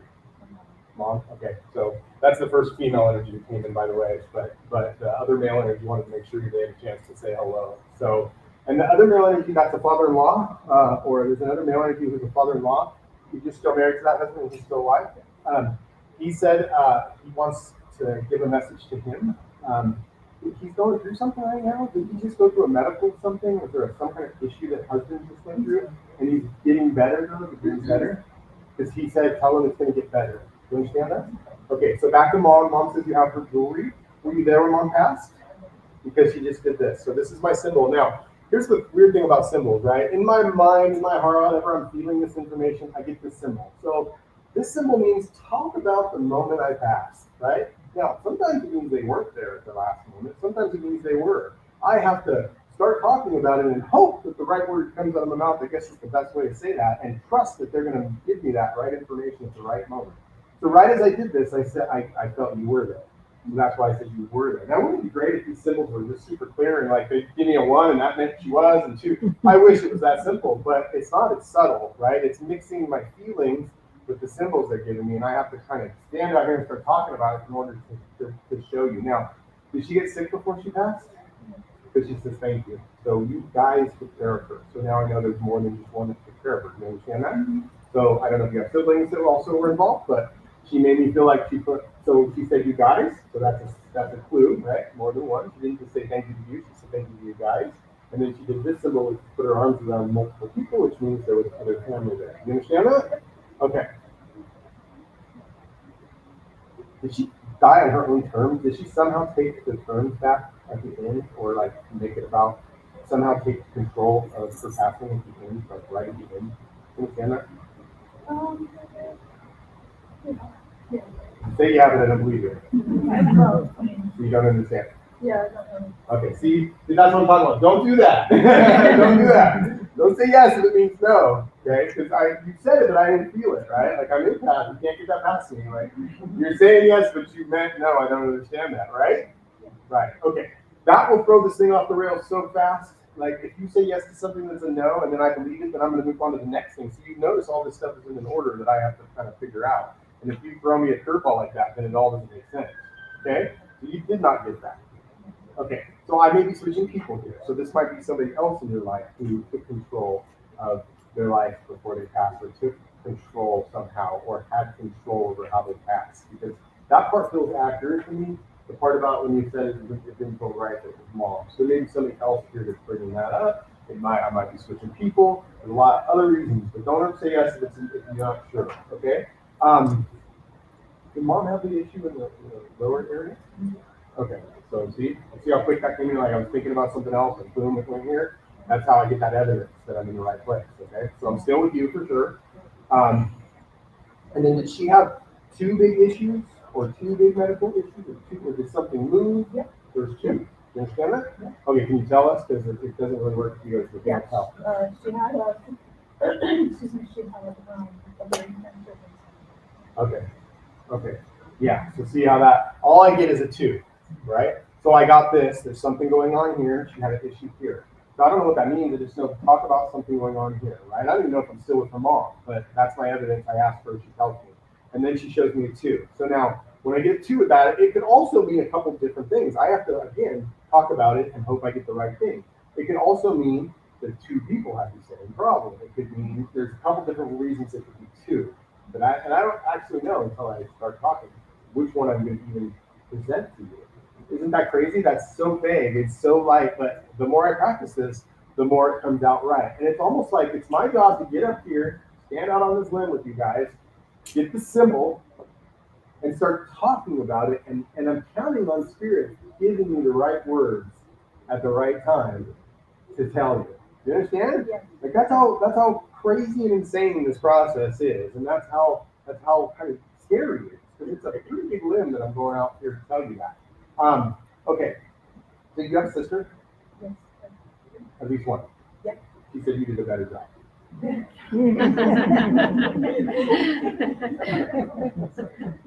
Has there been grandchildren born since she's been on? Because she just also showed me my symbol. She said I got to see them first. So now I'm saying them. Is there more than one? Okay, so there may be more than. There may be more. No. Well, quick and fine, but. That's okay. Yep. So, perfect. Yeah, chills all over, so it's just a good confirmation. See, she could be wrong, right? I could be wrong. I didn't quite say grandchildren. I didn't say great grandchildren, so I was a little bit off. So she didn't understand, so she was a little bit off. But they weren't wrong. She said I got to see them, and it was subtle. I didn't mean to say them. I meant to say child. And what came out of my mouth, they changed it right when I said it. And then I went, wait, you hear that? It's plural. I didn't mean to say plural. So now I have to notice that subtlety and go back and question it. Be like, oh, maybe she means there's more than one. Right? Those are a lot of subtle, vague things that are going on inside all of these symbols to let you know. So what that symbol looks like, just so you know, is I got to hold them first. You understand? That's what that looks like, and that's how I always know if they got to hold them first. Okay? Did you have a cancer scare before? Because where's the female with the cancer scare? Did one of the sisters have a scare? When they thought they had it and they don't? Okay, well, scare's a good word for me. Okay, I might be switching people because I don't even feel like this attached to you. But it's close. Did you have a cancer scare before? Okay, that's a no. No. Yeah, when they do that, I know it's a no. Like, if you have to think that hard about anything. Oh, sorry. Yes. Sorry, I was thinking females. Yeah, I was thinking you, so that doesn't work for me. Yeah. Sorry. So, okay. All right. Thank you so much. Thank you. All right. All right. So yeah, you see how that can get off the rails right there when I start to get something wrong. Like so again, that was a no. When I got the no, I started to question if I was in the right place. Then I tried to open it up to I hate that. I really don't like that because again, so I had to put a stop to it because again, she's like, oh, my husband could have went there. But that's not what I'm supposed to do, right? My job is not to try to make myself sound right, even though that's what my ego wants, right? My ego wants to stand up here, get the most evidence I can get. Like, I want you guys to all be like, oh my God, that was so amazing. Like, that's what the ego wants, right? But Spirit has a different plan for me. Spirit says, get up there and bare your soul. Like, that's what Spirit said. Get up there and tell the truth, right? And the truth is what I'm showing you. Like, this is not, this is the truth, what it is to do this work. So here's the thing.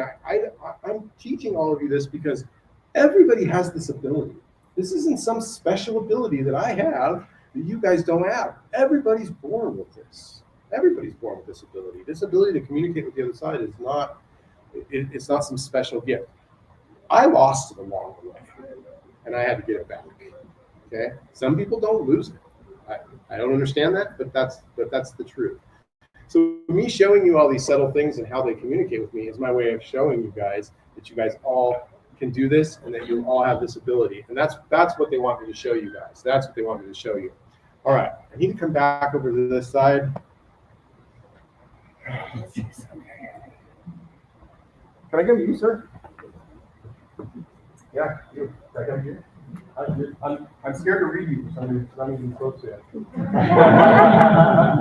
Again, I tell you, it's no joke. I reading men and these things, I right away I'm like, oh no, don't see that. And then they're always the best because again, not my plan, right? Not my plan. So, do you? I'm getting a symbol about knives. Do you have a grandpa energy? Do you have a knife or collective knives or sharpened knives? Did he somehow use knives or tools? Like he's showing me knives over and over again. So I got knives connected. So where's the? Are you with him? Okay. You understand that? Someone? If you got tools, then pass down to you from somebody. The knives and tools go together for me, but I have a slot machine that perfect. I got chills. So again, I would normally not accept that, but because I got chills with it. They can try. No one can hear you. So he said that there was a saw that he made. A slot machine he made. Okay, so you got it. Okay, and again, I wouldn't normally accept that for me. That's not very good. Like I said knives, and that's way far from knives. So normally I would be like, no, but I got chills when he said it. So yeah. So you would replace him with tools and. That's okay. Again, knife is a symbol of tools or knives to me. So sometimes they're tools. I went out on that limb and said knives. I didn't say it could be tools right away. So that's where I screwed up. Like I didn't go out and I didn't get the right message, right? So it's a little off, right? So now I know I'm in the negative, right? Everyone's looking going, well, that's how I'm starting this out, right? So now I know that. That makes it hard to read because now I'm in the negative, right? I'm almost like, oh, I'm gonna be wrong. That's when the fear starts to creep in. Like I'm gonna. This is the time. I'm not going to get anything, and you're all looking, and you're all going to, you know what I mean? It's this base root fear, right? It's incredible. But if that's a grandpa energy, I think I even said grandpa. So that's a grandpa at the shop, and you have some of this stuff that was passed down. Okay, when I say pulling knife, it usually means that you have something that's been passed down. It usually means a tool or something like that, tool or knife. So that's usually what it's like, holding knife. Usually what that means, okay? And then,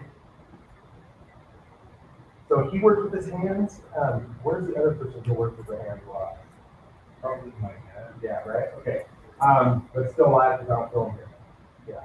So, and then, is your guys' relationship kind of off and on sometimes, Sarah? You're good with him now, but there was a time when you weren't? Yeah. Okay. Is he showing, the grandma's showing me this, like, time? Was it, you have addiction in your family somewhere? Drugs or alcohol? Okay. And yeah. So again, he gave me my symbol for battle with drugs or alcohol or addiction before. And again, right after, so you guys will notice like it comes in an order. I didn't notice the order because it all seemed brand new. But as I go back and look, Grandpa says problems with dad before, and then he goes right to maybe the issues with this. You understand? Okay. Yep. Okay. I'm getting this. I got son. Okay, they showed me a son, so I know something about passing down. Like it's really important to you to what you pass down to your son. So you really think about this a lot, and it really bothers you. And you've done a really good job of trying to make yourself better because of this. He said, "You're doing a really good job." That's what he said. You don't beat yourself up. You're doing a really good job. Okay. Are you changing work right now? Or work change for you? Okay, so yeah, so this is when I see this turnover means big change in work, like if they get a little one, but they did this, which means a big change. So absolutely 100% yes, that's something you're supposed to do. I'm getting chills all over. I know that's what you hear me being loud because he's yelling at you. He's like, yes, I've been telling you over and over again, this is what you're supposed to do. Do you understand? Are you going out on your own? Are you going to something like that? Where you kind of, are you going to be more your own boss or more in charge? You're going to be more for you? Okay, I think it is. again, I don't want to go too much into work, but I can see conflict at work right now, or some kind of issue there that's not going to get better. It's not going to get better. And then see conflict now. So I wasn't sure if it's with people then, it's kind of issue with people, right? Okay.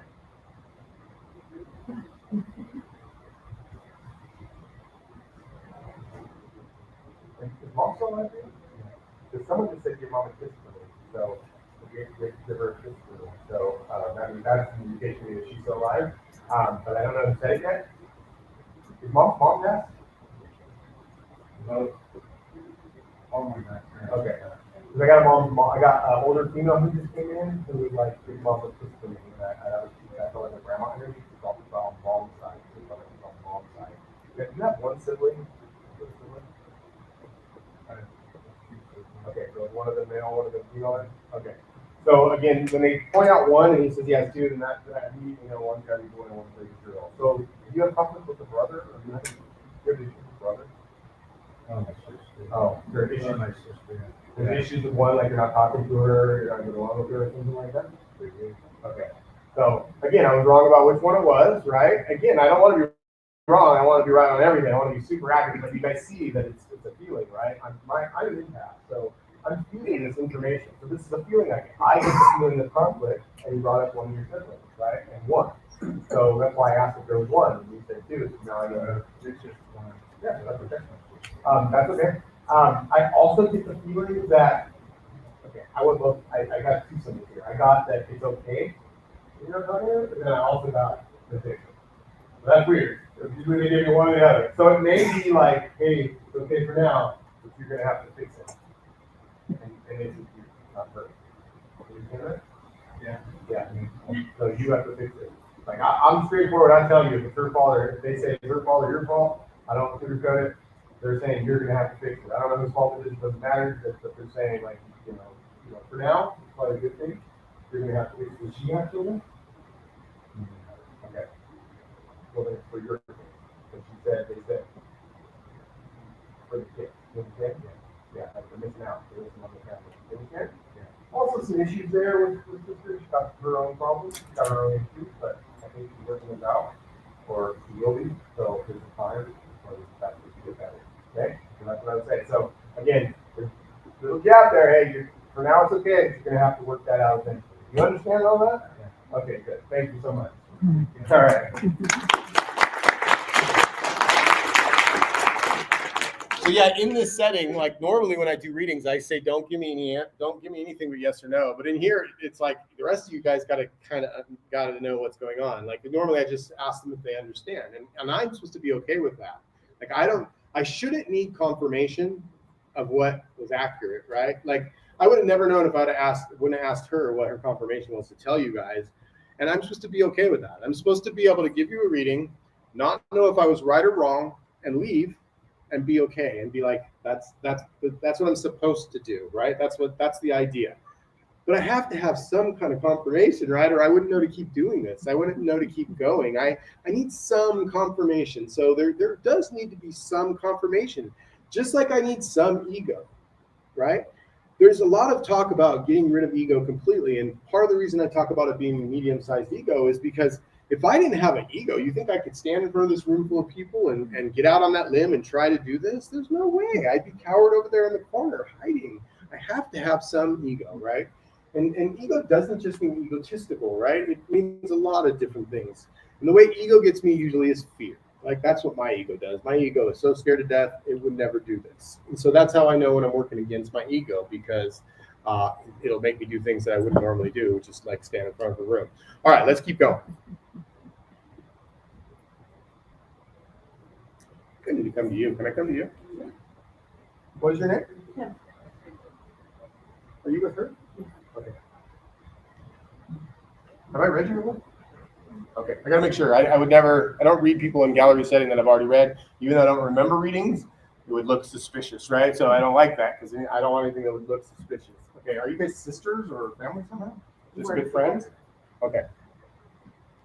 Okay. So where's the father figure that's passed? That's you? Okay. Who has two brothers? You have one brother? You have 2 sisters? Okay. You have 2 brothers? You have a father who has passed? Okay, so, and you're not with them, because I don't feel a connection there. So again, here's where it gets a little vague, because I didn't do my good job of picking, so I don't know exactly where I'm at. So I'll just keep getting the information, and then we'll have to pin it down. I don't like this either, because it looks vague, right? It looks like 21 questions. I mean, I could do 21 questions in here and get down to somebody and be like, see, I did it. Like, that's not what I want, right? I don't like this kind of reading, and I never used to be able to do this. I used to go pick a person and just read them. But guess what? Spirit decided one day they're going to start doing this to me. So this is what I do now, right? So that's kind of how it works. All right, let me see what I can get. Do one of you have an England connection or teacup connection? We just saw teacup. So tea instead of coffee. No. Is she English? Oh, you have her teacups. Okay, I'm happy with you. Okay, can you hand her the mic? Because I asked him to give me something to know where I was in. Do you have grandma's teacups? Okay, perfect. Yeah, so I'm seeing like a big hutch. So she would have had her stuff in a hutch. You understand that? Okay. And then there's plates out there still? Plates. There's plates. Someone has the dishes. I have my other hand. Okay, perfect. So that I could get that wrong. I could be like, I saw plates right after that. So Yeah. okay, so you have both. So I have both grandmas that are great. So both grandmas are passed. So that's how I know they're both passed, because they both gave me some evidence, right? And again, I won't be able to tell. I'm just feeling and getting these images. I won't know exactly what it is. I don't like it. Obviously, it's a little vague, but again, that's how I know I'm in the right place. Because she's like, adamant. There's dishes too, and then you get it. That's the other grandma going, I'm here too, right? See how that works? Like there's dishes. She's adamant about the dishes. All right. Do you have a connection to like a Tweety bird or like a bird? I'm seeing a bird.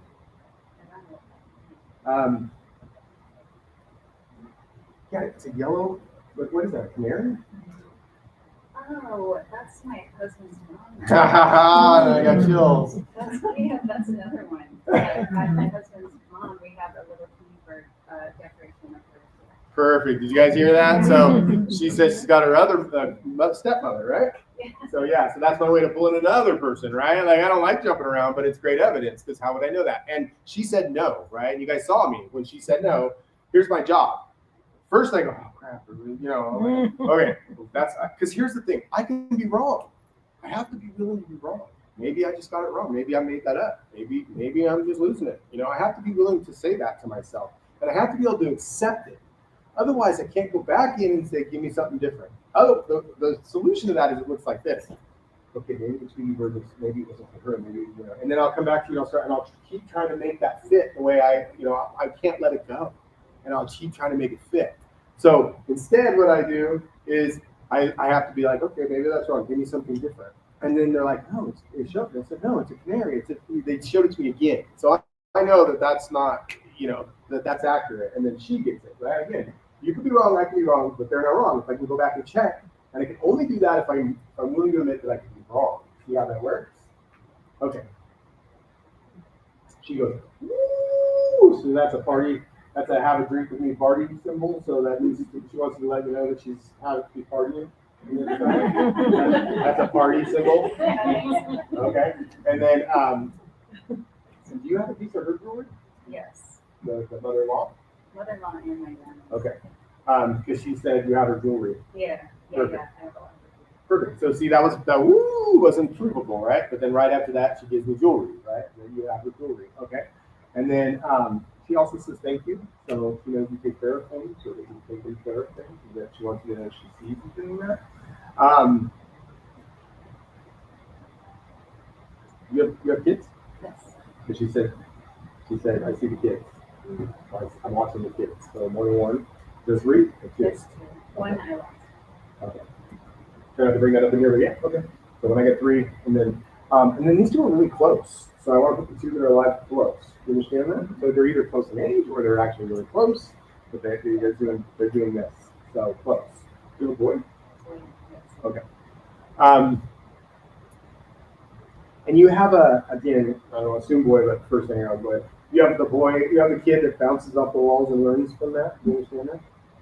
They have to learn. Oh, maybe. Stubborn? Stubborn, yes. Okay. So stubborn needs to learn on their own. Like they learn from hitting their head. You have one that learns from experience, from other people's experience, and one that learns from their own experience. Do you understand that? Yes. Okay. Oh, that sounds like my husband and Where's the namesake? My mother-in-law's, my husband is her son, and then his brother. That's exactly their story. Got it. Where's the namesake then? Who's named after who? Where's the name that gets carried down? Oh, Paul. So my son has, my husband's father's middle name. Perfect. Okay. So I think it's a little bit of both. It's both. I think it's both. So again, if you don't see it Oh, yet, okay. I will tell you. That's too. Yeah, because that was my confirmation that it was good, right? Because the namesake right after that. So again, it's something that you might not have noticed, but one of them learns from other people's experience, so you can teach them very easily, and one of them needs to experience it to learn it. Understand? Yes. So that's what I would say, and that's important. And again, I think it's probably older than I think they are, but I don't know how old people are. How old are you? They're Yeah. See, when I bring kids through, when I first bring your kids through, they're like little ones. So I like the little kids, and then I have to like walk it forward and go, oh God, I guess they could be adults for all I know. You understand that? Yes. Okay, so that explains why I didn't quite a little disconnected from it. I kept thinking I was really little, but that's always how kids come through. Okay, so father figure still alive for you? Me, yes. Yeah. And again, are you guys close or not anymore? We have our own struggles. We're okay. Okay. Yeah, because I got this not anymore feeling, so I don't know what that means, but like yeah, we're not. We're putting that so Okay. So they bring up this issue with Dad. I don't know. He's going through something, they said. So he's got his own issues that are affecting him, and then it's leading into whatever. So it's kind of like just, it's not like it on you, don't even worry about it, it's his thing. You understand that? Yeah, he's got something going on. So that's what I want you to see. I don't know what that means. I'm not going to go into here because it sounds personal. But that's what they said. Like, give him, just understand that it's not about you. And even your guys' relationship is what your relationship is. Like you said, you would have said this before. It is what it is. You understand that?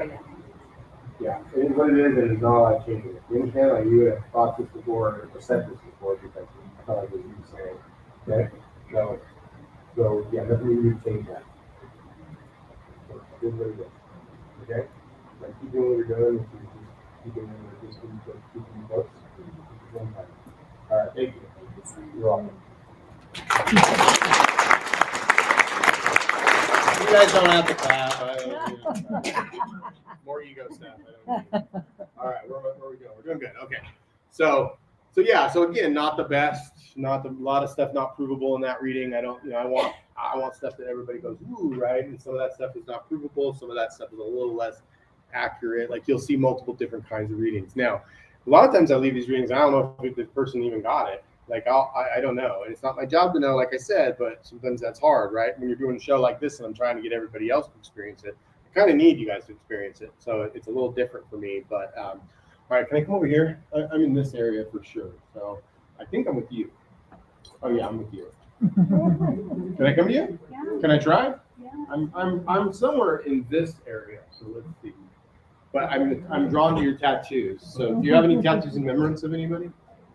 Because as soon as I looked at the tattoos, so when I look at someone's tattoos and I can't stop looking at them, that's my symbol that you have a tattoo for somebody, and that's their way of telling. It's like the person from Spirit's going, no, you got. It's like they're making me look at it. It's standing out. It's like highlighting. It's like if you were to look at a whole paragraph and one word highlighted in the paragraph, when you looked at it, it just stood out more than the other. Like that's what it's like with the tattoos. I just couldn't help stare at your tattoos. So I know you have a tattoo in remembrance of somebody, at least one person. And you're thinking about getting another. You're already got one on the books, so you've got another plan. You understand that? Okay. You're just trying to figure out how to make it happen. Okay. So do you have a tattoo of a female energy and a male? Just a male? Well, I have a female energy here also, so I wasn't sure. I do have a female energy, and I have at least one male who's here also. The male energy stands very close to you and right over your shoulder. So I'm feeling lots of love from the male energy. So again, where they stand is kind of important to me.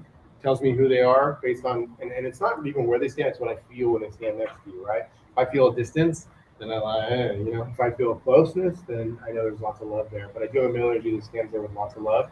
And he's whispering in your ear. So whispering in your ear is a symbol to me that he talks to you sometimes, or that you communicate. You understand that? Yeah. Okay. Whispering also isn't like yelling. So two things. I think you sometimes know when he's talking to you, but you don't always trust him. You understand that? That, yeah. This is all bad. Yeah. Again, if they were screaming, it means you weren't listening at all. So it's better that they're whispering than screaming in your ear. Okay? Because you're not listening and they're really trying to force you. Is mom still alive? Who are you taking care of? Hi, Mom. You're still alive. Okay, good. We got that figured out. All right. Do you guys spend a lot of time together, you and Mom?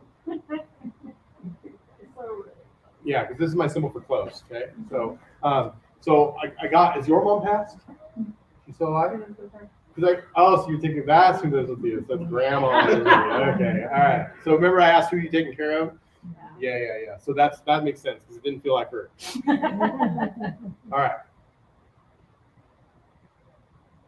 Did she recently have some kind of spill or some kind of medical something, Grandma? She recent some kind of recent thing that she. I wanted to call it a spill, so or a spell. Yeah. Is that what you said? Ah, that was cool. She said it at the same time I said it. That was really interesting. All right. So she had some kind of spell or spill or some kind of fall or some recent thing, and she's getting over that now. She's getting better from it. Does she also struggle with infections somehow? I saw like I saw infection, so I would. Oh, yeah. Is that something recent that she had? Or Yeah. Okay. Right. Okay. Perfect.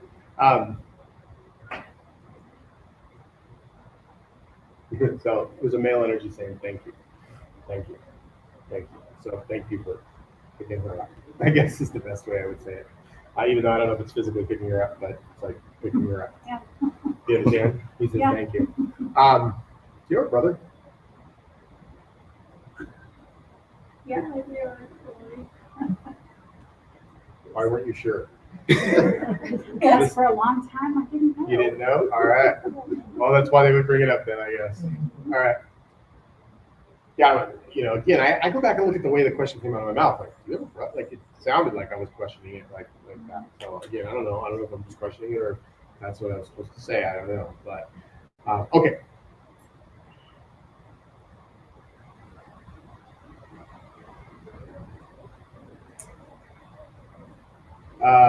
Where's the heart? Who has a heart problem or heart issue? Am I having a heart issue? I do. It's not an issue. We just found out that it was an issue. Okay, so that would be an issue. That would be something recent. That'd be something they'd bring up. So it's you. Just it's a recent thing. Okay. I would love to tell you that was nothing, but I don't think that's the case. I think it's not nothing. Again, I tell you what I get. Of course, I'm not a say-all, but they're not calling it a scare. They're calling it a something. So there is something about that I'd be concerned about. I don't feel it to be fatal for you, so I don't. It's not like I'm getting, because again, I'm just basing this on the feelings I'm getting when I say that. I get a oh no, not a oh no. You know what I mean? Like as simple as that. It's not I'm basing it on what I felt, right? Like how it felt, and it feels bad, but it doesn't feel that bad. Do you understand that? Okay. Don't doomsday yourself. Don't do that, honey. Don't do that. Whoever's saying don't do that, honey. So someone's saying don't doomsday yourself. Don't talk yourself into that. I have another male who keeps coming in. I don't know where he goes. So I have a male to the side of one of you. So side would be like brother, husband, relationship. So do you have a brother? Do you have someone to the side past? Do you have a husband's past? Okay. Yeah. So he came in and he's like, well, I wasn't sure where it went, and then I went like this because he kind of stood to your side. So that means it's either your brother or your husband, your relationship. Okay. And that's your dad. Okay. And that's the tattoo in the beginning. Okay. My husband. Okay. Gotcha. Okay. So he's the one who said, "Don't doomsday it, honey. Don't doomsday it, honey," because I got that right before I figured out there was a male to the side. Do you understand? So that's how I know that, because that's the information I got right before he showed me he was there. And then has he been gone a while? Like, has it been 8 to 10 years? Oh, it's been that long? Okay. Yeah, I have to. Okay. So I have to say more than 10 years now, because I used to say a long time. Mine was 2006 is when my husband. Okay. So right around 10 years, 20, I don't know. I can't count. It'll be 20 years. All right, perfect. So it's been a while. But yours feels more recent, and yours feels like it's the right amount of time. So that tells me you struggled to heal and that you're doing okay. Do you understand that? That means you got stuck. It means you got stuck. Yeah. So I base it compared to what I get. Like, I get a couple years and she says 20 years. I'm like, oh, you were stuck for many, many years. Do you understand? I feel like you're doing okay with it. Now, that can also have to do with how they passed. Like, hers could have been more tragic, right? Like, so, and hers could have been more like peaceful, and that could be why. I don't know. It could just be that she's done a good job of healing or dealing with it. I don't know why, but I do know that that's what it felt like.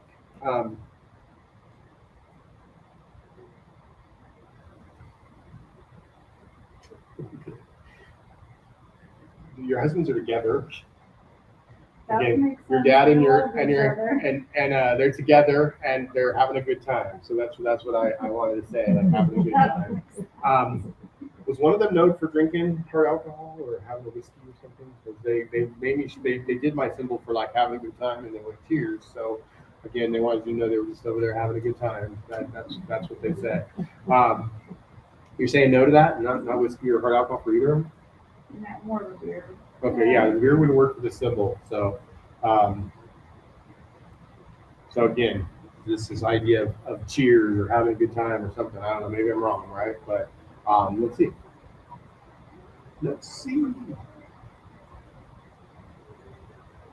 So both the tattoos. There's tattoos for both of them.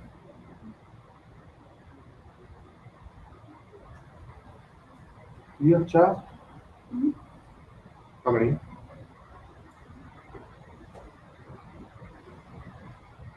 Has someone around you lost a child? Okay. And you see the reason I left it open like that is in case she didn't want to say that in front of you guys.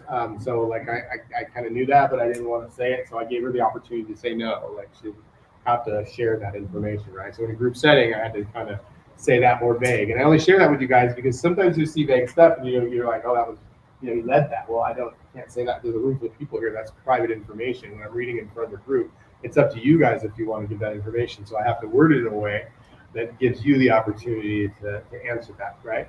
So when you said 2, I saw one more. So that's how this symbol means baby coming or baby gone, right? That's what the symbol means, and I have to figure out which one. And so that's how that goes. And again, I get the same thing. Quit beating yourself up. Quit beating yourself up. Quit beating yourself up. So they're like, you beat yourself up about stuff all the time. Do you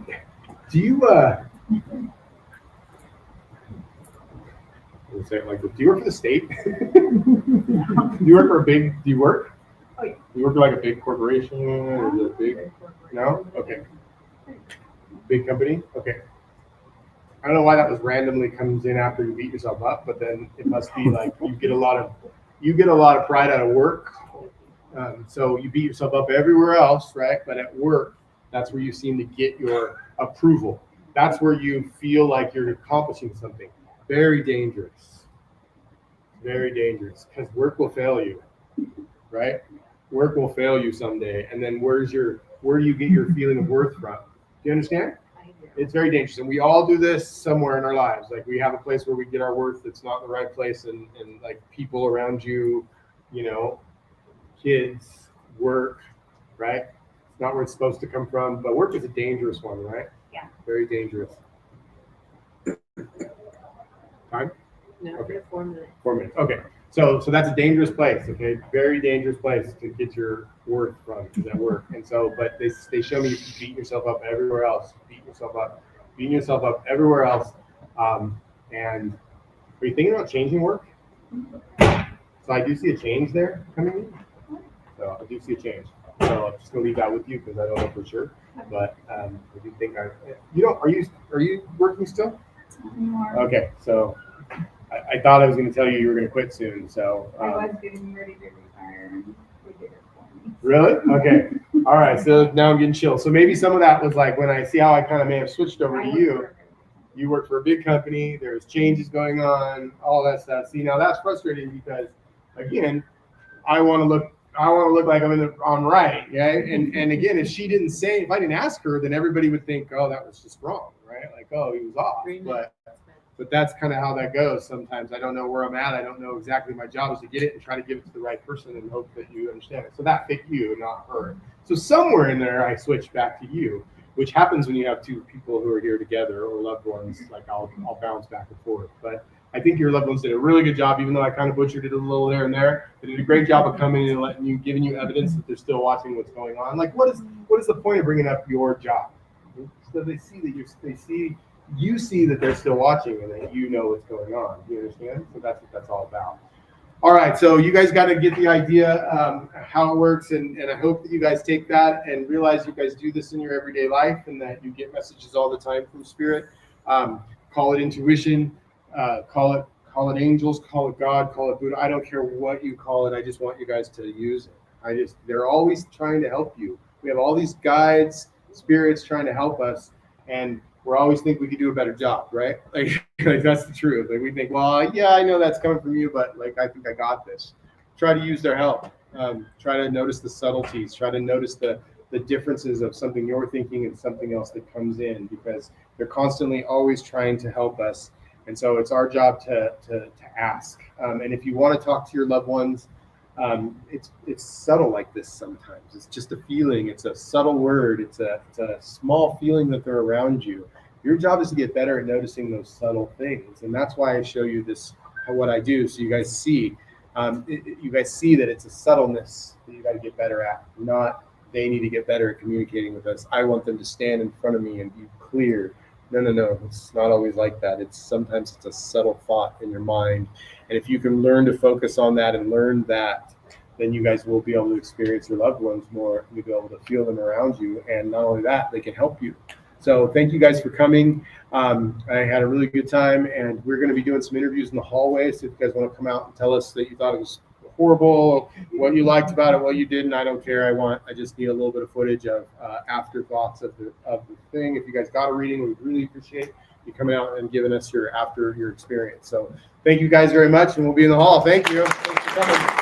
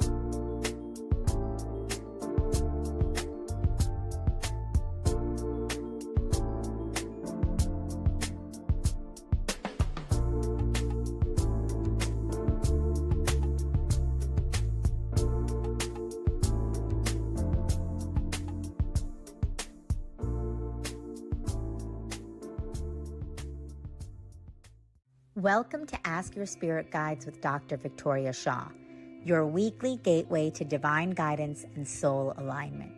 Each week, intuitive counselor and spiritual teacher Dr. Victoria Shaw connects with spirit to bring through live channeled messages from your personal guides, offering clarity, healing, and support on your journey. Whether you receive a personal reading or simply tune in, know that every episode delivers a powerful energetic transmission meant just for you. We're live every Tuesday at 5 p.m. Pacific on SoulSearch TV, streaming online on Roku, Amazon Fire, Apple TV, and our mobile app. Take a deep breath, open your heart, and prepare to receive. This is Ask Your Spirit Guides, and your journey starts now. Are you ready to experience real healing, body, mind, and soul? Introducing Becoming Whole, Healing with Francie Soito, a powerful new live show on SoulSearch TV. Francie is a Reiki master, psychic medium, and angelic channel with over 15 years of experience helping people and pets heal, receive messages from the spirit world, and reconnect with their true path. Every other Thursday at 6 p.m. Pacific, join Francie live as she taps into your energy field, connects with your angels and guides, and offers messages of healing, love, and deep transformation. Watch for free on SoulSearch TV, available online on Roku, Amazon Fire, Apple TV, and our mobile app. Want to receive a live reading or healing? Spots are limited. Grab your ticket now and receive a private Zoom link to join the session. Launching June 26th. Let the healing begin. Looking for clarity, healing, and divine guidance? Tune into 2 powerful new live shows on SoulSearch TV, where spirit meets transformation. On Tuesdays at 5 p.m. Pacific, join Dr. Victoria Shaw for Ask Your Spirit Guides, a live reading show where she channels messages from your guides to help you align with your soul's highest path. Then every other Thursday at 6 p.m. PST, experience Becoming Whole, Healing with Francie Soito, a transformational healing session where Francie, a Reiki master and psychic medium, offers deep energetic support, spirit connections, and intuitive guidance. Watch both shows for free on SoulSearch TV, online, Roku, Amazon Fire, Apple TV, and our mobile app. Want a live reading or healing? Spots are limited. Get your tickets now. 2 shows, 2 powerful healers, 1 place to realign your soul. Only on SoulSearch TV. Step into a sacred space with Ragini Mishra for Light Mirror Reflections, where every session becomes a portal to your soul, blending intuitive energy readings, name vibration decoding, and channeled messages from Babaji, Hanumanji, and the Divine Masters. Ragini guides you back to the truth you've always carried within. This is not just a reading, it is a reflection. Join Light Mirror Reflections every other Thursday at 6 p.m. Pacific, only on SoulSearch TV. Watch for free online or tune in via Roku, Amazon, Apple TV, and Android TV. Want to go deeper?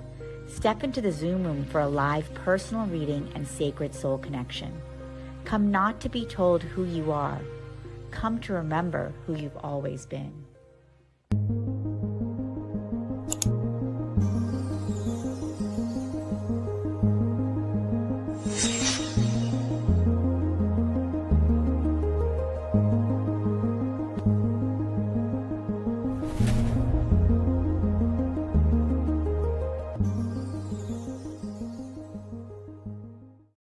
Awaken, align, activate.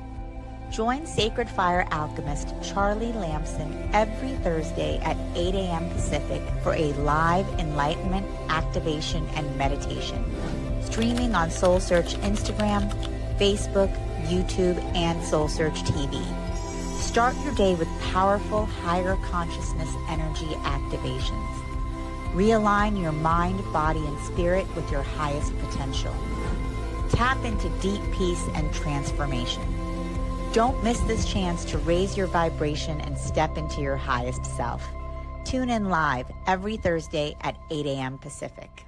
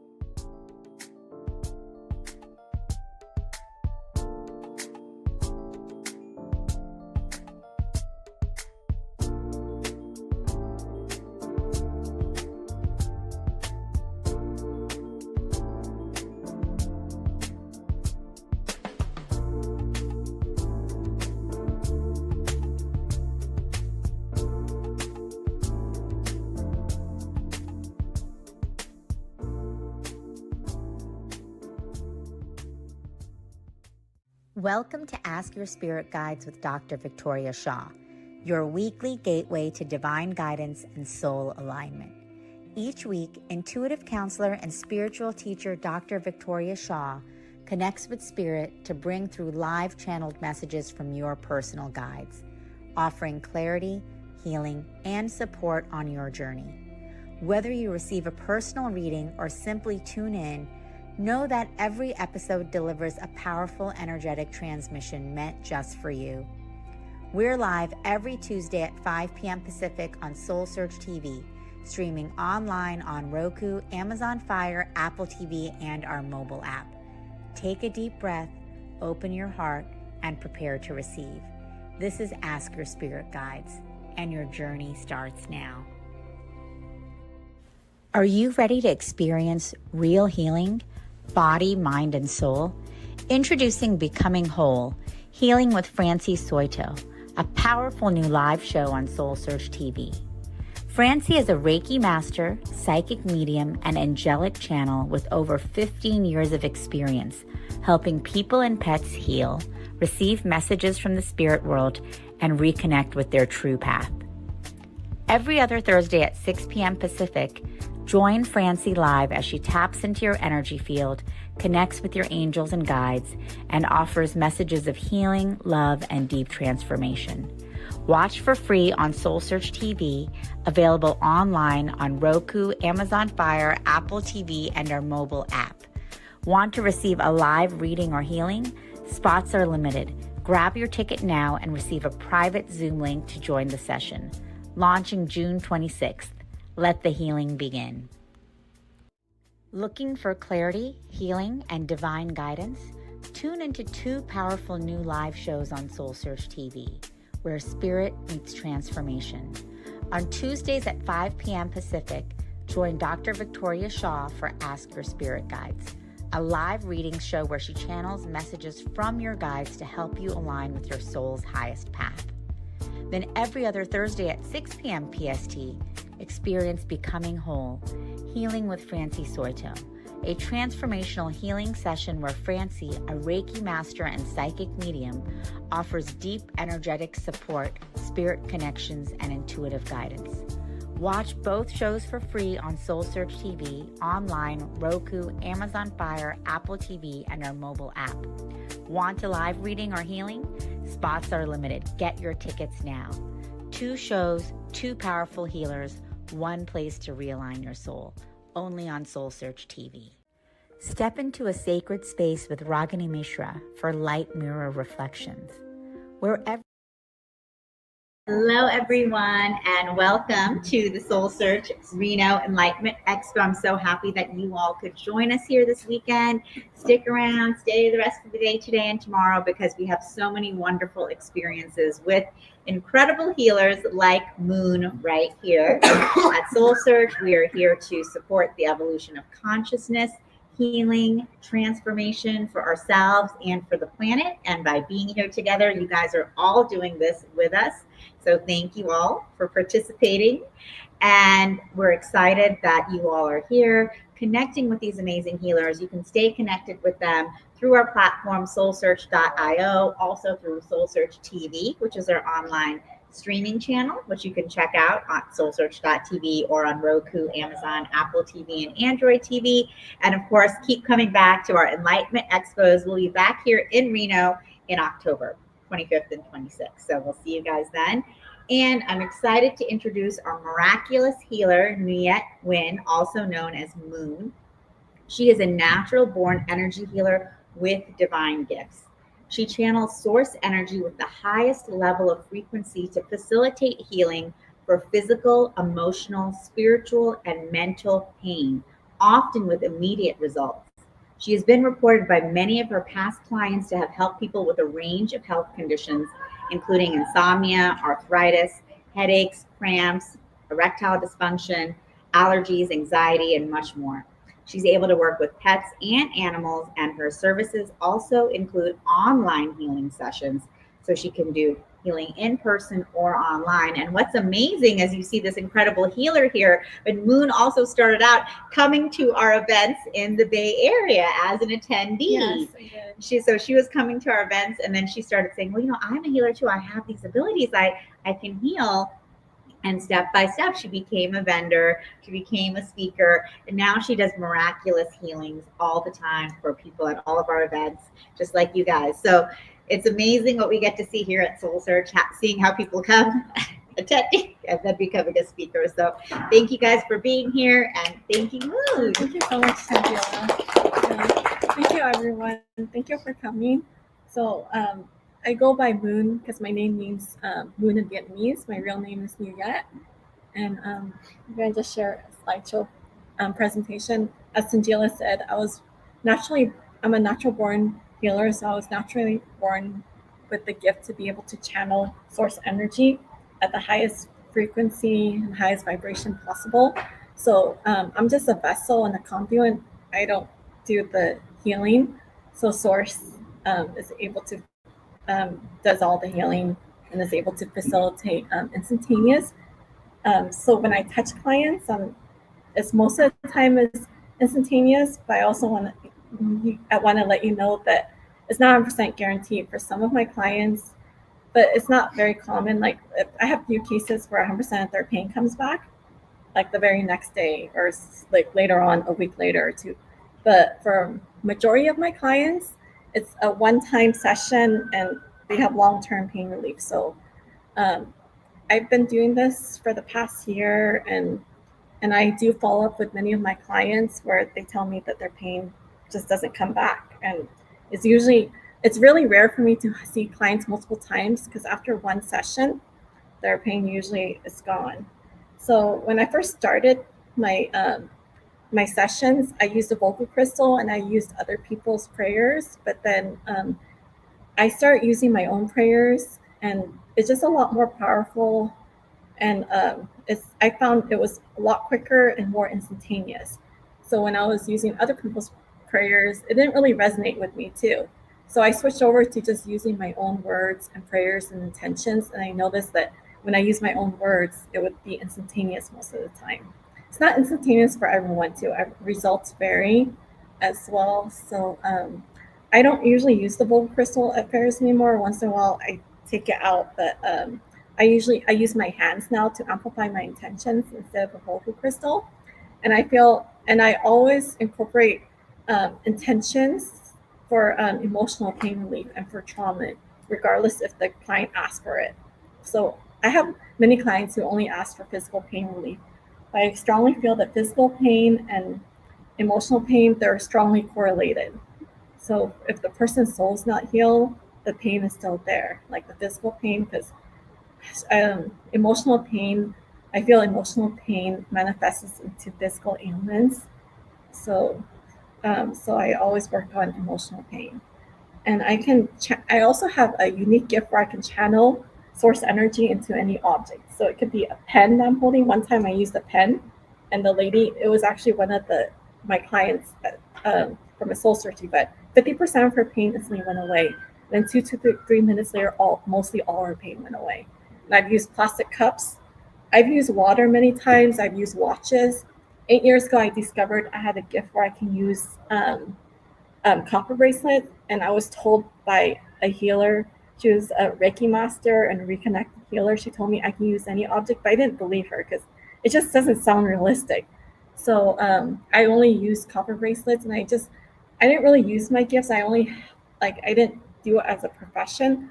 I just did it whenever someone needed help or had pain. I would help them with the pain. So I'm gonna just I'm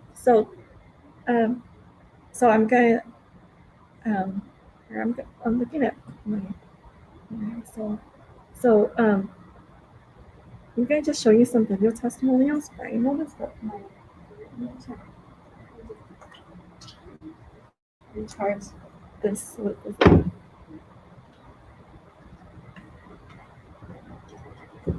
Okay, just the battery. So I'm going to just share some video testimonials. I have so many. Now I have 80, so now I don't know which ones to show anymore. But this one, is from over a year ago, April of last year. I channeled a bracelet for Rosa's brother, and ever since, like he got the bracelet. For helping my brother, he was walking with pain. He had hurt his back. I told her about it, and she recommended her copper bracelet. I got it for him. I took it back to him. He wore it, and by the next day, he was walking without a cane, and the pain was gone. This was 7 months ago, and he hasn't been using the cane anymore or the bracelet. Sometimes if his back starts to hurt, he'll Were you put guys able to hear back there? Okay, so basically I gave her a copper bracelet. I never met her brother, and I put intentions. Back then I didn't even clear the objects. This is before I start my healing business. Back in April, I just said an intention in my head that the person's pain will go away. And when he received the bracelet, all his pain, he had level 9, 10 pain, it went away and it never returned. And he actually no longer walks with a cane. And I still haven't met him. He emailed me thanking me, but I haven't, so I don't have to have direct contact with the person as well too, is another gift that I have. And then I'm gonna do, when I was in Turlock, I channeled various objects as well. So this is when I was in Turlock. These are all the same clients, like various clients from Turlock Expo. I stopped by the booth at the Holistic Fair to see Niet, and I was having some neck pain. She asked for my watch, and she put prayers and intentions into my watch. And as soon as I put it back on, my neck pain was gone. Hi, yes, I'm here at the Holistic Expo, and I came to visit Nuyet, and she used my phone to put her personal intentions that my arm pain would go away, and I noticed that the pain did significantly go away. My name is Santiago, and I'm here with Nuyet, and she, oh Lord, like earlier, like I was feeling like shoulder pain, like collarbone all the way to shoulder pain. I can even do this. Now I'm able to hold myself now. Sorry. So his pain level was, I don't know why it's frozen. It's probably the connection. Okay. We'll just wait. So did anyone have any questions? I also don't have to do objects with sessions. I also don't have to touch clients too, but whenever I use my hands, most of the time it's instantaneous. It's not instantaneous all the time. And so I'm gonna just do, it's probably the connection. It's kind of weird how it's frozen. It might just be frozen. Okay. So I'm gonna go ahead. And I might just play the, I can do a whole group healing session. I might just restart the computer. It might just be frozen. Okay.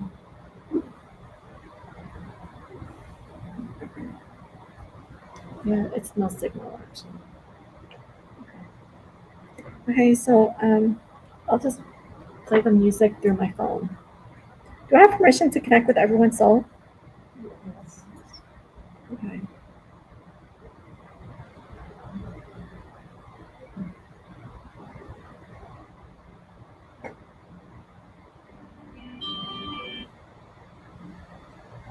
Okay, so I'm going to put a bubble of white light protection on you, so only white light and positive energy can come through. And I'm going to clear everyone's energy of, as well, of emotional charges as well. So I'm going to go ahead and start the whole group meditation. It's about 5 minutes long.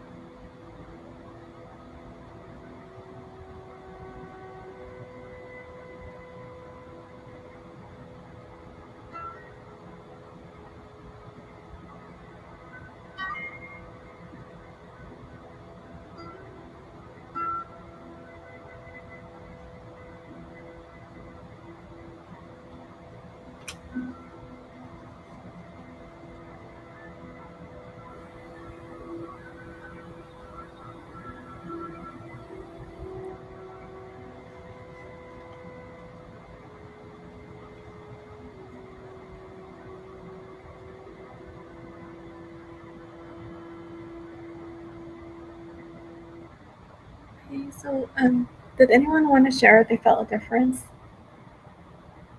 Or it could be emotionally, they felt lighter or calmer, or physically as well. Do you have any volunteers for healing demonstrations? Does anyone in the room have physical pain? So yeah, you can come.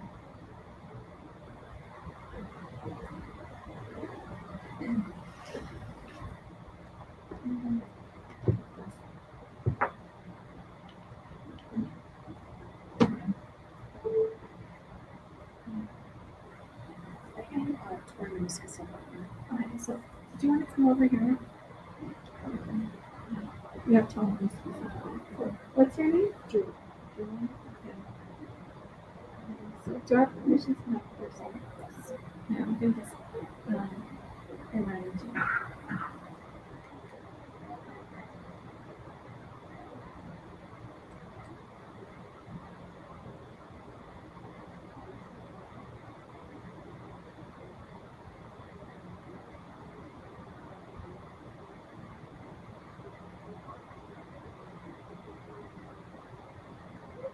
Do I have permission to touch you? So we just kind of bubble over like the keys and to enrich me. It's actually in both of these, but it's next. So I'll keep intentions for both of us. Okay, so is the physical pain still yes? And zero. So it's moving up in the body. So that's great.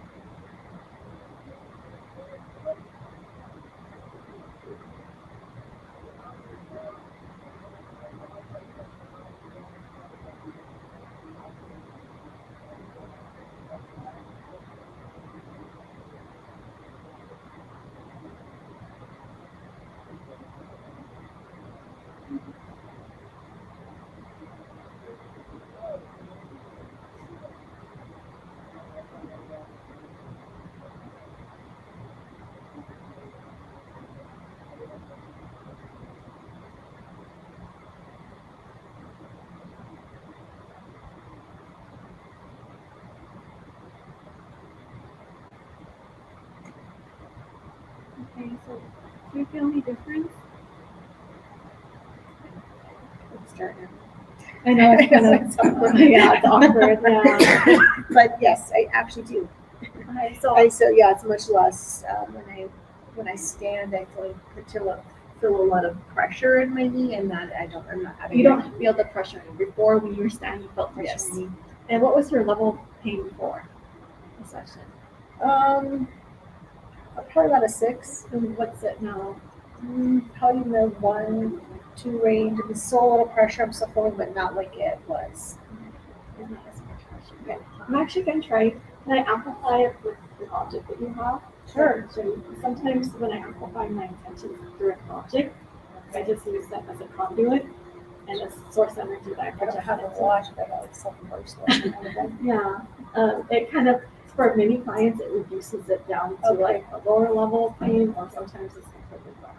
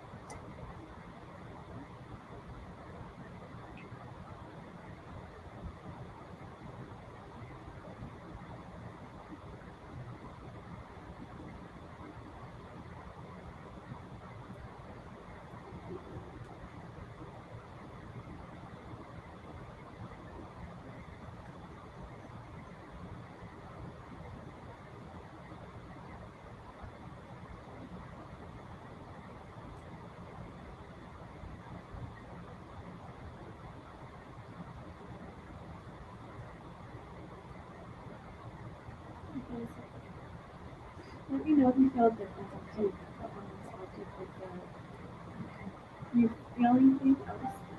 Yeah, I can. Honestly, it's almost gone until my like bending my knee, even like kick my knee. Before you, it was hard for you to bend your knee? It was hard for me to bend my knee. But was it after you put on the bracelet, or was it before you put on the bracelet? Before you did anything with me, I had a hard time moving my leg, my knee, bending my leg, Yeah. even like making a kicking motion would be really painful. So, So but since now that you're so now I just kicked. and there's no pain, so I'm Okay. just gonna be like, that was awesome, thank you. Yeah, thank you. So the bracelet amplifies it. So, Okay. so sometimes it quickens It quickens. the speed, Okay. but I can do it without touch. But Okay. usually with touch or with objects, it just amplifies my intentions. I just want to show you. Yeah, that's awesome. Thank you so much for volunteering. Okay, so is there anyone else that has chronic pain that wants to volunteer? I'll try to get through everyone. Thank you so much for volunteering. And if you have an object in mind, I'll amplify it today, or I'll put my intentions in the object too, to amplify my intentions as well. And come up here. So, hi, how are you? What's your name? It's Ashley. Okay, do you want to come over here? So, do you have questions about yourself? Yes. Yeah, I'm going to clear energy.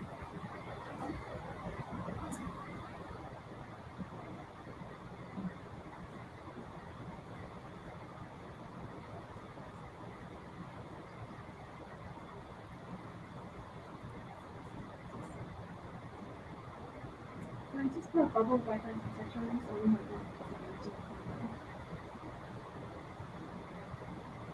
And do you have permission to touch you? Yeah. So where is your pain? It's right through here. And I'm going to put it in the keys and then lecture to the exam of my so it's neck to your shoulder. Neck to shoulder. Is it stiffness, physical pain, limited range of motion? Okay, so I can work on all of it. Yeah. And then I'm also going I always do intentions for realignment too. So I'll like they have misaligned and they actually feel, sometimes they feel their bones. I don't put any pressure or manipulation, but like they do feel their bones go back into different. So I'm going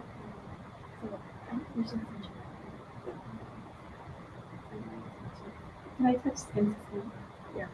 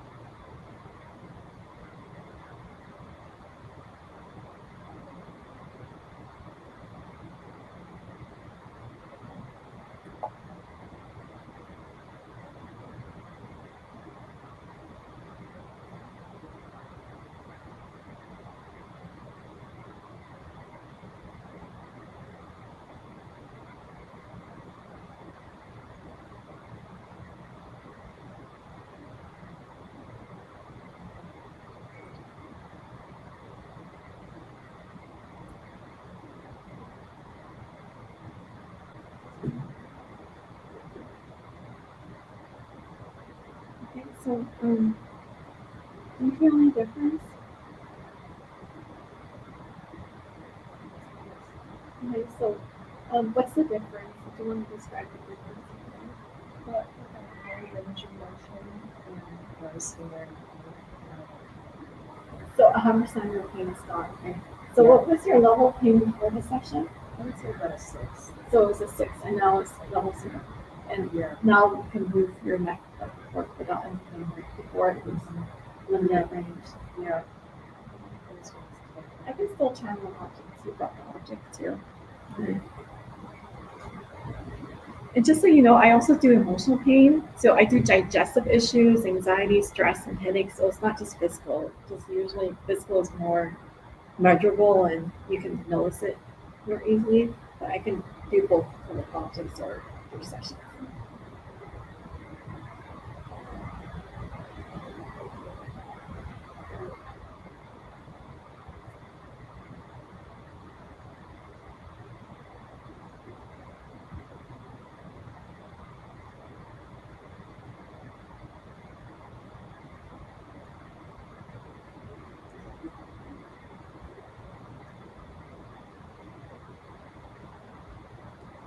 Thank you so much.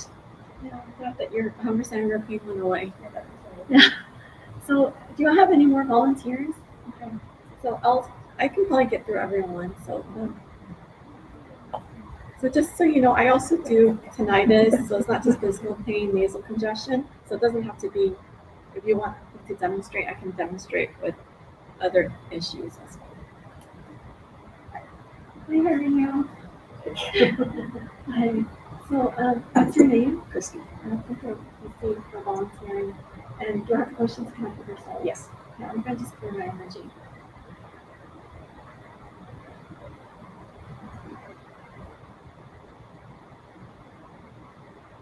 I'm going to feel bubble with it. me, so I'm like possibility to come here. And also, and then,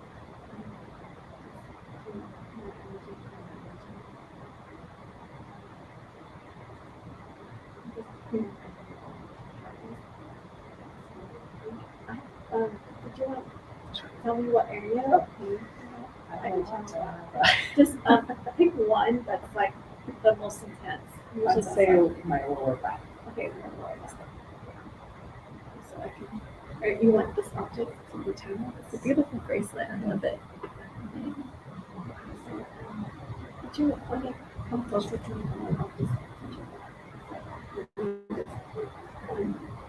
Did you over the shirt? Can I touch your arm? Yes. Is it physical pain or stiffness? Yes. And then And it's kind of the sciatic, like, so it's walking around when it runs down the legs and that's those radiating pains that Yes. she's on her leg. Is it your right leg or both of your It's legs? Okay. So I'll do intentions to stop the radiating pains and she can and I'm gonna also do intentions for you.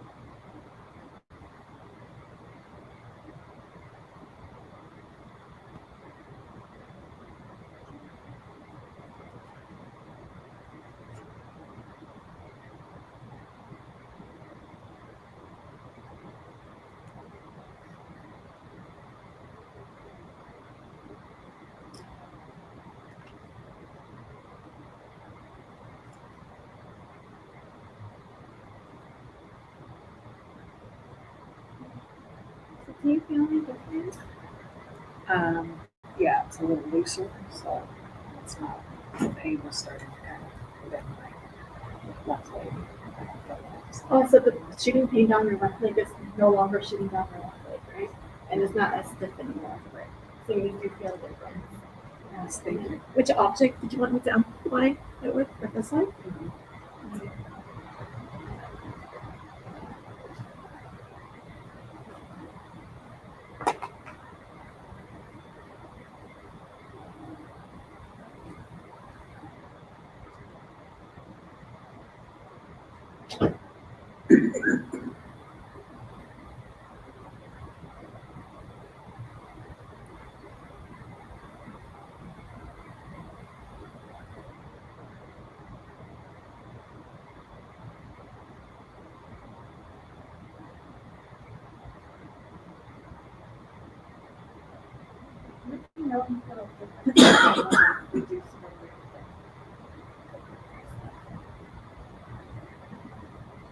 You feel any difference? Actually, yeah.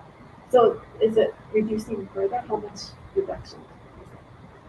I would say so my knee was hurting. And even though we weren't focused on that, Yeah. that went away. Like, Oh, pretty your fast. knee pain is completely gone. Just so you know, source is all knowing and knows where to go.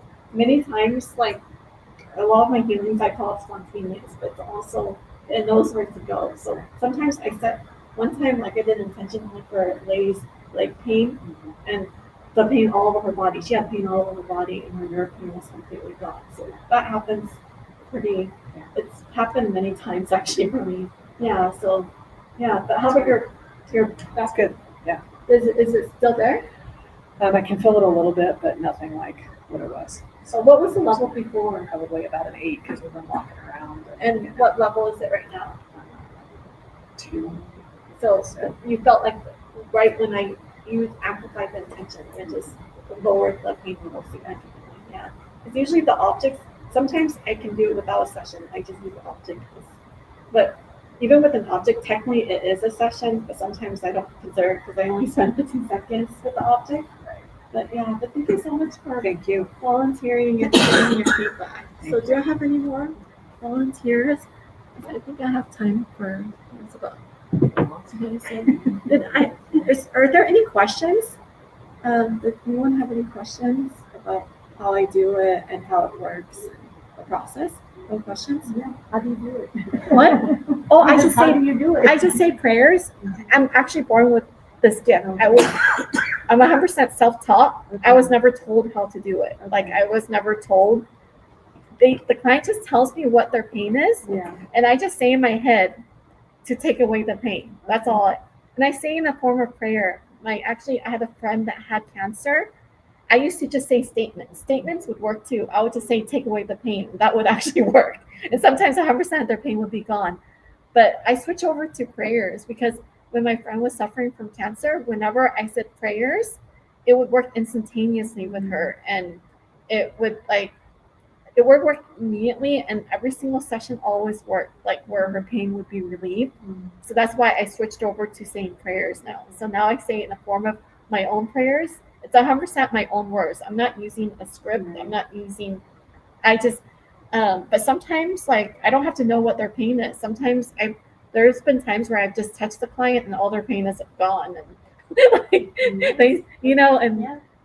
or there's been times where I don't even touch them. I'm saying the intention in my head, and even before I touch them, it's already gone. So it's just a natural gift I have, but I'm not doing it. Just so you know, it's source. So source, I feel source is everywhere. It's within you, within me. So I'm just taking the healing energy that already exists. I'm not channeling a different spirit or a different entity. I'm still myself. Source is all knowing, and source, I strongly feel source can do anything, and source can heal any ailment or any condition. So since I let go of my limiting beliefs, like the gifts have expanded and I've been able to use it more. Because in the beginning, people would ask me for tinnitus or certain things, and I would say, I don't think I can do that. That's like I thought I could only help with physical pain, but or emotional, but I didn't. Through practice and using it over and over and working with so many different clients, I've been able to discover, through trial and error, what has worked and what I can do. But I just speak from the heart. I just use my own words and my own intention. I'm basically just using my intuition. And that's why, with objects, today, usually I don't use objects. But today I was using objects. I also want to demonstrate when I use objects, it amplifies it. So I do have there's many or multiple clients of mine, not many, but I would say several.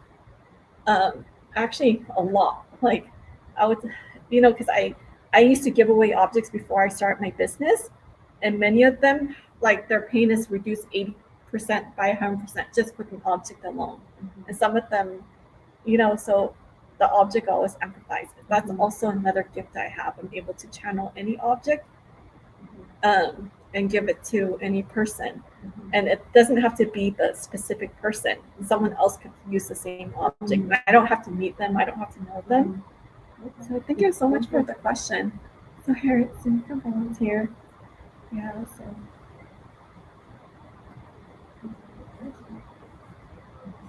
Yeah, thank you. Thank you for your patience. What's your name? Ruby. Come closer. Do you have questions to connect with your soul? I'm going to screen energy.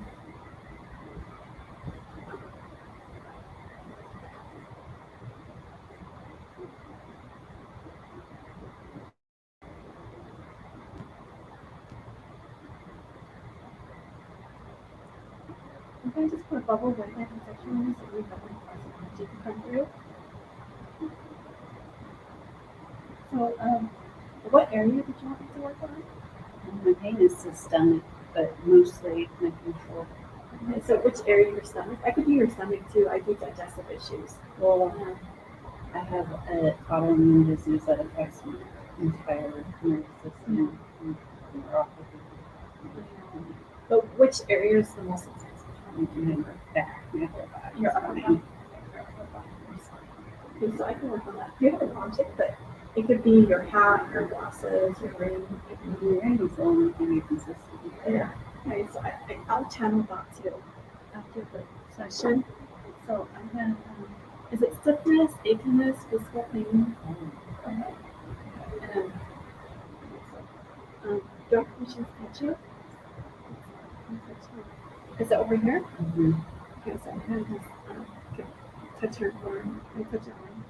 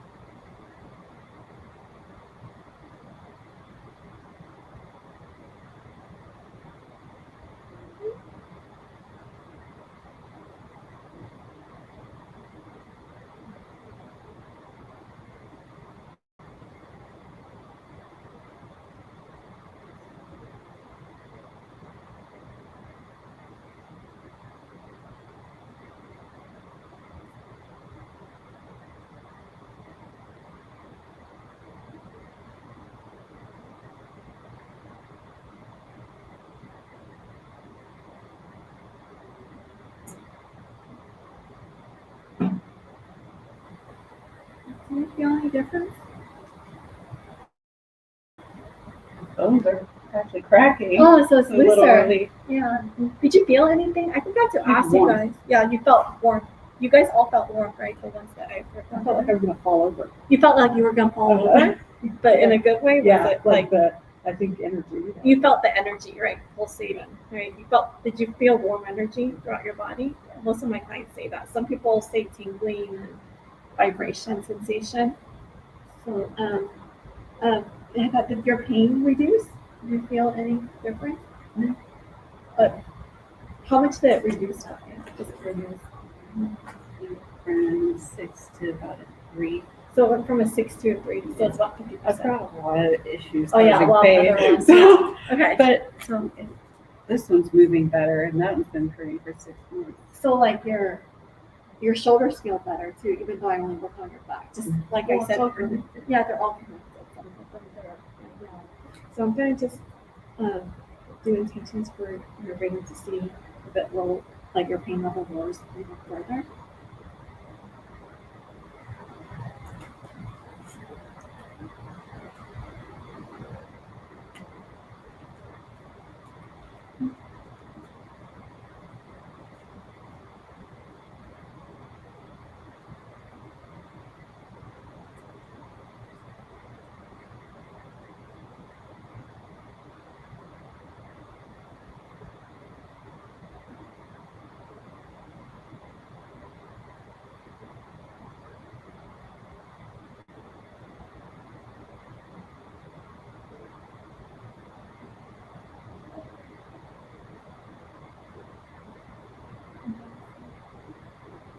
Did you feel a difference now with the ring on?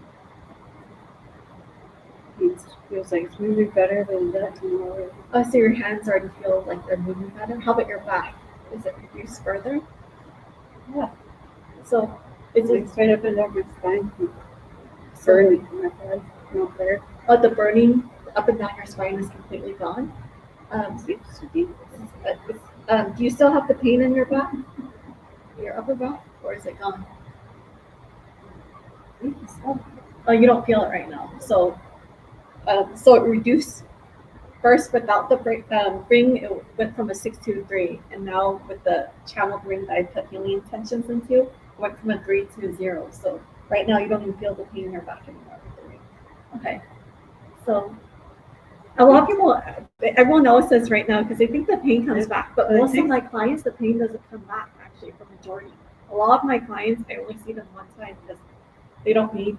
There's been cases where some of them, after I do a free 1 minute session, but I've been taking longer today. So after I do the 3 or 4 minute session, their pain just hasn't came back, and they don't need a session too. So yeah, so Thank you so much. I'm hoping your pain doesn't come back like many of my clients.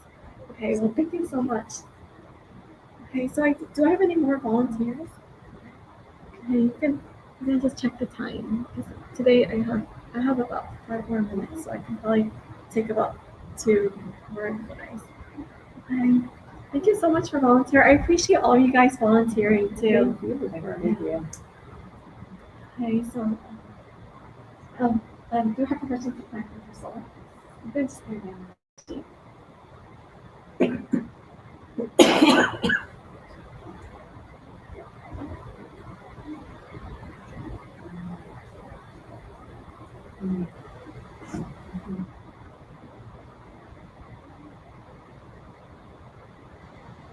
So I just put a bubble where like the sunshine is only like possibility to come through. So what area of pain did you have? I have a labrum tear right here in my, well, it's more on the inside, but the pain is all in here. Okay, so then it's over here. Yeah, it's like right here. Is it stiffness? It's more of like a burning. Oh yeah. So it's And it kind of shoots down my leg. She's not really so I can work on that. I can just touch your arm for that too. Okay. So I don't, just so you know, I don't have to touch that area. You notice I've been touching the area of pain, but I actually can do no touch at all. Like if I don't touch, it still works. But it's just most of the time it's not. I only touch because it's more intense. And many times when I touch, it's instantaneous. So I could just touch your hand and it'll target that area. And then also target how it shoots down your right leg as well. Do I have permission to touch you?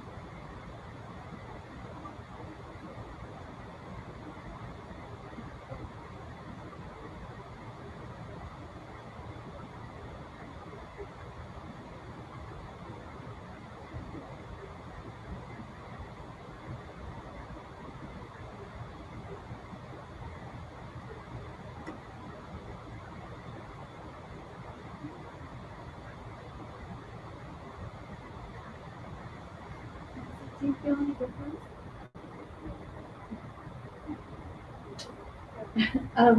Do you still feel the burning? So the burning is completely gone, right? Or is it a little still left? Do you still feel the pain? Because you're looking, I mean, kind of like, yeah, like shocked. I am. Yeah, like It's a little bit tender, but not. it's just a little tender. Yeah. But how about is the burning gone? It's gone. The 100% of your burning sensation is gone down your leg. It's no longer shooting down your leg, though, right? The pain that was previously shooting down your leg is also gone, right? It's gone. Okay, so do you have an object? I can use your glasses. Yeah. It's like, yeah. So you know, like I know it sounds silly, but I've used like a pen. I've used any object. I'm able to use any object, and I've even used cell phone. But I usually put the intention to protect the person from the EMFs. I mean, at first I was resistant to using it, but there's been people who have no objects and they just hand me their cell phone. So, and it actually worked. There's a guy who had wrist pain or hand pain on his hand, and after I channeled his cell phone, later on, like initially 80% of it was instantly gone, but later on 100% of his hand pain went away with his cell phone. So I'm able to use any object. So I'm gonna just use this process.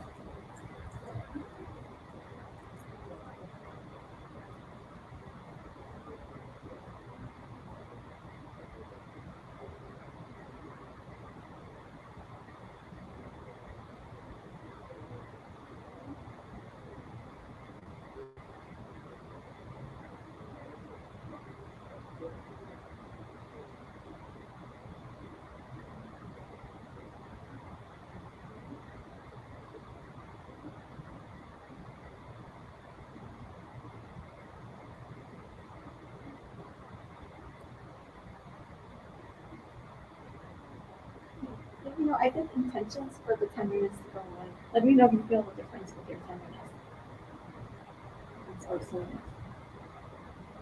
So you feel a difference? I do. Is your tenderness still there?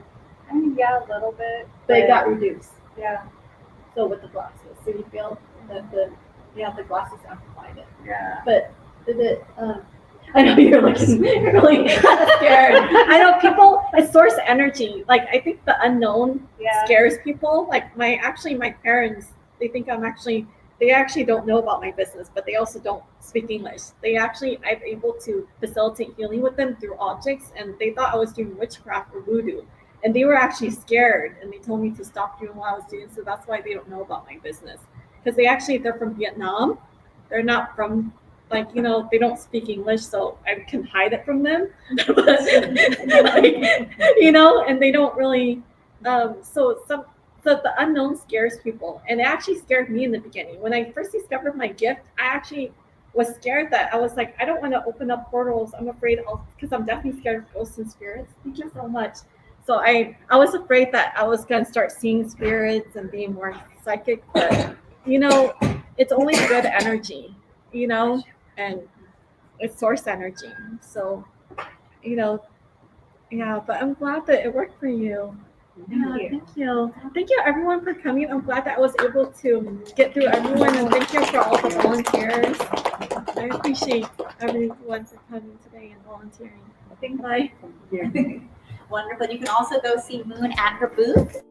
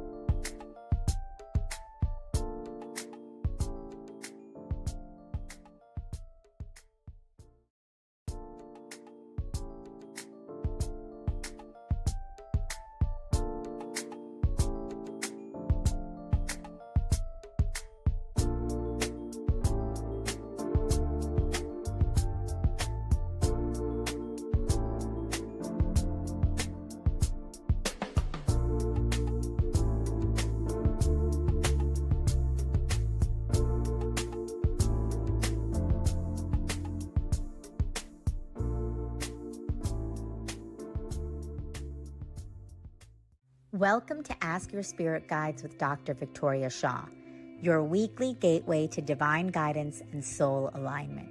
Each week, intuitive counselor and spiritual teacher Dr. Victoria Shaw connects with spirit to bring through live channeled messages from your personal guides, offering clarity, healing, and support on your journey. Whether you receive a personal reading or simply tune in, know that every episode delivers a powerful energetic transmission meant just for you. We're live every Tuesday at 5 p.m. Pacific on SoulSearch TV, streaming online on Roku, Amazon Fire, Apple TV, and our mobile app. Take a deep breath, open your heart, and prepare to receive. This is Ask Your Spirit Guides, and your journey starts now. Are you ready to experience real healing? Body, mind, and soul? Introducing Becoming Whole, Healing with Francie Soito, a powerful new live show on SoulSearch TV. Francie is a Reiki master, psychic medium, and angelic channel with over 15 years of experience helping people and pets heal, receive messages from the spirit world, and reconnect with their true path. Every other Thursday at 6 p.m. Pacific, join Francie live as she taps into your energy field, connects with your angels and guides, and offers messages of healing, love, and deep transformation. Watch for free on SoulSearch TV, available online on Roku, Amazon Fire, Apple TV, and our mobile app. Want to receive a live reading or healing? Spots are limited. Grab your ticket now and receive a private Zoom link to join the session. Launching June 26th. Let the healing begin. Looking for clarity, healing, and divine guidance? Tune into 2 powerful new live shows on SoulSearch TV, where spirit meets transformation. On Tuesdays at 5 p.m. Pacific, join Dr. Victoria Shaw for Ask Your Spirit Guides, a live reading show where she channels messages from your guides to help you align with your soul's highest path. Then every other Thursday at 6 p.m. PST, experience Becoming Whole, Healing with Francie Soito, a transformational healing session where Francie, a Reiki master and psychic medium, offers deep energetic support, spirit connections, and intuitive guidance. Watch both shows for free on SoulSearch TV, online, Roku, Amazon Fire, Apple TV, and our mobile app. Want a live reading or healing? Spots are limited. Get your tickets now. 2 shows, 2 powerful healers, 1 place to realign your soul. Only on SoulSearch TV. Step into a sacred space with Ragini Mishra for Light Mirror Reflections, where every session becomes a portal to your soul, blending intuitive energy readings, name vibration decoding, and channeled messages from Babaji, Hanumanji, and the Divine Masters. Ragini guides you back to the truth you've always carried within. This is not just a reading, it is a reflection. Join Light Mirror Reflections every other Thursday at 6 p.m. Pacific, only on SoulSearch TV. Watch for free online or tune in via Roku, Amazon, Apple TV, and Android TV. Want to go deeper? Step into the Zoom room for a live personal reading and sacred soul connection. Come not to be told who you are. Come to remember who you've always been.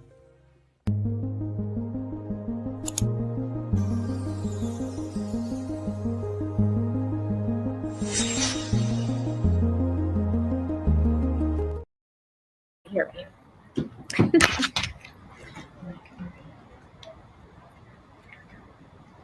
Hello, everyone, and welcome to the SoulSearch Reno Enlightenment Expo. Thank you all for being here with us all day.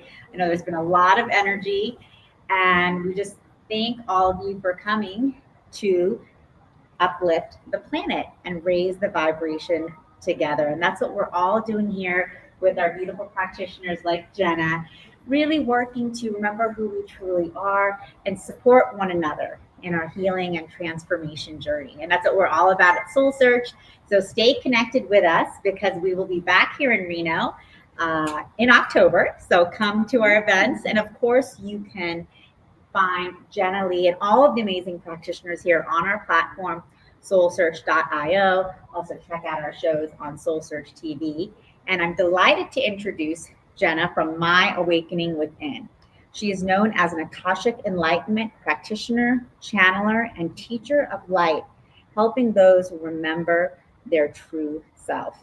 And she's a profound Akashic Records expert who can work with you on diving into the Akashic Records and understanding where you have come from, where you are going. And also she channels light language, and you'll be experiencing a lot of Jenna's magic today as she talks about activating your Christ consciousness. So Jenna, thank you for being here. Hello.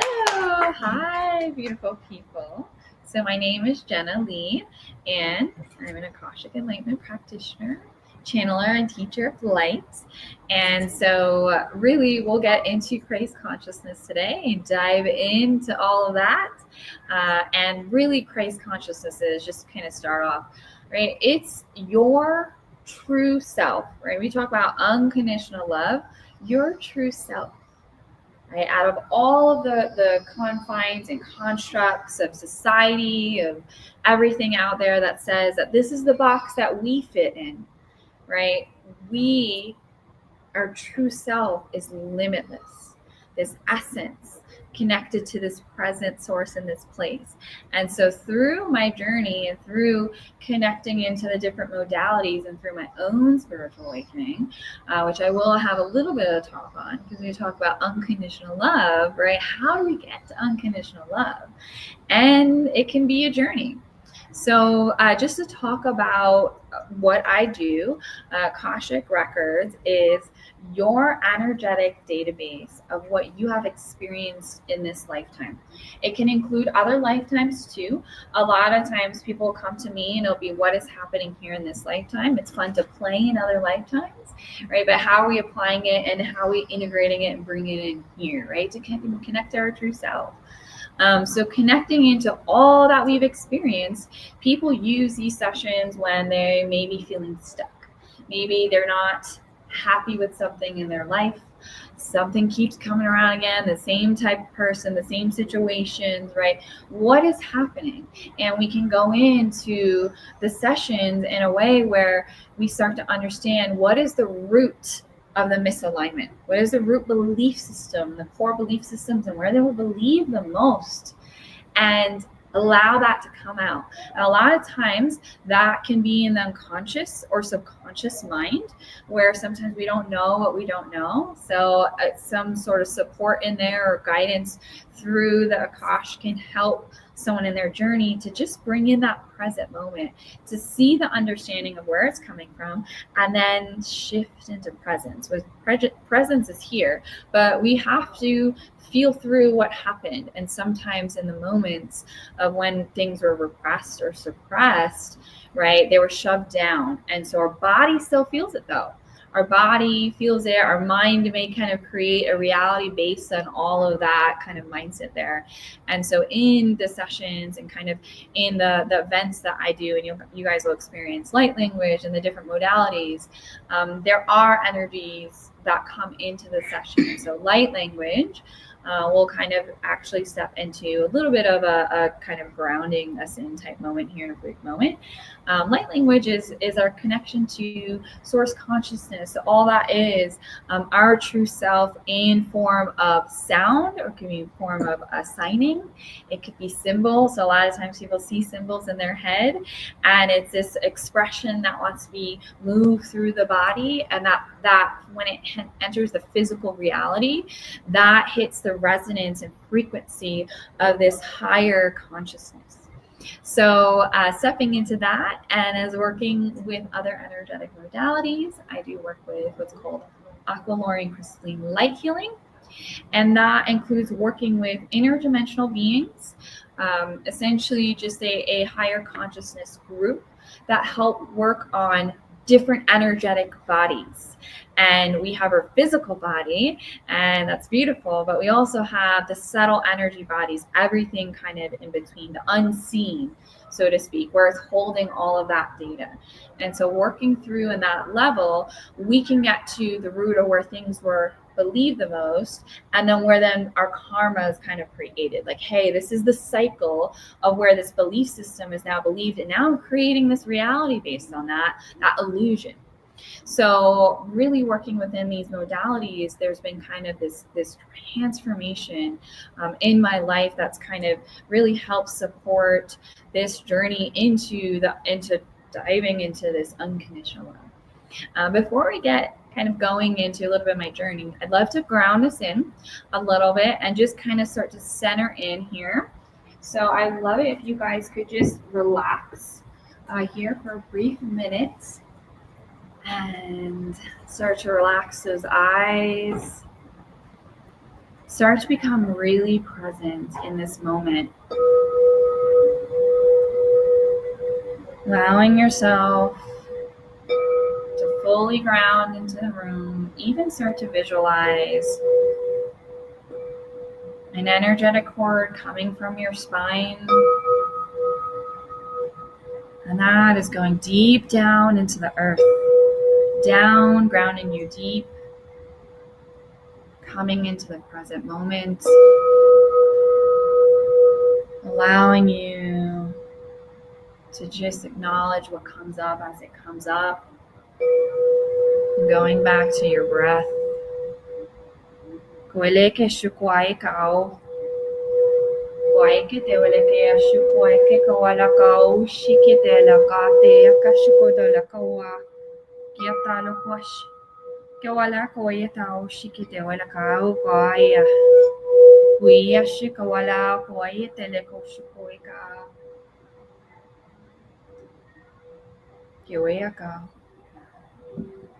You're starting to become aware of your physical body, coming back to the room, the present moment, and open your eyes when you're ready. Hi. Welcome back. So just to help ground us in, right, into the moment, and you'll see I do a lot of talking in presence and kind of there's a lot of tools to kind of help us come back in. But that was also a bit of light language too, to help kind of move some of that energy through. If there's any resistance or anything, just to let the energy flow. So let's talk about unconditional love and a little bit of the journey there. So my spiritual awakening happened with a catalyst. So who here has had, and it doesn't need to be a catalyst, who here has had a spiritual awakening or having a spiritual awakening? Yeah. So, and really just a spiritual awakening is coming to this new self-realization. It doesn't need to be a big catalyst. Either one is just as equally as important, because what you're doing is you're coming to this new way of being, this new self-realization of, oh, that was not serving me. Okay, this is what I'm going to do. And you don't need to go through a catalyst, but sometimes we go through them because we can be a little stubborn. So that was me. I was a little stubborn, and more than that, it was hidden behind pain, hidden behind trauma. And it was hidden behind a lot of undealt with issues. And so the catalyst that really started for me was really pretty much a loved one having a mental health crisis. And in the episodes that kind of unveiled, a lot of traumatic events happened over a few months that eventually led to kind of me having PTSD, right? So there were some life and kind of, or fight or flight circumstances and kind of life situations that I was in a state of all the time, fight or flight, PTSD. I was out of work for 5 months and really disconnected from my body. Like I would walk into rooms and not know why I was there and just kind of repeat that cycle. And so I realized that it was not okay. And I actually realized along the journey that a lot of that was actually exacerbated by this one situation or situations. But I actually always had some form of, you want to to call it dysregulation, PTSD. Like there was no formal diagnosis, but I had flashbacks of things that were repressed. So I learned that in the journey that I actually had repressed. I didn't remember anything under the age of 11. Now I have memories that I have remembered, good and, things that have happened that I've healed through. But these were times that were pushed down, that it was so much pain. It impacted life. It impacted the way that I lived. I would suppress through, it might have been drugs or alcohol or whatever you can suppress with. And that was my way of coping with everything that had happened. And so through this catalyst, it was finally like, after 2 weeks of going to EMDR therapy, it went back to the very beginning of like, hey, this is what happened that brought me in. But 2 weeks in, it was like, hey, this is the stuff that was repressed and it's all connected because it's still being activated. All the things are still being activated. The things that weren't dealt with still were not dealt with. And now they were kind of coming up to just be like, hey, if we don't deal with it, I can stay in this area. And I had a decision to make. And I said, well, I can live like this and I can be in fear of, all the people around me, even loved ones, or I could actually make a decision to do something different in life. And now on this side, I'm living a very transformational, joyous life. But in the moments I honor, because I understand what it's like to be in the darkest moments of our life, where we may not want to be around anymore. And in those moments, though, there is a light, there's an opportunity. And so I decided, yeah, I am going to do something. And so in this journey, things opened up for me. I had all the traumas revealed and memories revealed, and I was molested when I was younger, and so all of these things opened up where now I was starting to get into my body and integrate a new way of seeing things, and now actually processing what was suppressed or repressed. So in the journey, I started to go to psychic and mediumship development classes. And then I started to say, what is this energy? Because I went back to work and I felt good. And, that was good. I still had some parts of the PTSD, the flashbacks and things. And I happened to, be practicing and my hands were heating up and I felt the Reiki energy or I felt energy. And I got Reiki attuned. I did ayahuasca and I started channeling light language and what is this? And I did an Akashic session and I had instant forgiveness. Instant forgiveness that I didn't even know that I needed. Like when you say forgiveness and people can, I've heard that before and people can stand up and say, you have to forgive. The forgiving is not the giving someone a pass. It's like taking the energy of where my mind is and the power where my mind could be going and spending all this time over here on something that that happened, and it's really taking this presence to say, I'm here now, I'm good, right? But allowing myself to go through the feeling of the shame, the guilt, like all of these emotions that we can shut down very easily, very, very easily, and allow that power to come within and embrace that, and then be in spaces where you can share the journey and allow that ripple to continue. So in the journey, in this spiritual awakening journey, I started to, do the work. I said, okay, what is this forgiveness and this acceptance? What is this? Like, I'm unveiling this. Then I started to realize that I had a lot of negative ideas about myself. I would say things about myself that I would not say to other people. And that's the part of the journey, especially when I started waking up in this spiritual aspect of, love and light, right? And there's a lot of like bypassing that can go on when you're in your spiritual journey. You're like, let me get into this spirituality and it's going to be all good. But we can bypass a lot by distracting ourselves with the shiny objects of spirituality. And it's beautiful, but we can turn what I was distracting from the past, from the, you can say, the unhealthy coping mechanisms, to now something in spirituality where I'm just learning about all the things outside of me that is not teaching me anything about me. There's support, but it truly comes down to what is it? Who am I? Who am I? Right? It truly comes down to that crux there. And when you go your whole life living through the pain and all of that, then you start to realize none of that, and even expectations of society, none of that is mine. So what is mine?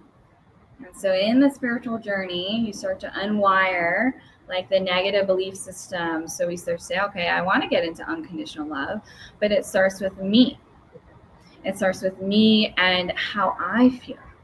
Right? And so Christ consciousness, this connection to this unconditional love and the true self, and the opportunity to look at what we're identifying outside of us that is not us and what we're attached to, and also help release that.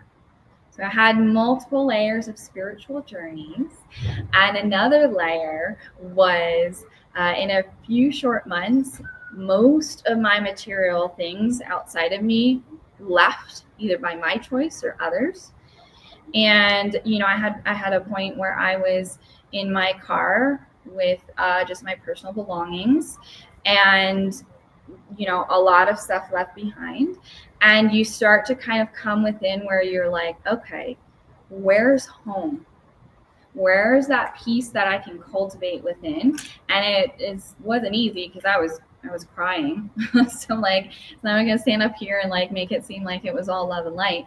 But learning to cultivate that there's no valuable thing outside of me that is telling me my value. My home, my marriage, my job, none of that actually equates to my value. But we can unconsciously attach to it. And that's just, it's learned. Like, it's like, for me, a family dynamic of connecting into your corporate job or your job, and okay, this job equals success, and that was learned by being seen through different rewards and mechanisms in childhood. And so for me, I had a corporate job. I'd work 60 plus hours. I made good money. Great. Was it slowly killing my soul? Yes. I was not happy.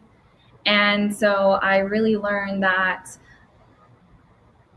all the time spent on all that outside of me, that value is attaching. Like, if I was successful, that meant I was valuable. That was the unconscious belief. That was the subconscious belief system. So, and I wasn't really actually thinking that. What I was thinking was, I'm going to make good money, and, I got to work more, and I got to prove, what am I proving? And so that is where we start to dismantle the illusions that are in the way of the unconditional love. Because if I'm seeking over here for this job to tell me my value, that's conditional, right? If I'm seeking over here to tell me, like, this relationship, this friendship, I hate to say, like, oh, I can't live without, but we should be able to be in our sovereignty and know that we are going to be okay. Doesn't mean that we wouldn't be sad if things left or people left, right? And that's normal and that's human. But for us to stand up and cultivate the peace within, the love within, right? That is power. That is Christ consciousness. That is true self. That is the frequency of just being the flow. Show up who you are, as you are, dress as you want. The moment that we do start to say, oh, that person's gonna think this of me, right? So I'm not gonna do it. I'm judging myself. Maybe there's an aspect of that, but by me not going and doing it still, maybe I might drag my feet. I'm like, I don't know if I'm gonna do it because it's a little bit of fear, but me not doing it is judgment. Right? So where's the conditional love versus unconditional love? And it's a beautiful journey, but it's bit by bit, we start to understand how we can dismantle the illusions that are confining us to this limiting box. And sometimes there's a layer that comes out and we're like, oh, we're good. And there's something else that comes in, you know, that's preventing us from moving forward in something that we're really excited about. And the one thing that I can give you is that when we talk about embodiment, because now we're talking about the theory of unconditional love and all that, but the embodiment of unconditional love, or embodiment of anything that you want to do, is applying the knowledge and moving forward, even if it's just a toe, even if it's just a foot. What now we're doing is we're seeing the knowledge that we've learned and say, okay, I truly am valuable. I truly love myself. I want to express myself in this way. I may be a little afraid because I haven't flexed that muscle of expressing that true self. Well, now I have to learn that it's not as hard as it is. Like, the worst thing that can happen, you can play it out. When I started learning, or I got the message to start channeling with Christ consciousness and to start talking about it, I was like, oh, why me? What do I know? And their judgment, right? Fear, right? But what is the worst that can happen? You know, what would happen? You guys would like throw stuff at me, like throw food, and like, you know, like it's the stuff in the mind can really create this imbalance of the truth. Really, the illusions can tie us. And so when we just step in, like that first time you go and do that thing, you say, oh, that wasn't so bad. You know, that's when the application, the embodiment starts to come in, because then you move quicker next time, right? And then you move quicker. So it's a beautiful, beautiful journey into learning into this unconditional love and what that means in all the ways that we could be in the way of that, right? Not necessarily something outside of us. It's us and our mindsets. So it's a beautiful journey. But I'd love to get into activation, but I want to see if you guys have any questions, any thoughts. Yeah. Would you describe light language, please? To me, it feels like an energy language. It's certainly not English or words that we know on this planet. Yeah. So it's coming from the higher frequencies. So how would you describe light language? Yeah, good question. So light language can be a couple things. So I probably went when I said it before, light language can be through also connecting to higher dimensional beings or interdimensional beings, where you're channeling through star systems and different, right? You know, you hear people out there, Pleiadian and kind of all that, right? And so that is something that will come through light language. Essentially, light language is a frequency and a resonance of whole true self, that connection outside of everything here, the channels. As we start to clear the channels and we start to become connected, it's like the energy flows through seamlessly and it feels like it's just home. A lot of times I'll actually channel light language, and either someone will they'll be activated in that time and they'll want to start speaking it, or they'll say, oh, it sounds like I speak the same language, or I know exactly what you're saying. So it's just like a frequency of all that is. It's unconditional love. It's, just the resonance of truth, of universal truth. Right, outside of illusions or the stuff. And a lot of times I can speak up here and channel and talk, and the light language will bypass the ego, because I could talk to you guys and you might say, I don't resonate with that, I'm gonna put that over here, right? The light language just is pure sound and frequency and resonance that just bypasses, and it allows the zing to zing in, and then whatever you guys are zinging out. So hopefully that helps. I like that. Yeah, lots of singing. Any other questions? Lots of singing. Any other questions? No. All right, so we're going to get into this activation. Are you guys ready? Mm-hmm. Yeah. Okay. A little quiet. Yeah. All right. So just start to relax as I pump you guys up as I'm like, oh, we're gonna relax. So relax. Yeah. Relax his eyes there. Allow yourself, if you have legs crossed, all good, but I do suggest let the energy flow freely. Allow yourself to be in a receiving mode. Any resistance that you have, breathe into that. So maybe take a breath in. You breathe into that space in the body of resistance. You acknowledge it. And then you see it move through. Do I look at this? Let yourself just be in a place where you are starting to see that full peace embodied. Allow yourself to witness.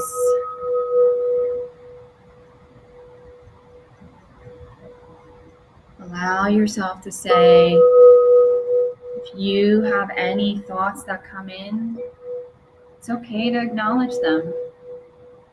And then go back to center, go back to breath, go back to the heart. Allow yourself to just be centering in deeper here. And now you start to visualize golden energy. That golden energy is just filling up the outside of your body like this egg shape. Starting down from the feet all the way to the top.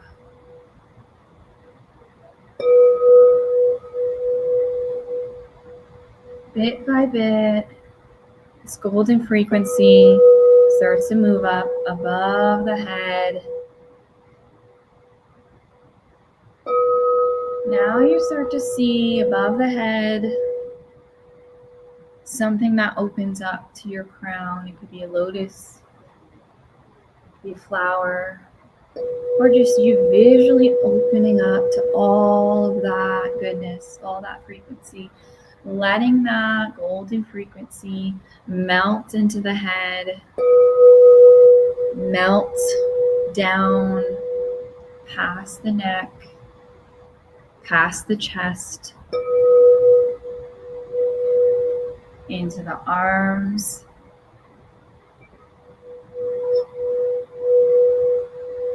down past the stomach, the legs, into the feet. Let that golden, godlike frequency, perfection, just move through every layer of your body down to the subatomic level in all times, please. Feeling that shift as we now bring awareness to this Christ consciousness template. This template of unconditional love that is already within you, being awakened. Merging that with the gold energy, understanding, activating your DNA, letting that flow and move that through your entire body.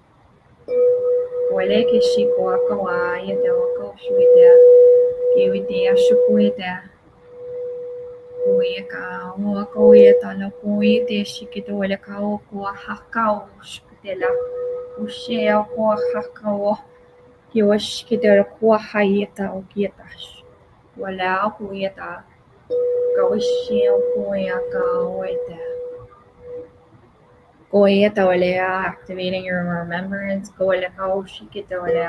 Embodying Christ consciousness template, unconditional love.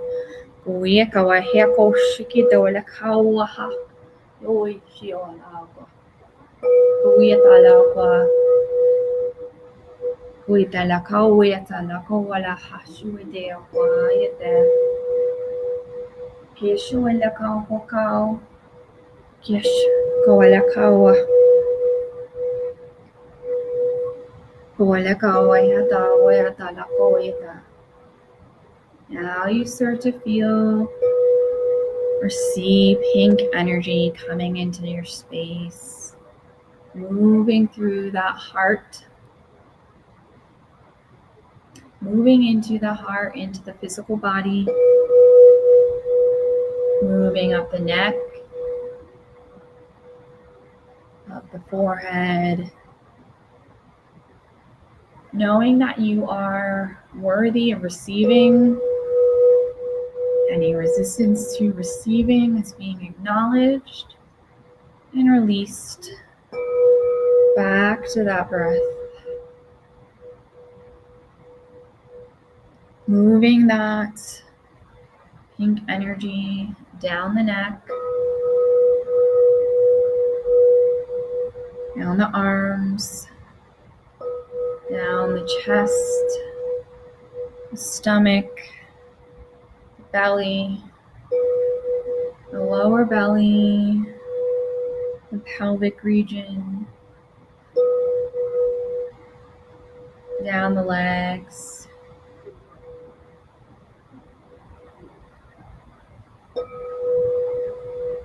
down into the feet, merging the golden frequency, pink frequency. This Christ consciousness template is activating. Let that move through your body.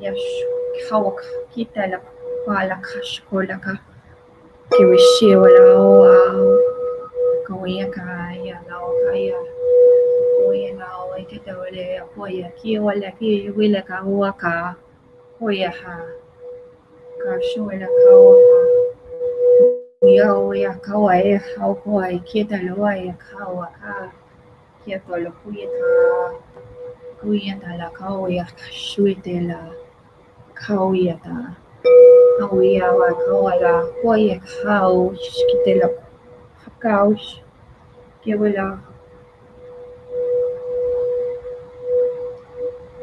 Koyata la Koishikioka,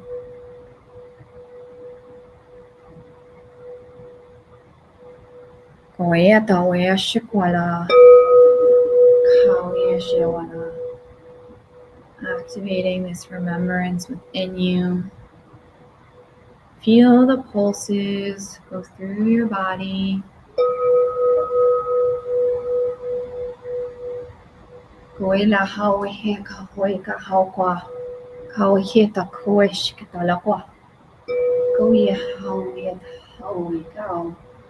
Yawishi wala koya talak shwila haukwa. We are talakawa. We are kawi shiki o yekawa.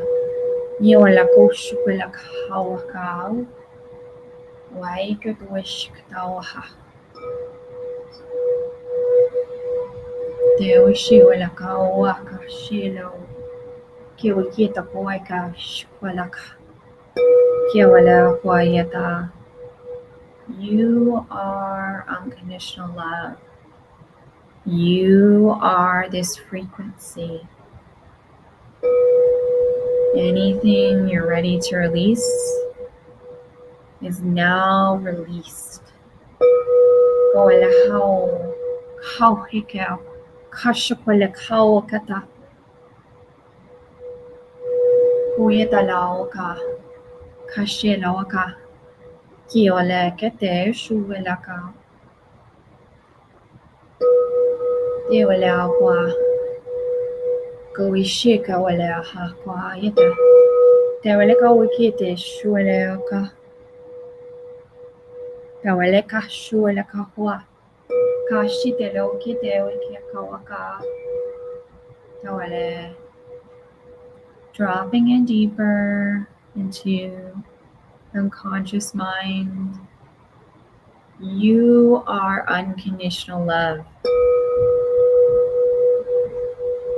You are worthy of receiving unconditional love. Unconditional love flows through you. Christ consciousness template is activated within the entire body, mind, spirit. And remember down to the subatomic level.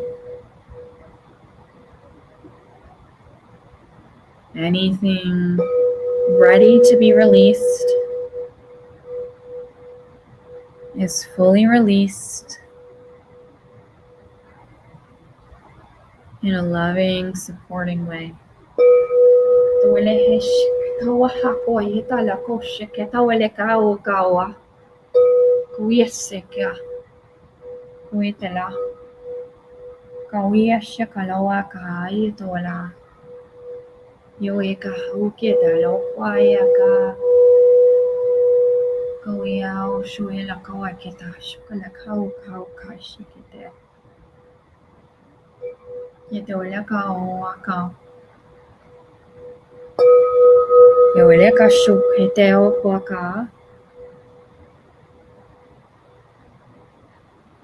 You're integrating this unconditional love and Christ consciousness template in a new way.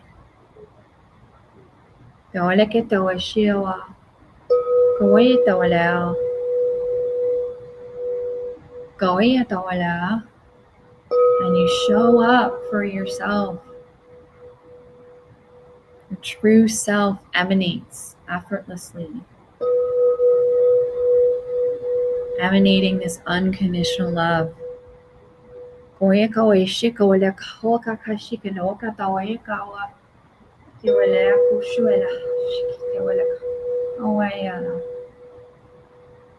Now you're embodying this Christ consciousness template, this unconditional love. And you start to bring attention to the base of your spine, the energy cord that is connected here down to Mother Gaia, to the earth. And you're moving that energy cord deep into earth, grounding in your body and this energy.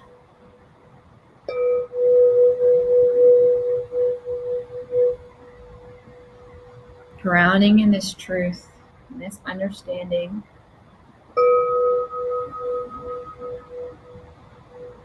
Now you're bringing just a subtle awareness, not fully back, but awareness to your body as you notice the energy that is grounding into the earth.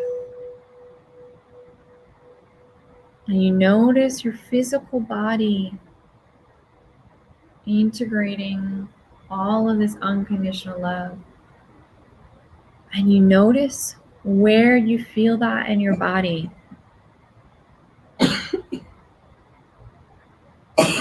Maybe you feel that in your heart, your stomach.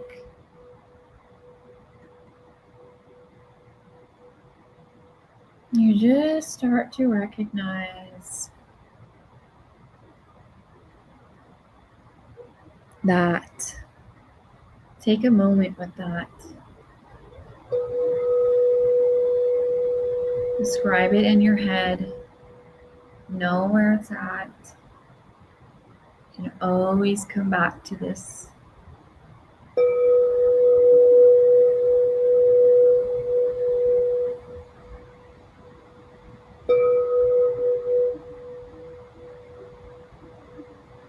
Now starting to come back more to your body, starting to bring awareness back to your body and the physical space that you're in, starting to move those fingers and those toes, grounding yourself fully in. And maybe you stretch, moving that energy more.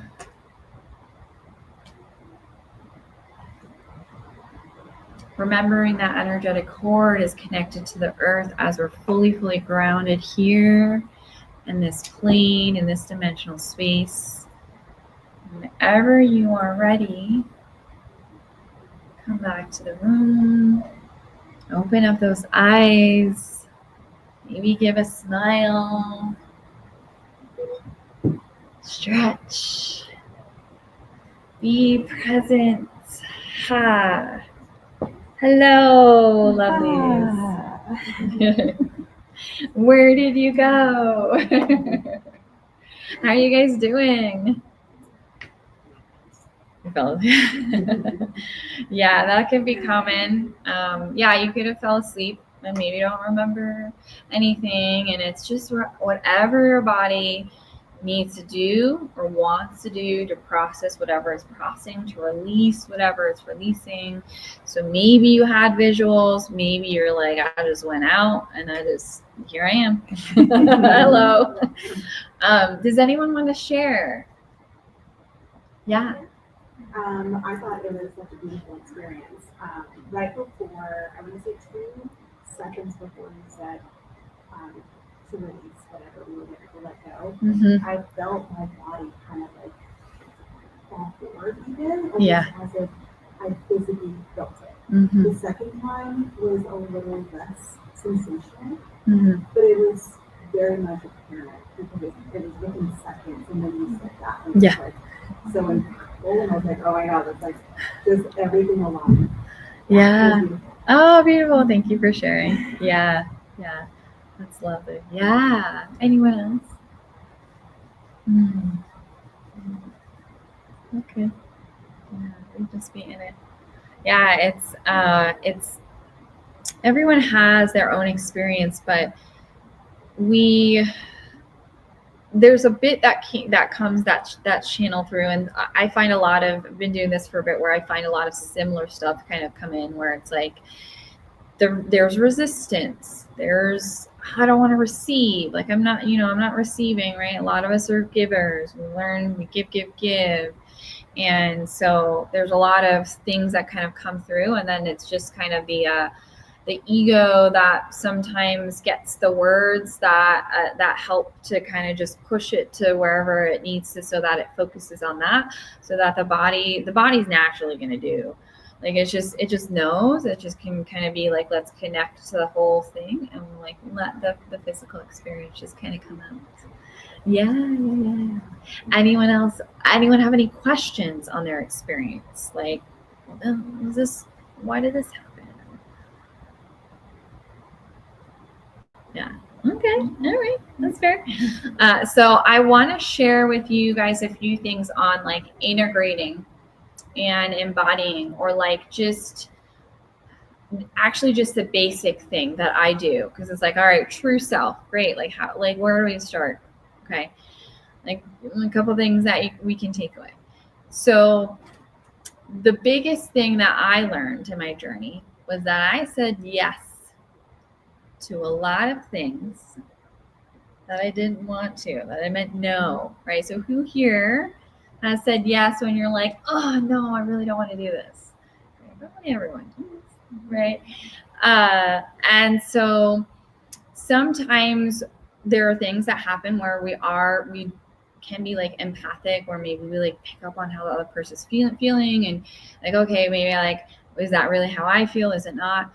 So I do a lot of things where I get in the body because of PTSD and that experience, this like gift to understand presence and the truth of presence and the power of presence.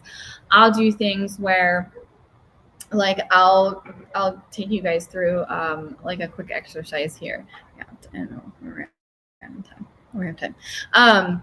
So a quick exercise is just getting in the body, yes or no. It's brief, like 1-2 minute exercise. So just relax here, close your eyes, and they're going to be yes or no questions. So, I mean, either it's a yes or a no, right? So if someone was to ask you to clean their whole house and their whole family's houses, would you be like, yes or no?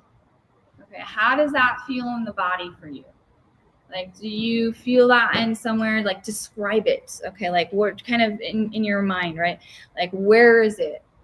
Does it feel tingly? Does it feel sticky? Does it feel like a slow moving sludge? Does it feel exciting? Okay, if someone was to give you like $1 million and they were like, do you want it? Would you be like, yes or no? Okay, and attach to starting the feeling, what you may actually even like work within that money. Like, yes, okay, I do, but where do you feel it? Do you feel your body move? Do you feel it shake? Do you feel joy? Like, what emotion is there? Do you maybe not want it, right? If you were someone's to ask you, they want to give you a free vacation and a month off of work, and would you be yes or no? Do you want to go on that trip? Do you want to go on that vacation? Visualize that spot, that vacation spot. So where do you feel that in the body? Describe it. Okay, like, yes, okay, I'm like shaking, I'm so excited. No, you know what? I actually am really excited what I'm doing now. So feel that spot in the body. And just come back, open the eyes. I like to ask you, like, how does anyone, I've had some interesting comments sometimes about the exercise. Does anyone have any comments on their experience or questions? What if you don't feel it in the body anywhere? Yeah, so that's really good that you're acknowledging that, because there could be, so, you know, I'm not in your field, I'm not in your space, like I don't, you know, but I have recognized that sometimes that will come up. And for me, in my experience, and that's what I can really come from, is that I was disconnected from some of the emotions and feelings that I didn't feel like pleasure, or like, you know, there were just things that were really kind of disconnected. It doesn't mean that I didn't feel at all, but there was just something between the body and the mind, and that maybe it's something else. Maybe you do it in another way, but that's a tool that I use where I'm like, oh my gosh, I'm so excited. Like, I'm just shaking, and I'm just, oh, I got to do this. Like, fuck yes. Like, you know, if it's not like that type of like, hey, I want to do this, maybe it's a no. But yes, maybe you don't feel in the body, but maybe you're just like right away, like, yes, right? Like maybe you're already there. And so that's fine.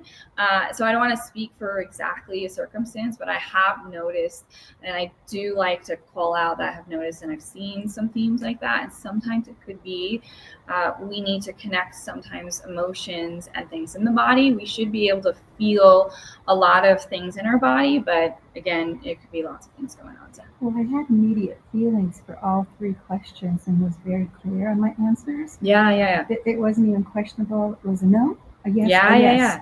So then that it works. Felt good. You know, I was happy about my reactions or answers. Yeah. But when I tried to find out where I was feeling it in my body, I couldn't find it anywhere. But I just knew. My answer was very clear. Yeah. So that's good. So, you know, and again, it's not a specific thing, but I've noticed, and themes are just with myself. I can speak for that, as I knew, hey, I was disconnected from the body. So let me help like connect in. And now I like feel the shakes of like excitement. So now this is just a tool for you guys to kind of take away of like, use your yeses and your nos as a starting point to discover who you truly are, what truly lights you up. And that's how we step into that. Okay, it's a yes, I'm going to go here, right? When we're saying, and the other thing I'll leave you guys with, if it's a no, or we have a tendency or a pattern to say yes when we mean no, tell someone, I will get back to you. Let me look at my schedule. And then maybe you kind of like on the side, whether you text or whatever it is, but like a pause really helps. Pauses are power, right? Sometimes people like to fill pauses with words or like, you know, they respond right away. So pause with power and allow Yeah, allow your nose to then speak in a different way. Maybe you go back, maybe you pause and you say no. But let this just be something you guys take away. There's lots of other things we can do, but for time-wise, for you guys to walk away, like just starting to see like, yeah, true self. All right, self-discovery. Here we go. Let's figure it out and start saying yeses and nos and what when we mean them. But yeah, any questions, guys? Been a journey. Yeah. Can I do a follow-up to the light language? Yeah. When it comes through, I think sometimes you followed up some of the light language with an expression in English, and it felt like it was a translation almost. Mm-hmm. So the question is, do you get a translation most of the time so you know what's being said in the light language? Not all the time. Sometimes I'm more in a deeper state. So I'm like kind of up here coordinating with the sound bowl, and so that not so much, but sometimes I will fully step out and I'm like, I don't know what just happened. So and so I can't tell you if I knew what the translation was, but I just say what comes in my head. And that's the true vessel of just non-judgment of like, is this really the translation? It doesn't matter. We just let that loving frequency through. Mm-hmm. And at the end of the day, it's like you guys and you're like how it feels to you, right? Like, so if it's like, it feels really good, that's what's important, right? It's not so much as what I say up here, it's more as like your guys' truth, and you guys are the healers. I love ending with that. Like, you guys, we're all healers, and I'm just the guide to help support you in your journey.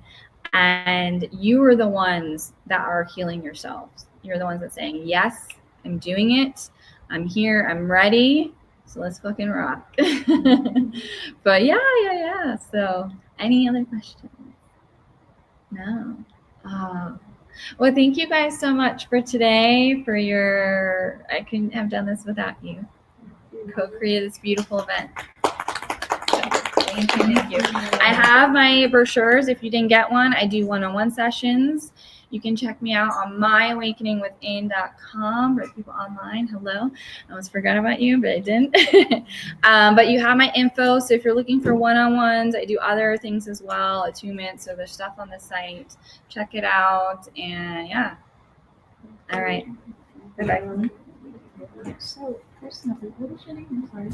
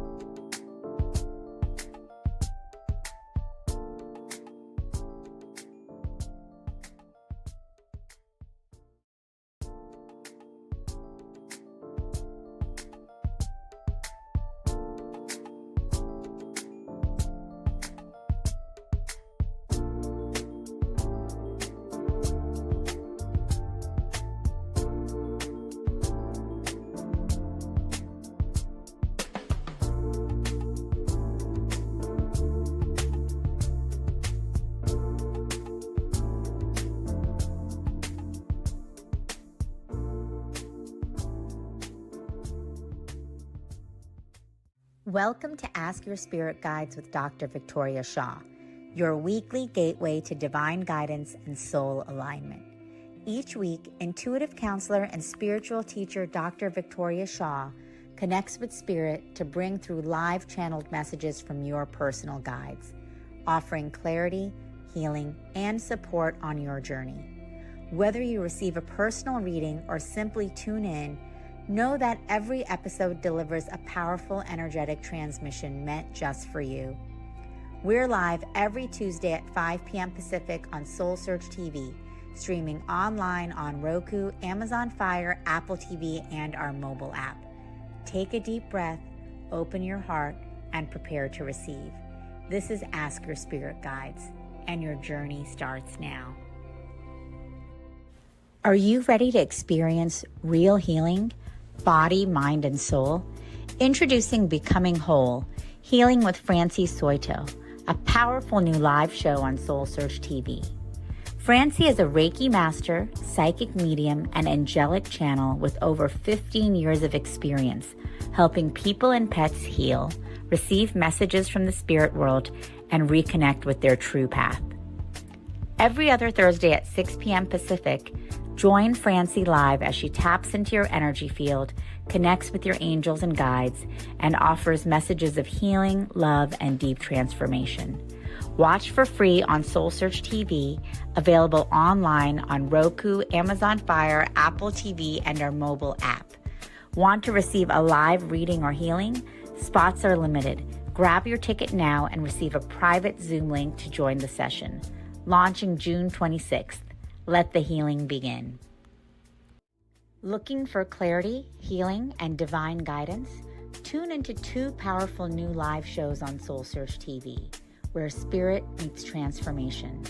On Tuesdays at 5 p.m. Pacific, join Dr. Victoria Shaw for Ask Your Spirit Guides, a live reading show where she channels messages from your guides to help you align with your soul's highest path.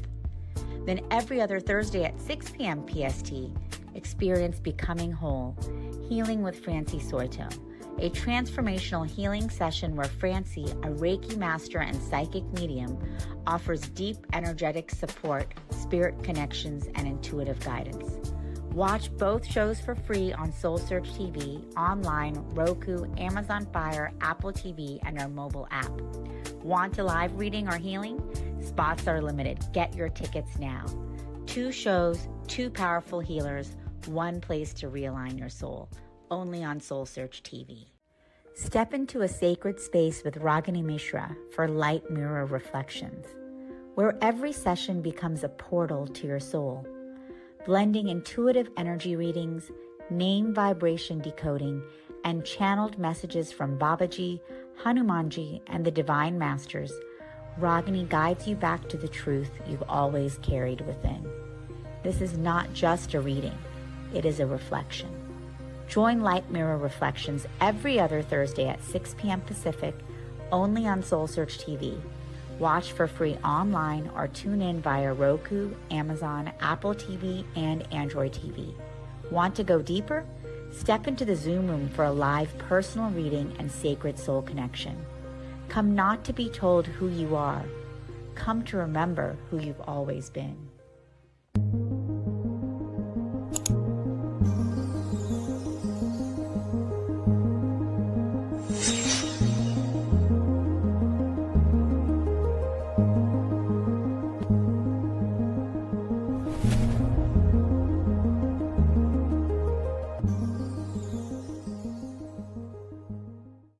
Awaken, align, activate.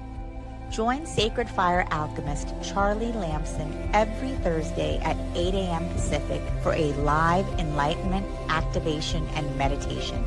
Streaming on SoulSearch Instagram, Facebook, YouTube, and SoulSearch TV. Start your day with powerful higher consciousness energy activations.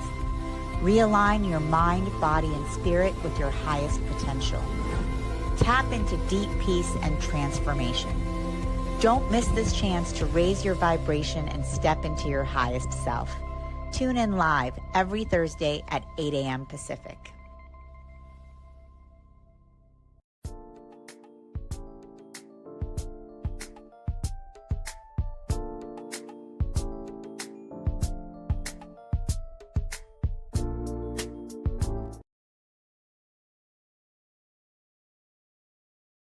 Welcome. Thank you all for spending your day with us here at the SoulSearch Reno Enlightenment Expo. I'm Tangela, the founder of SoulSearch, and I'm just so happy that we can all come together like this soul family, coming together to raise the vibration of the planet. And that's what we're going to be learning about today with Mark Sorensen, our last speaker of the day. So thank you guys for joining us and being a part of our SoulSearch family. Stay connected. We're going to be back in Reno in October. And of course, we're going to be here all day tomorrow as well. So come back for that. And be sure to check out our shows on SoulSearch TV and stay connected with us on our platform. You could find Mark and his wife, Anya, as well as all of our amazing practitioners on our platform, SoulSearch.io. And I'm delighted to introduce our next speaker, Mark Sorensen. He is a paranormal investigator, multidimensional channel, psychic energy healer, and the founder, along with Anya, of the Accelerated Ascension program. In 2021, they did paranormal investigation on Dwayne Ollinger's property in Amarillo, Texas, where they discovered these amazing Palanet crystals, which I'm not going to tell you about, but you can see I'm wearing one. And Mark is going to give you a demonstration of how powerful they are and how they work, and also show us how supported we are by our cosmic and galactic family that are all here supporting us in our ascension process, in our awakening process that we're going through right now here on Earth as collective humanity. So Mark, thank you for being here today, and we're excited to hear about the Palanet. Thank you. And thank you and welcome everybody. My name is Mark Sorensen, and I'm happy to be here today to share about these amazing crystals. This is what we call a crystallized Palanet. And what I'm going to do is I'm going to share a little bit about who I am and how I came to come across these crystals with my lovely wife, and how we discovered how they were able to enhance people's experiences, raise their frequency, and much, much more. And then at the end, I'm going to ask for a couple volunteers. We're going to do a little crystal blessing where you get an opportunity to experience the crystal itself if you have not yet done so. So I'm really glad to share this with you today. So moving forward, I am a Canadian myself from Toronto, Ontario. I've been involved in the UFO community for over 20 years. I've been a MUFON special investigator for Toronto, MUFON chapter, where I was working with abductees, and people who were kidnapped by aliens.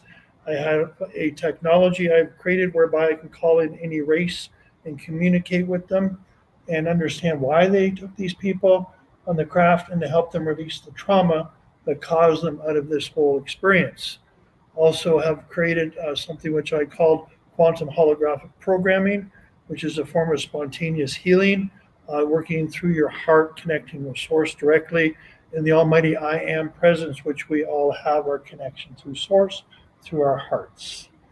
And of course, my lovely wife, Anya, who is back at our booth in the hallway, looking after the crystals and everything. She is was born awakened, shall we say, came forward with the gift of healing, of knowing. She's an intuitive, a psychic, tarot reader, and a healer, and a paranormal investigator with myself as well. So one day we were looking forward to which is next for us 4 years ago.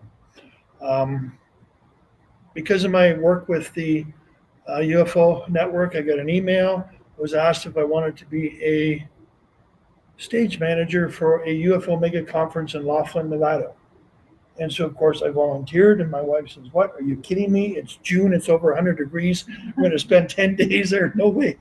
So I said, "Well, here, take a look at the list of people who are going to show up as speakers." There was over 50 people who came to that event, 50 speakers and many attendees. So listening to people speak, getting to know them a little bit more. One of them came to attention, who was Dwayne Ollinger. Now, Dwayne Ollinger has what we call a very interesting TV show on Discovery called The Mystery of Blind Frog Ranch. And he has a very interesting preamble for each show. At the end of it, he says, and some even claim that there's a UFO buried here underneath the land, right?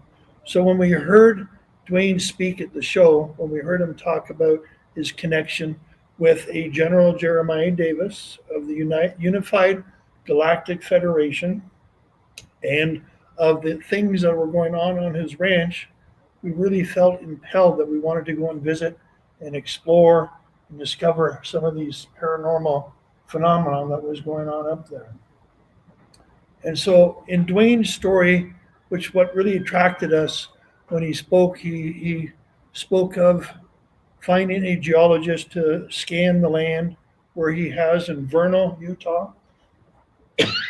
It's in the northeast corner of Utah. And while scanning the land with the geologist put him in touch with this General Jeremiah Davis. And General Jeremiah Davis, a little bit about him, he was a CIA operative for 35 years before he was recruited by the Unified Galactic Federation. And so the Unified Galactic Federation looks after all our stars and planets within our solar system here. And apparently on the letter that Dwayne got from General Jeremiah, it states that there's over 576 planets which we inhabit already. Okay, so this is not new news, maybe for a lot of people, but we already know that this is what's going on. So seeing that, the general showed Dwayne on his property 2 locations where he was to bore with his rat bore drill, looking for gold. I'll go into a little bit of that. Apparently he has been going through records and researching that there's some buried Aztec gold up on his property. So this is what they're looking for. And so with the rat bore drill, it's a device that has a 3-foot wide drill bit, and it goes down the earth maybe 3-4 feet at a time, pulls the dirt up, shakes it out, and then goes deeper and deeper. So Dwayne was told to drill in 2 spots. One place was to go down 70 feet, and the second spot he was to drill down 150 feet. So the first area, he flattened an area with his backhoe, brought in his rat bore drill bit, started drilling. After 70 feet, he punctured through what was an underground cavern, an aquifer, and all this water came rushing out into the area where their equipment was. And of course, he had to scramble to get his equipment out as soon as possible because he didn't know how high this was going to fill up. But out of the hole came all these little frogs, and they were blind, apparently. And so this is where he got the term Blind Frog Ranch, was from these frogs. Okay, makes sense. But anyways, I would have called it something else, but that's what he called it. So then he went on to the second drill spot where he was to bore down 150 feet. At about 100 feet, he hit what seemed to be a layer of blue earth. And as he punctured through it about 7 feet, it came back into regular earth. And the reason he knew this was because every time he shook his rat bore drill bit out, the dirt would fall out. He would see the blue dirt, and then he would see it brown afterwards. The last time he pulled his bore out, some blue energy started coming out of the hole where he was drilling. And this was where they ended the evening because it was getting dark, and went back to their hotel room in Vernal. So on his way back, he gets a text message from the General Jeremiah saying, Dwayne, I don't know what you've done, but whatever you've done, you have attracted the attention of the Galactics. Please do not go back to the land. Please do not go there. I'm warning you in advance. And Dwayne, being this 6'5" redneck Texan, says, well, hell no, this is my site. I'm going to go back and see what the heck's going on, right? So you can only imagine. So he brings his crew members back with him. And as they're coming into the ranch, because we have been there, he goes through a creek he has to drive across a flat area, and then over this little knoll, and he's looking out over his land. And as soon as he's standing there looking out, he gets another text from the General Jeremiah. And it said, apparently you weren't paying attention, so I'm sending in protection for your own safety. And the next thing he knew, there was 3 spacecrafts come flying in, disc shapes, about 60 meters across, what he was saying, 60 yards across. And then 3 more came in, and then 3 more came in. So there was 9 crafts floating above his head over his property. And then the general texted him and says, this is the protection we're sending you. As long as you're here, they will stay here and watch over you. And we're just going, oh my God. And we're listening to this from behind the stage, and we're just so intrigued by the story. And so he went on to say that he met the General Jeremiah. He spent many days and times having coffee with him, discussing different things, discussing the planets, the different races out there. And Dwayne mentioned that he had a daughter who was terminally ill. And the general said, well, we can help her. We can heal her. We'll put boots on the ground in the hospital and we'll take care of that for you, Dwayne. So they made the arrangement. She was in a hospital in Texas and they came across with the craft. They sent 4 people down into the hospital. And the next day she walked out. No illness, no nothing. Completely cured. A couple days later, they asked her, well, what did you experience from this whole thing? And she says, you're not going to believe it, but what I experienced seemed like there was 4 angels standing around me, pouring light and love into me. And I could just feel my body tingling, and just an amazing experience. And that's what happened.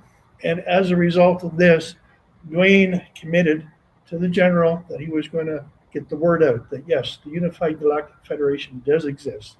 Yes, he's going to go and talk about it. And this was one of his first talks where we had heard him speak at the Mega UFO conference. And so that really touched our hearts. So we said, we got to go up there and check it out.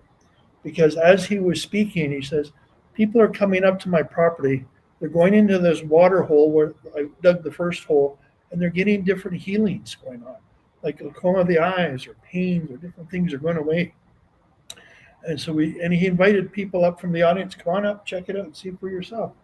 And just let me know what you think or what you feel. So we decided that that's what we're going to do. So as soon as the show was over, we brought along another gentleman with us from the show, Michael Telstar from Toronto, Canada, who is a remote viewer. And so we thought we could use his help in seeing what's underneath the ground on his property. Excuse me. So at the end of the show, 3 of us drive up there, 12 hours to get to Vernal from Laughlin. It was a long drive. The next day, we meet Dwayne at a hotel.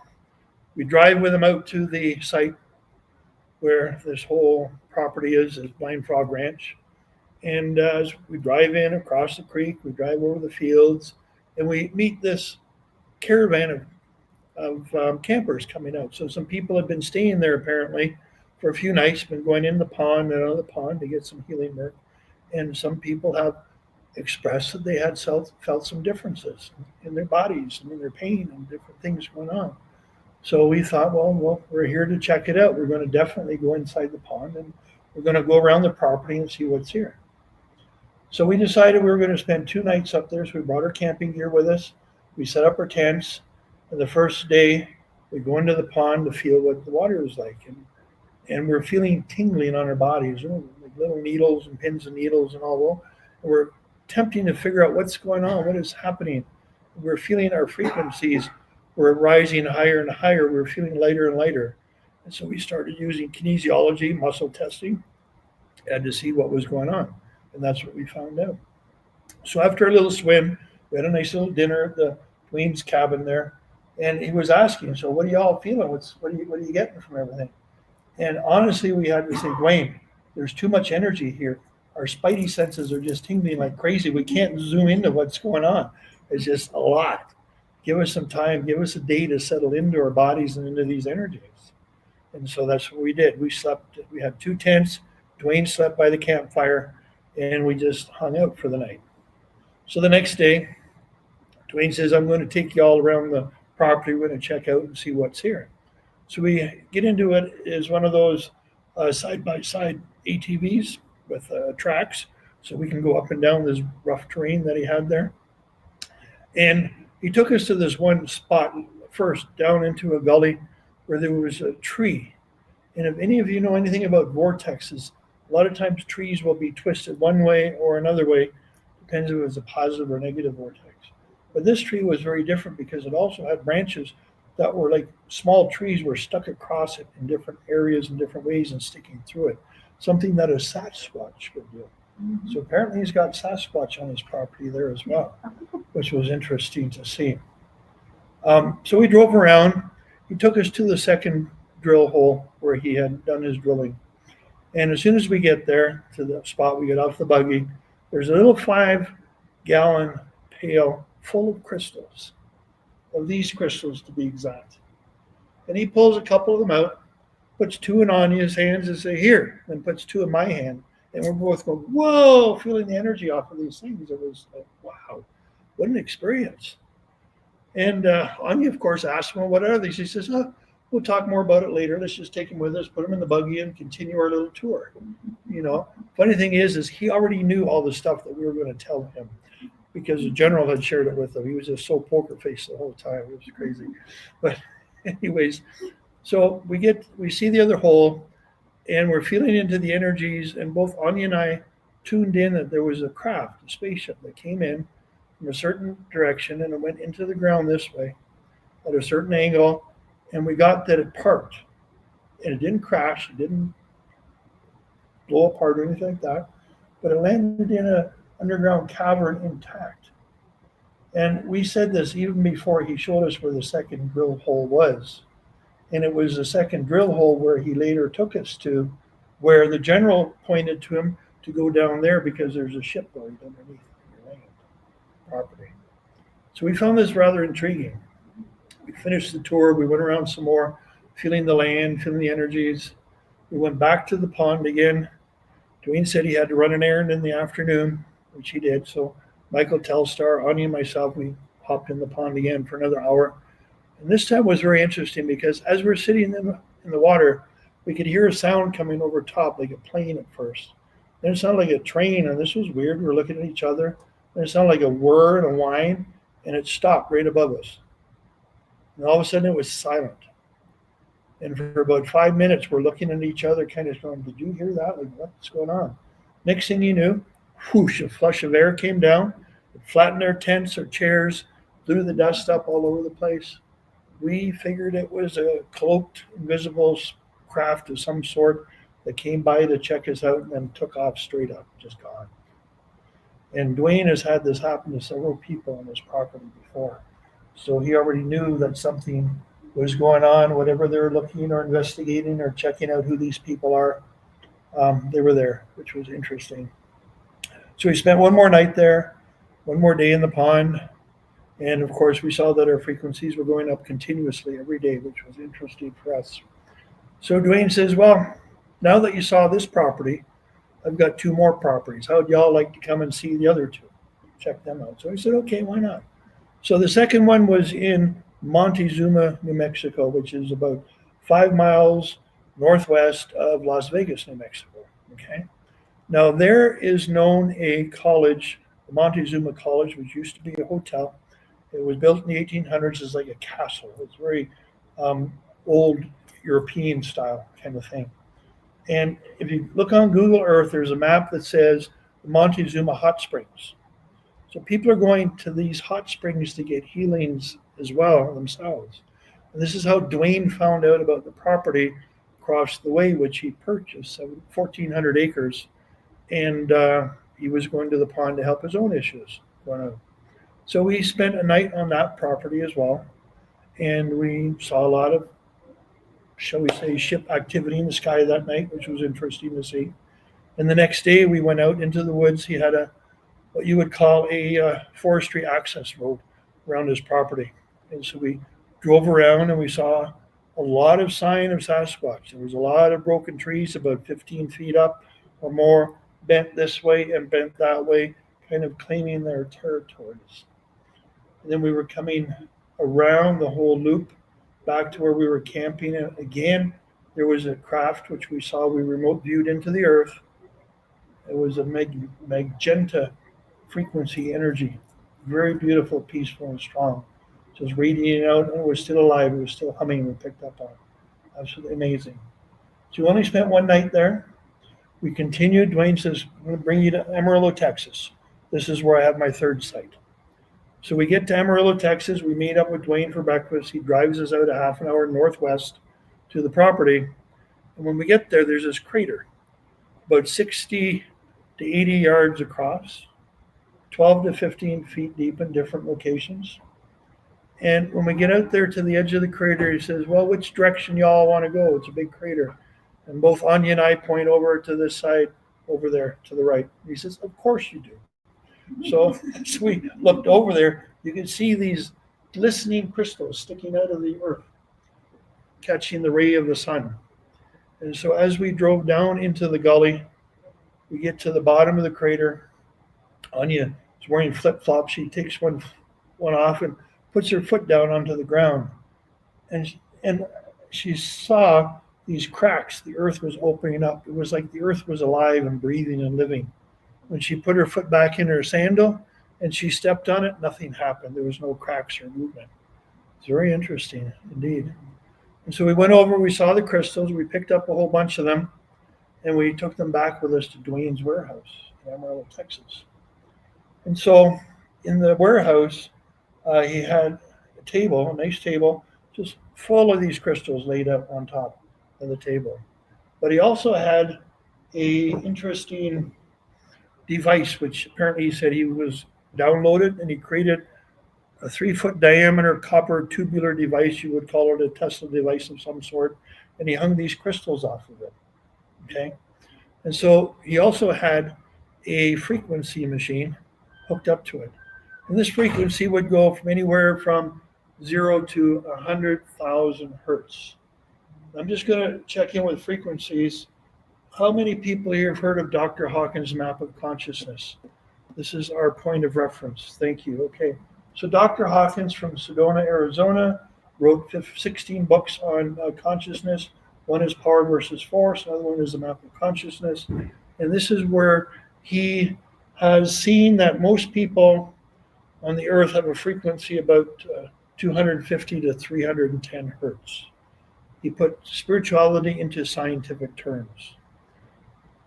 Love quartz, for example, or rose quartz, for example, has a frequency of love, 500 hertz on the map of consciousness. Moldavite, for example, which has been known as a stone of transformation, has 722 hertz, which is on the map called enlightenment, right? Excuse me. Now these crystals here, this is where it gets interesting. Today, these crystals are running 27,000 hertz, off the chart, unheard of, unimaginable. Okay, and what they can do for you, again, we've heard stories about Moldavite, how people work with that, raises their frequency. Sometimes it turns their world upside down, sometimes it helps them. By holding these crystals for 2 minutes, 2 minutes alone can do more work for you than having a Moldavite for your entire life. And we have seen that time and time again. According to Dr. Hawkins, we may raise in frequency anywhere from 3 to 5 hertz if we're not doing any spiritual work at all. Nothing, zero, just out there, 3D, doing the sports world and any other thing that we do, totally oblivious to spirituality. If you do a lot of meditations, a lot of spiritual work, and workshops and so on yourself, you can go anywhere from 25 to 30 hertz in a lifetime. So according to the map, that'd be a lot of reincarnations from the green zone at 310 to enlightenment at 700 hertz. A lot of reincarnations. These crystals we like to call the ascension stone because it's a shortcut to get you there just by holding them, which is amazing. And so saying that, Dwayne was sharing with us a story about a psychic couple that came to his workshop. And so she got on with the device first. There's 2 copper diodes she was holding on to. He cranked the machine up to 20,000 hertz, which is way off the chart that we're aware of. And of course, after a couple minutes, it was a little bit too much for her. She was getting lightheaded, so we had to tone the machine down and disconnect her. Her husband thought, well, let me try it. Let me see if I can do this. And so he did. So he got hooked up to the device. He went up to 72,000 hertz. Think about that. The map of consciousness goes up to 1,000 hertz. At that time in the reference, one man on the planet, Jesus Christ, had the frequency of 1,000 hertz, which helped raise the frequency of the planet. Now we're looking at 72,000 hertz, unheard of. So apparently, after a few minutes, and he did okay at that frequency, well, Dwayne asked him, well, what did you experience? What was that like for you? He says, Dwayne, you're not going to believe this. He says, I think I was on what looked like a spaceship. And there was these tall beings around me, 9 to 12 foot tall crystalline, and they were speaking to me telepathically. And they were saying, what are you doing here? You're not supposed to be here. Right? And next thing he knew, he was back in his body, back in the chair, back in Dwayne's workshop. So, wow. So when Anya heard that story, she says, okay, give me those rods. Let's crank it up to 100,000. Let's do this. Let's get on that ship, right? And I'm a little bit more cautious. She says, okay, let's just do this, but let's do it in increments of 20,000 hertz at a time. So we did 20,000, 40,000, 60,000, 80,000. She was still good. So then she said, okay, Mark and Dwayne, the both of you, let's make a series circuit. Let's get the three of us together. Mark, you get on one end. We'll put Dwayne in the middle. I'll get on the other end, and we'll crank this thing up to 100,000. That's what we did. And so the next thing we knew, we're on board a craft, and the beings were looking at us. But this time they were saying, it's about time you got here. They were expecting us. They knew who we are. It's like, wow, what a connection. And we actually left aspects of ourselves on the craft for several hours afterwards because we all wanted to celebrate and reacquaint ourselves with each other and our family. And we came back into our bodies. And I believe it was because of that, when Dwayne saw us with them and with him on the ship, that he said, okay, I want you to take this out to the world. You are the two I've been waiting for years to see what we can do with these crystals and see how we can help humanity. So saying that, we took a whole bunch of crystals from his table that day that we went back to Sedona. We had a storefront in Sedona at the time, my wife and I. Just a little bit about that. I'm just going to backtrack. We met 5.5 years ago. Actually, less than that. We just had our 5th wedding anniversary on Friday. And we met 6 weeks before we got married. We recognized each other as a twin flame couple, original twin flame. And so we're utilizing our twin flame energies in the healing work that we do when we work with people as well. And so I just wanted to bring that forward. And so working with the crystals, we had a shop we set up. We weren't sure how we were going to test it or put it out to the public.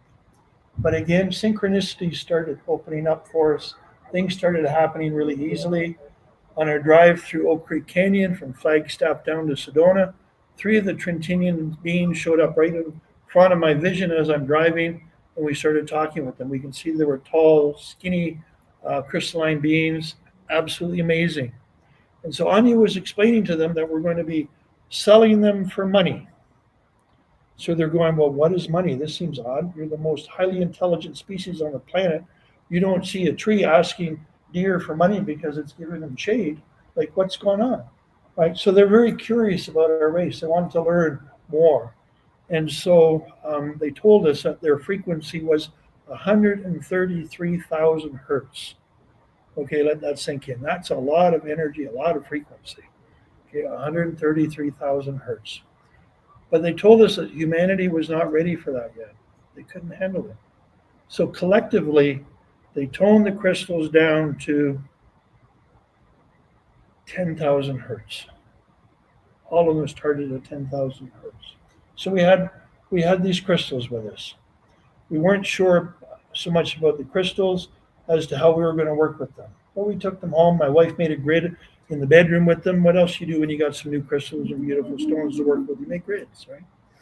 So the other thing too, I should say, is Dwayne explained to us that the General Jeremiah went over the site with the craft. They sent 5 beams of light down into the soil, tossed the dirt up 3 feet in the air, took 5 samples, and they tested it on their devices on the craft. Now this is all on a letter in our website, lovemycrystals.com, underneath what is Paladin. And it shows the 5 soil samples, shows all the different minerals and elements from Earth that absorbed into the crystal when the ship crashed. This 7th dimensional ship crashed, exploded, crystallized, created a different form, because on its home planet of Trenton, 130 light years away, because what the General said is they looked all over the 576 planets that we inhabit, and they found one on the outskirts of our solar system called the planet Trenton. So we would call the beings on this planet Trentinians or Trentonites. But I think it's like Palladians, Arcturians, or Trentinians seemed to fit with them. They were comfortable with that name that we gave them. And so on the sample, it showed the minerals And on the very bottom of the soil sample, it says 1 element unknown to Earth in crystallized form called palinette. So we could not recognize it. With all the machines and devices they had on the craft, there was nothing that is here on our planet itself. And so on its home planet, palinette is a metal, a living metal used in the creation of spacecrafts for traveling out and doing whatever it is that they did. And apparently the general explained on this letter, and you can read it on our website, that the Trentinians were here about 1,000 years ago. There were some wars going on, and obviously one of their ships went down, and upon impact it crystallized. Boom. And so that ship has been sitting there for that long a time, only to be discovered, I think 2010, probably around that time. On the letter, General Jeremiah did the soil sample was in 2012. Well, the general himself passed away some 2-3 years ago, and so he is no longer with us. But this is where the information comes from that we get, and so this is what we're promoting and putting out to the people. So back to this grid that my wife made in the bedroom. Upstairs we were living in a 2-story unit, and our neighbor comes down, and he knows we're into different interesting things with healing and so on, paranormal investigations. He said, "What are you two up to now?" And we go, "Why?" He says, "I feel this strange energy coming up. I'm sitting at my kitchen table. All of a sudden, I'm like, these chills and tingles." So he comes down, he knocks on the door, he comes into the house and open up the bedroom door. He says, "What? You feel that?" He says, "Yeah, that's right. My kitchen's just above there." So I grabbed this little rebounder, this little trampoline I had, and I put it over top of the crystal grid that we had. And I said, "Here, go ahead, stand on that. See if that feels the same." So he did. No sooner did he stand up and bounce a few, he's just like, whoa, this rush of energies went right up through his chakras and his energy body. He's going, "What the heck is this stuff?" He didn't really know. And we weren't too sure really what to do with it yet. But it was in that moment we thought, that's it. Let's make a crystal grid or a tray of crystals, put it under a massage table. We're going to have an open house at our office for every Sunday. We can put an invite out to the whole town for free. Come by, free Sundays, healings, and come and experience these crystals. What we found out that even at 10,000 hertz, when they tone themselves down to 10,000 hertz, they're multipliers. So you may have had 10,000 and 10,000. When you put them together, you now have 20,000. If you put 3 of them together, that will give you 30,000 hertz.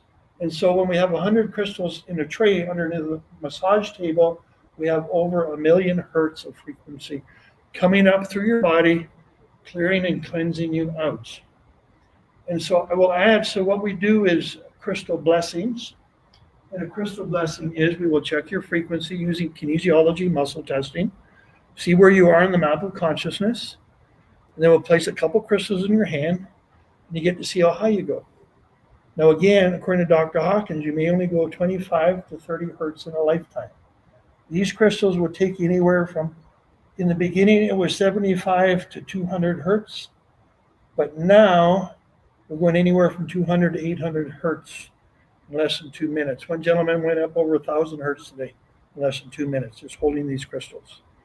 And so we have also found out that as these crystals are going out around the world, people are taking them home and buying them. We're creating a conscious collective grid around the planet. And so they have increased themselves consciously. So the crystals, as of this past week, rose from 25,000 to 27,000 hertz. And so there's a lot of energy coming through these crystals right now. And they're doing beautiful things for us here on the planet. So in our tests on free Sundays, Mary would come in. She'd get on the bed. She'd be 480 hertz. She'd go up to 600. We document it down. Next 2 weeks, she'd come in again. She'd be at 600 still. She'd go up to 850. And it kept on going higher and higher. So we had 50 test subjects that committed to keep on coming back to see how high their frequencies would go. And it never once dropped, not 1% at all. Just kept on climbing higher and higher, and things were opening up for them. Their worlds were opening up. They were talking about synchronicities happening, beautiful things happening in the world, and so on and so forth. And so we did this for 3 months, And then we invited Dwayne to come out and see us in Sedona. So he came out to our shop.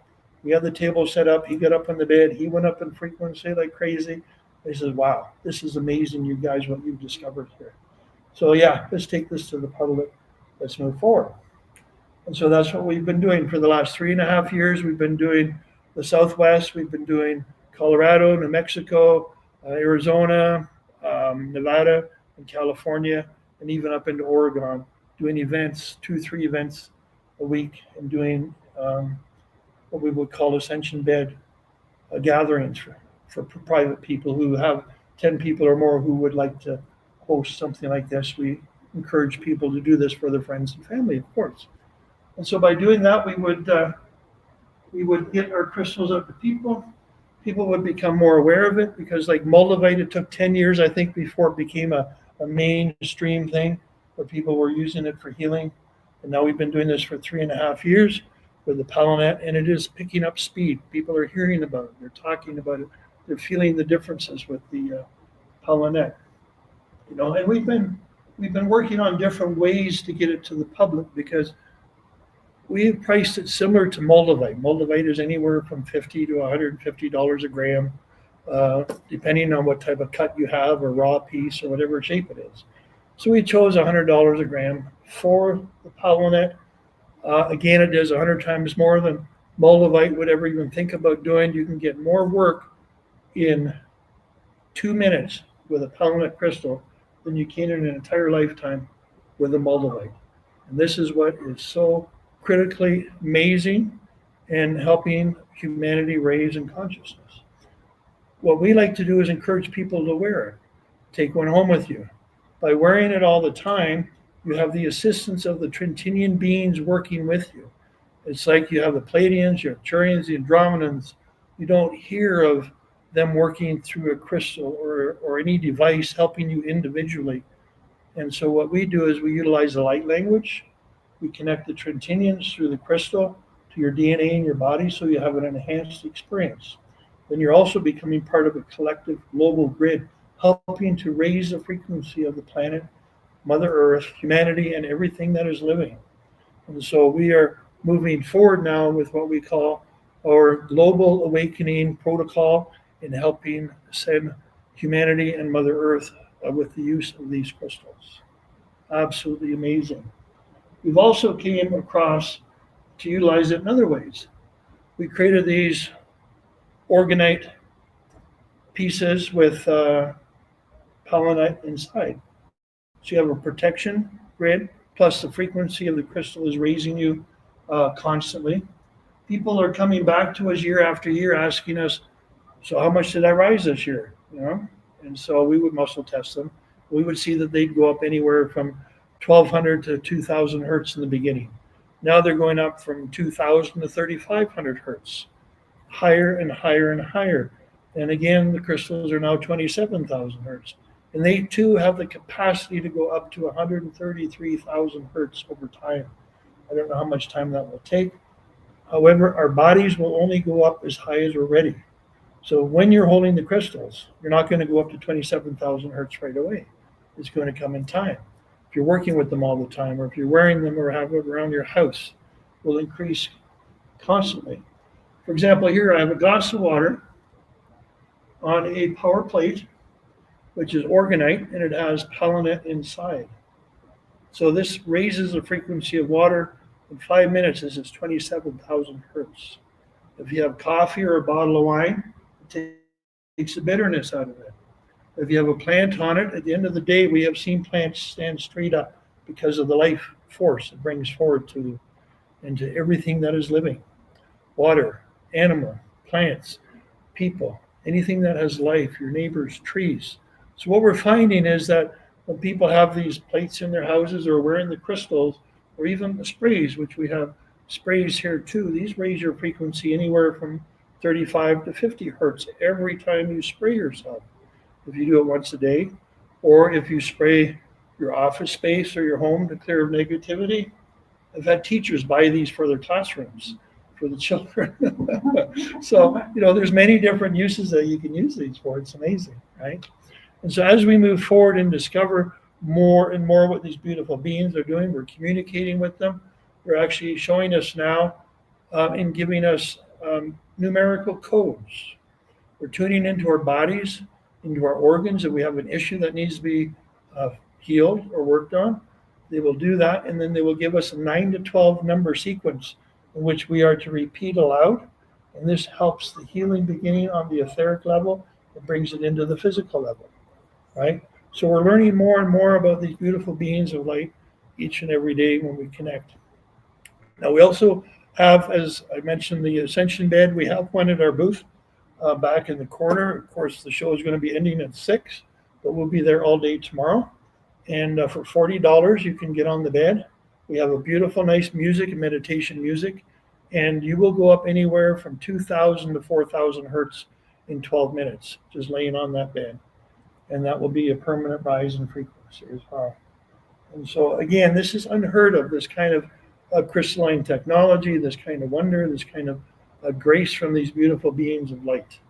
And this is what we're bringing forward to humanity, and we wish to share. So saying that, I'm going to ask for some volunteers who have not experienced a crystal yet, if they would like to come up. This lady here, anybody else like to come up?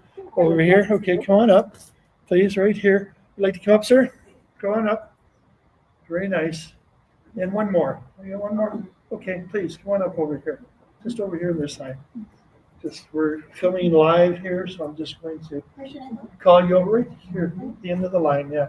So how I do this for the crystal blessing is, first off, I'll ask your name, and then I'll ask permission to come into your energy field, all right?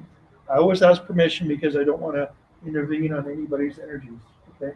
Then I'm going to muscle test. See what your number is, and then you remember that number because I can't remember everybody's numbers, okay? And then I'll go to the next and the next and next, and then I'll come back to you. And that's all the time it would take. And then if you would be so kind, would you be willing to share what you're experiencing with the crystals and to share the frequencies that you have? Yes, okay, thank you. And so perfect, so we'll do that. So your name, please? Adriana. Nice to meet you. With your permission, I'd like to come in your energy field. Okay, so just give me a moment. And I usually jolt when I connect, so it's a very intentional connection. Okay, so we're starting at 100 hertz, 200, 300, 400, 500, 600, 610, 610 hertz. So you are on the level of peace, according to the Dr. Hawkins Doctor Consciousness. Do you feel peace? Of course you do. There you go. Enjoy. And if I can just get you to come over here, please. And next, and your name, please. Mary Beth. Mary Beth. Permission to connect. Just give me a moment. There you go. Okay, so we're starting at 100 hertz, 200, 300, 400, 500, 600, 600, 601, 601 hertz. Also, frequency of peace. And here you go. That would be great. One thing I find interesting is these shows, these expos, who come to them, everybody starts at a base frequency of 500 hertz or higher. People who are below 500 hertz do not seem to have the capacity to want to expand themselves or to show up in these kind of events.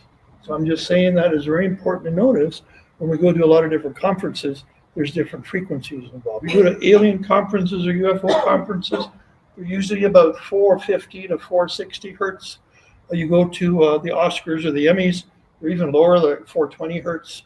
It's terrible. So we're just working to raise the frequency of everybody through knowledge and understanding of the crystals and through experience. Okay. So, and your name, my good man?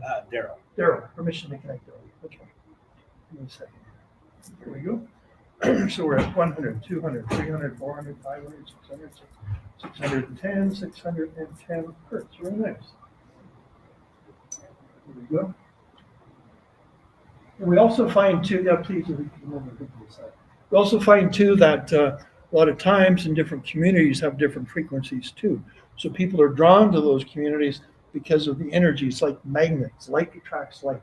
So the frequencies of whether it be your partner or people you work with, you're going to be vibrating on the same level. It's very interesting to note. Very interesting. And your name is? Lynn. Permission to connect. Yes. Okay. And then here we go. Okay, so we're starting 100, 200, 300, 400, 500, 510, 20, 20, 521, 521 hertz, which is a low frequency. Really beautiful place. And I remember that number. Yes, please. And please, it's over here. For now. All right. And just right now, what the Trentinians are doing is they're scanning their bodies. You may feel it, you may not. They're going through your meridians, checking out all 8 layers of your energy bodies, and going up and down your chakras. And what we've heard from people who are clairaudient, when they get on our massage table, we ask them to explain to us what they're experiencing. And they would share that from the tray of crystals, the Trentinian energy was coming up like a helix into their heart chakra, scanning their bodies up and down through the main energy meridians, expanding out to the energy bodies, and then going up and down the chakras. And sometimes 1 or 2 of them would stay in a certain area and continue working, and a few others would go in another spot. And then even after you get off the bed, these people were saying that, oh yeah, and they said they're going to continue working on this area for the next 24 hours. And so even if you put the crystals down, they're still working with you, and your frequencies are still going up higher. So please, let's start here. Let's see how you're doing. Okay, yeah, thank you. Some places there. And permission to connect. And here we go. So now we're at 100, 200, 300, 400, 500, 600, 700, 800, 900, 1,000, 1,100, 1,200, 1,210, 1,210 hertz. Wow, where did you start at? You doubled. So what did you experience with the crystals? Or was it just a peace, calm? Just a peace, calm. I feel it very noticing too much energetically. But I do feel like my head is a little woozy. Yeah. And how about your arteries? You feel a little lighter? It does. Beautiful. Thank you very much. Thank you. Please. All right, please. Permission to connect again. Okay. Just tuning in. And there we go. Okay, so now we're at 100, 200, 300, 400, 500, 6, 7, 8, 10, 11, 10, 1,010, 1,010 hertz is your new frequency. 10 hertz. So what did you experience, if anything at all? Getting some buzzing in my head, and just I feel the energy. Thank you very much. Thank you. Please have a seat. Thank you. Wonderful. Please. And what did you feel with these crystals, if anything at all? Oh. Okay. And my head did clear up a little bit. Okay. Nice. Right. So permission to connect you. Okay. Here we go. So now we're at 100, 200, 300, 400, 500, 6, 7, 9, 10, 11, 1110, 20, 20, 21, 1121 hertz is your new baseline. Well, congratulations. You reached the Enlightenment Club. Thank you very much. All right, please. And what were you feeling, if anything at all? Just warm. Warm? Yeah. Okay. So permission to connect? Yes. Okay, so I'm going to tune in. There we go. So now we're at 100, 200, 300, 400, 700, 800, 810, 810 hertz. So you too have reached enlightenment, which starts at 700 hertz. So thank you very much. Please. Yeah, and so when I say enlightenment or ascension, it's not that we're leaving the third dimension. We came in the third dimension. We're going to exit from the third dimension. We're just going to experience at different levels of awareness. The higher we go in frequency, the more things open up to us. For example, we go back to the 100,000 hertz. We're connected to the machine. We went up to a spacecraft. So when people are getting up to these higher levels, you're actually accessing these different multi-dimensional areas in time, space, and experiencing different beings. You can experience your other selves from other lifetimes that you've had before this one. And we say other lifetimes, but yet we're living all lifetimes simultaneously, right? So what you're doing then is you're going into what we call vertical time, where you have access to the memories and the experiences and even the languages of many of these different lifetimes that you've had here on the planet, which is interesting. I'll just give you an example. I'll go back to one of my lifetimes, which opened up to me 2 years ago when I was up in Wyoming, was Chief Sitting Bull. It was very interesting. And so when I tune into that frequency, give me a second, and it's not that I'm channeling, it's just I am that person at the same time. And so here we go. Uhara no unwake ikahasha haro unahiti inia huvanadata okwahaya he ne idia ushino ukwahiamotu. And this is my aspect of Chief Sitting Bull saying, it's a really great pleasure to be in this building with a roof over my head and not raining on top of us when we were out in the open. But yet I'm sharing my time and energy with you today. Thank you. Right? And so we have these different abilities that we can do when we go higher and higher in conscious frequencies. And so this is the ascension aspect that we're looking at.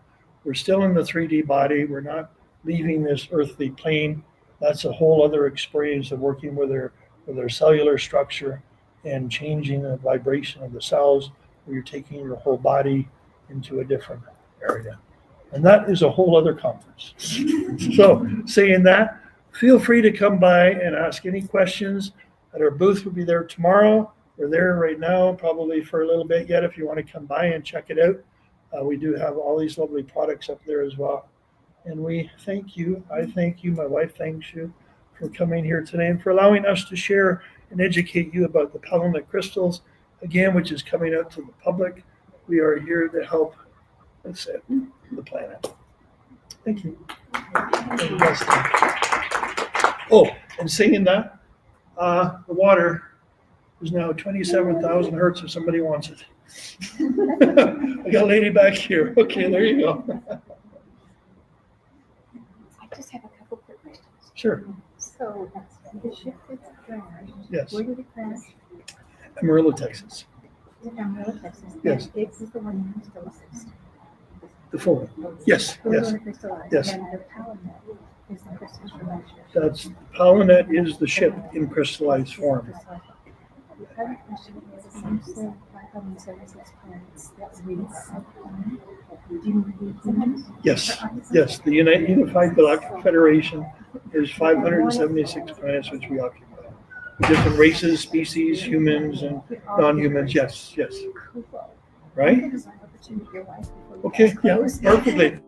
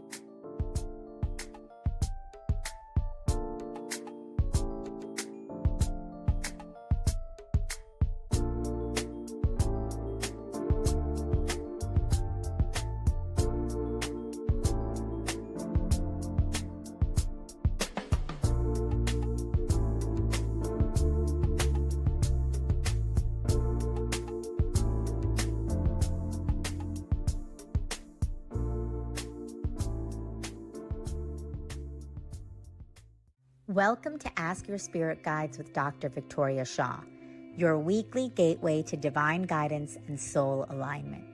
Each week, intuitive counselor and spiritual teacher Dr. Victoria Shaw connects with spirit to bring through live channeled messages from your personal guides, offering clarity, healing, and support on your journey. Whether you receive a personal reading or simply tune in, know that every episode delivers a powerful energetic transmission meant just for you. We're live every Tuesday at 5 p.m. Pacific on SoulSearch TV, streaming online on Roku, Amazon Fire, Apple TV, and our mobile app. Take a deep breath, open your heart, and prepare to receive. This is Ask Your Spirit Guides, and your journey starts now. Are you ready to experience real healing, body, mind, and soul? Introducing Becoming Whole, Healing with Francie Soito, a powerful new live show on SoulSearch TV. Francie is a Reiki master, psychic medium, and angelic channel with over 15 years of experience helping people and pets heal, receive messages from the spirit world, and reconnect with their true path.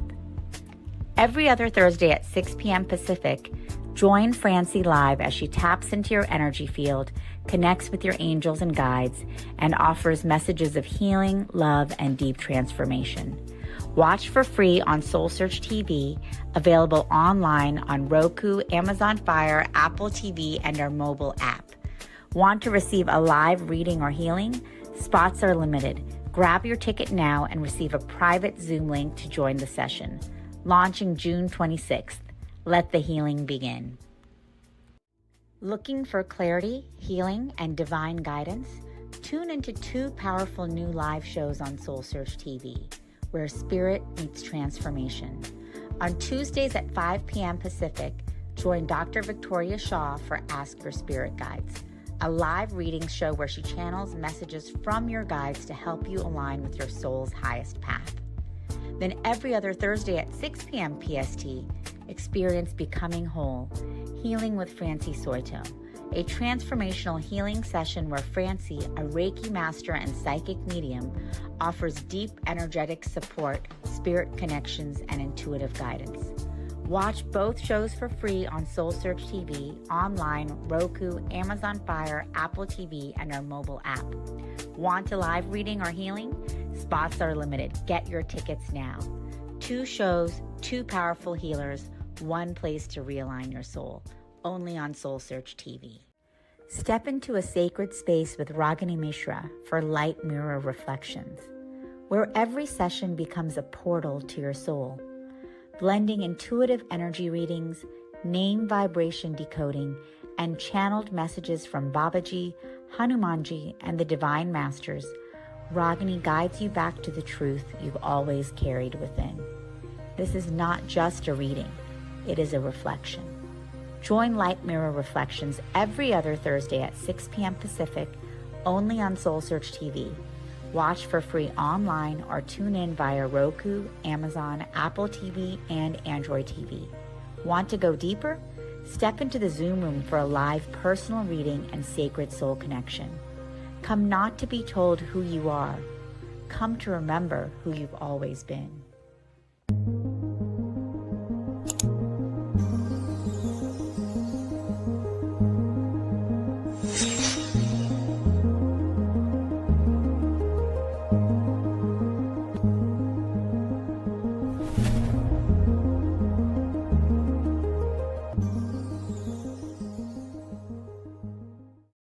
Awaken, align, activate. Join Sacred Fire alchemist Charlie Lamson every Thursday at 8 a.m. Pacific for a live enlightenment, activation, and meditation. Streaming on SoulSearch Instagram, Facebook, YouTube, and SoulSearch TV. Start your day with powerful higher consciousness energy activations. Realign your mind, body, and spirit with your highest potential. Tap into deep peace and transformation. Don't miss this chance to raise your vibration and step into your highest self. Tune in live every Thursday at 8 a.m. Pacific.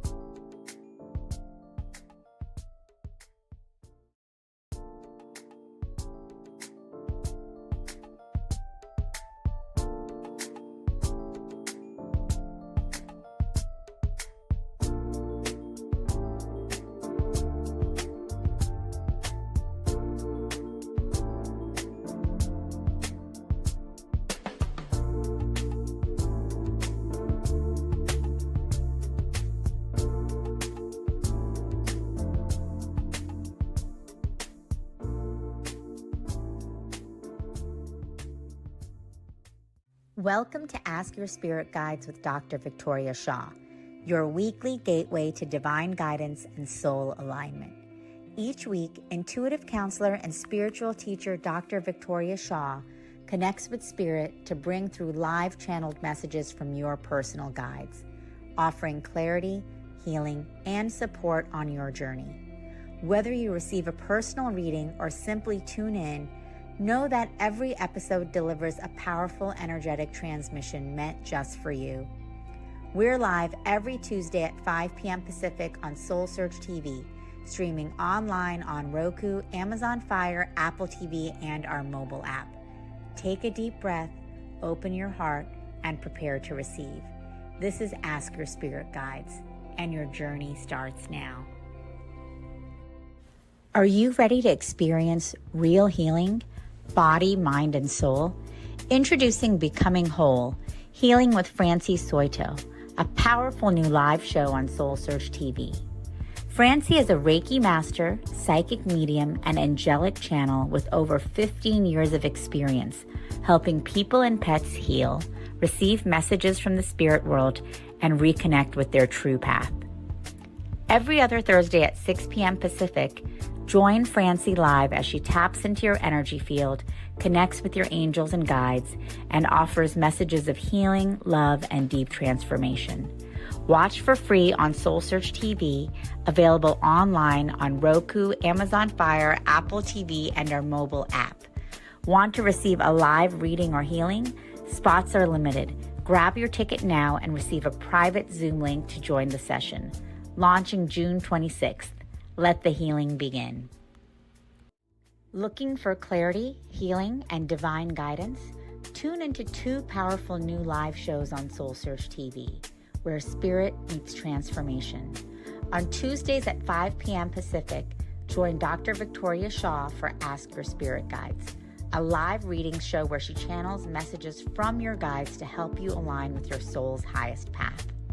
Then every other Thursday at 6 p.m. PST, experience Becoming Whole, Healing with Francie Soito, a transformational healing session where Francie, a Reiki master and psychic medium, offers deep energetic support, spirit connections, and intuitive guidance.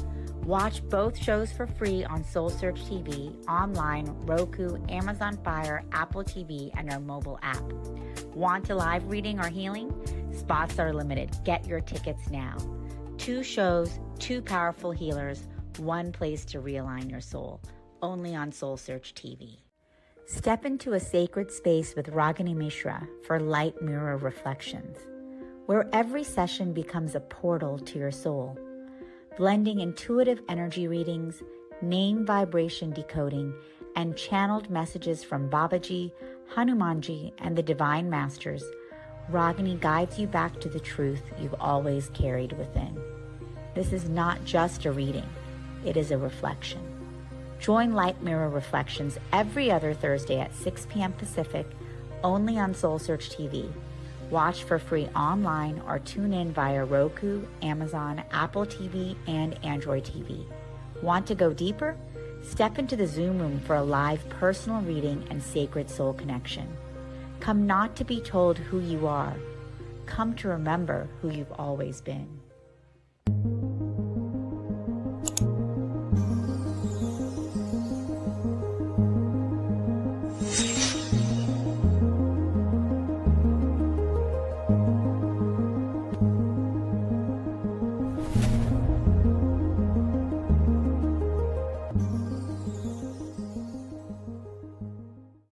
Awaken, align, activate. Join Sacred Fire alchemist Charlie Lamson every Thursday at 8 a.m. Pacific for a live enlightenment, activation, and meditation. Streaming on SoulSearch Instagram, Facebook, YouTube, and SoulSearch TV. Start your day with powerful higher consciousness energy activations. Realign your mind, body, and spirit with your highest potential. Tap into deep peace and transformation. Don't miss this chance to raise your vibration and step into your highest self. Tune in live every Thursday at 8 a.m. Pacific.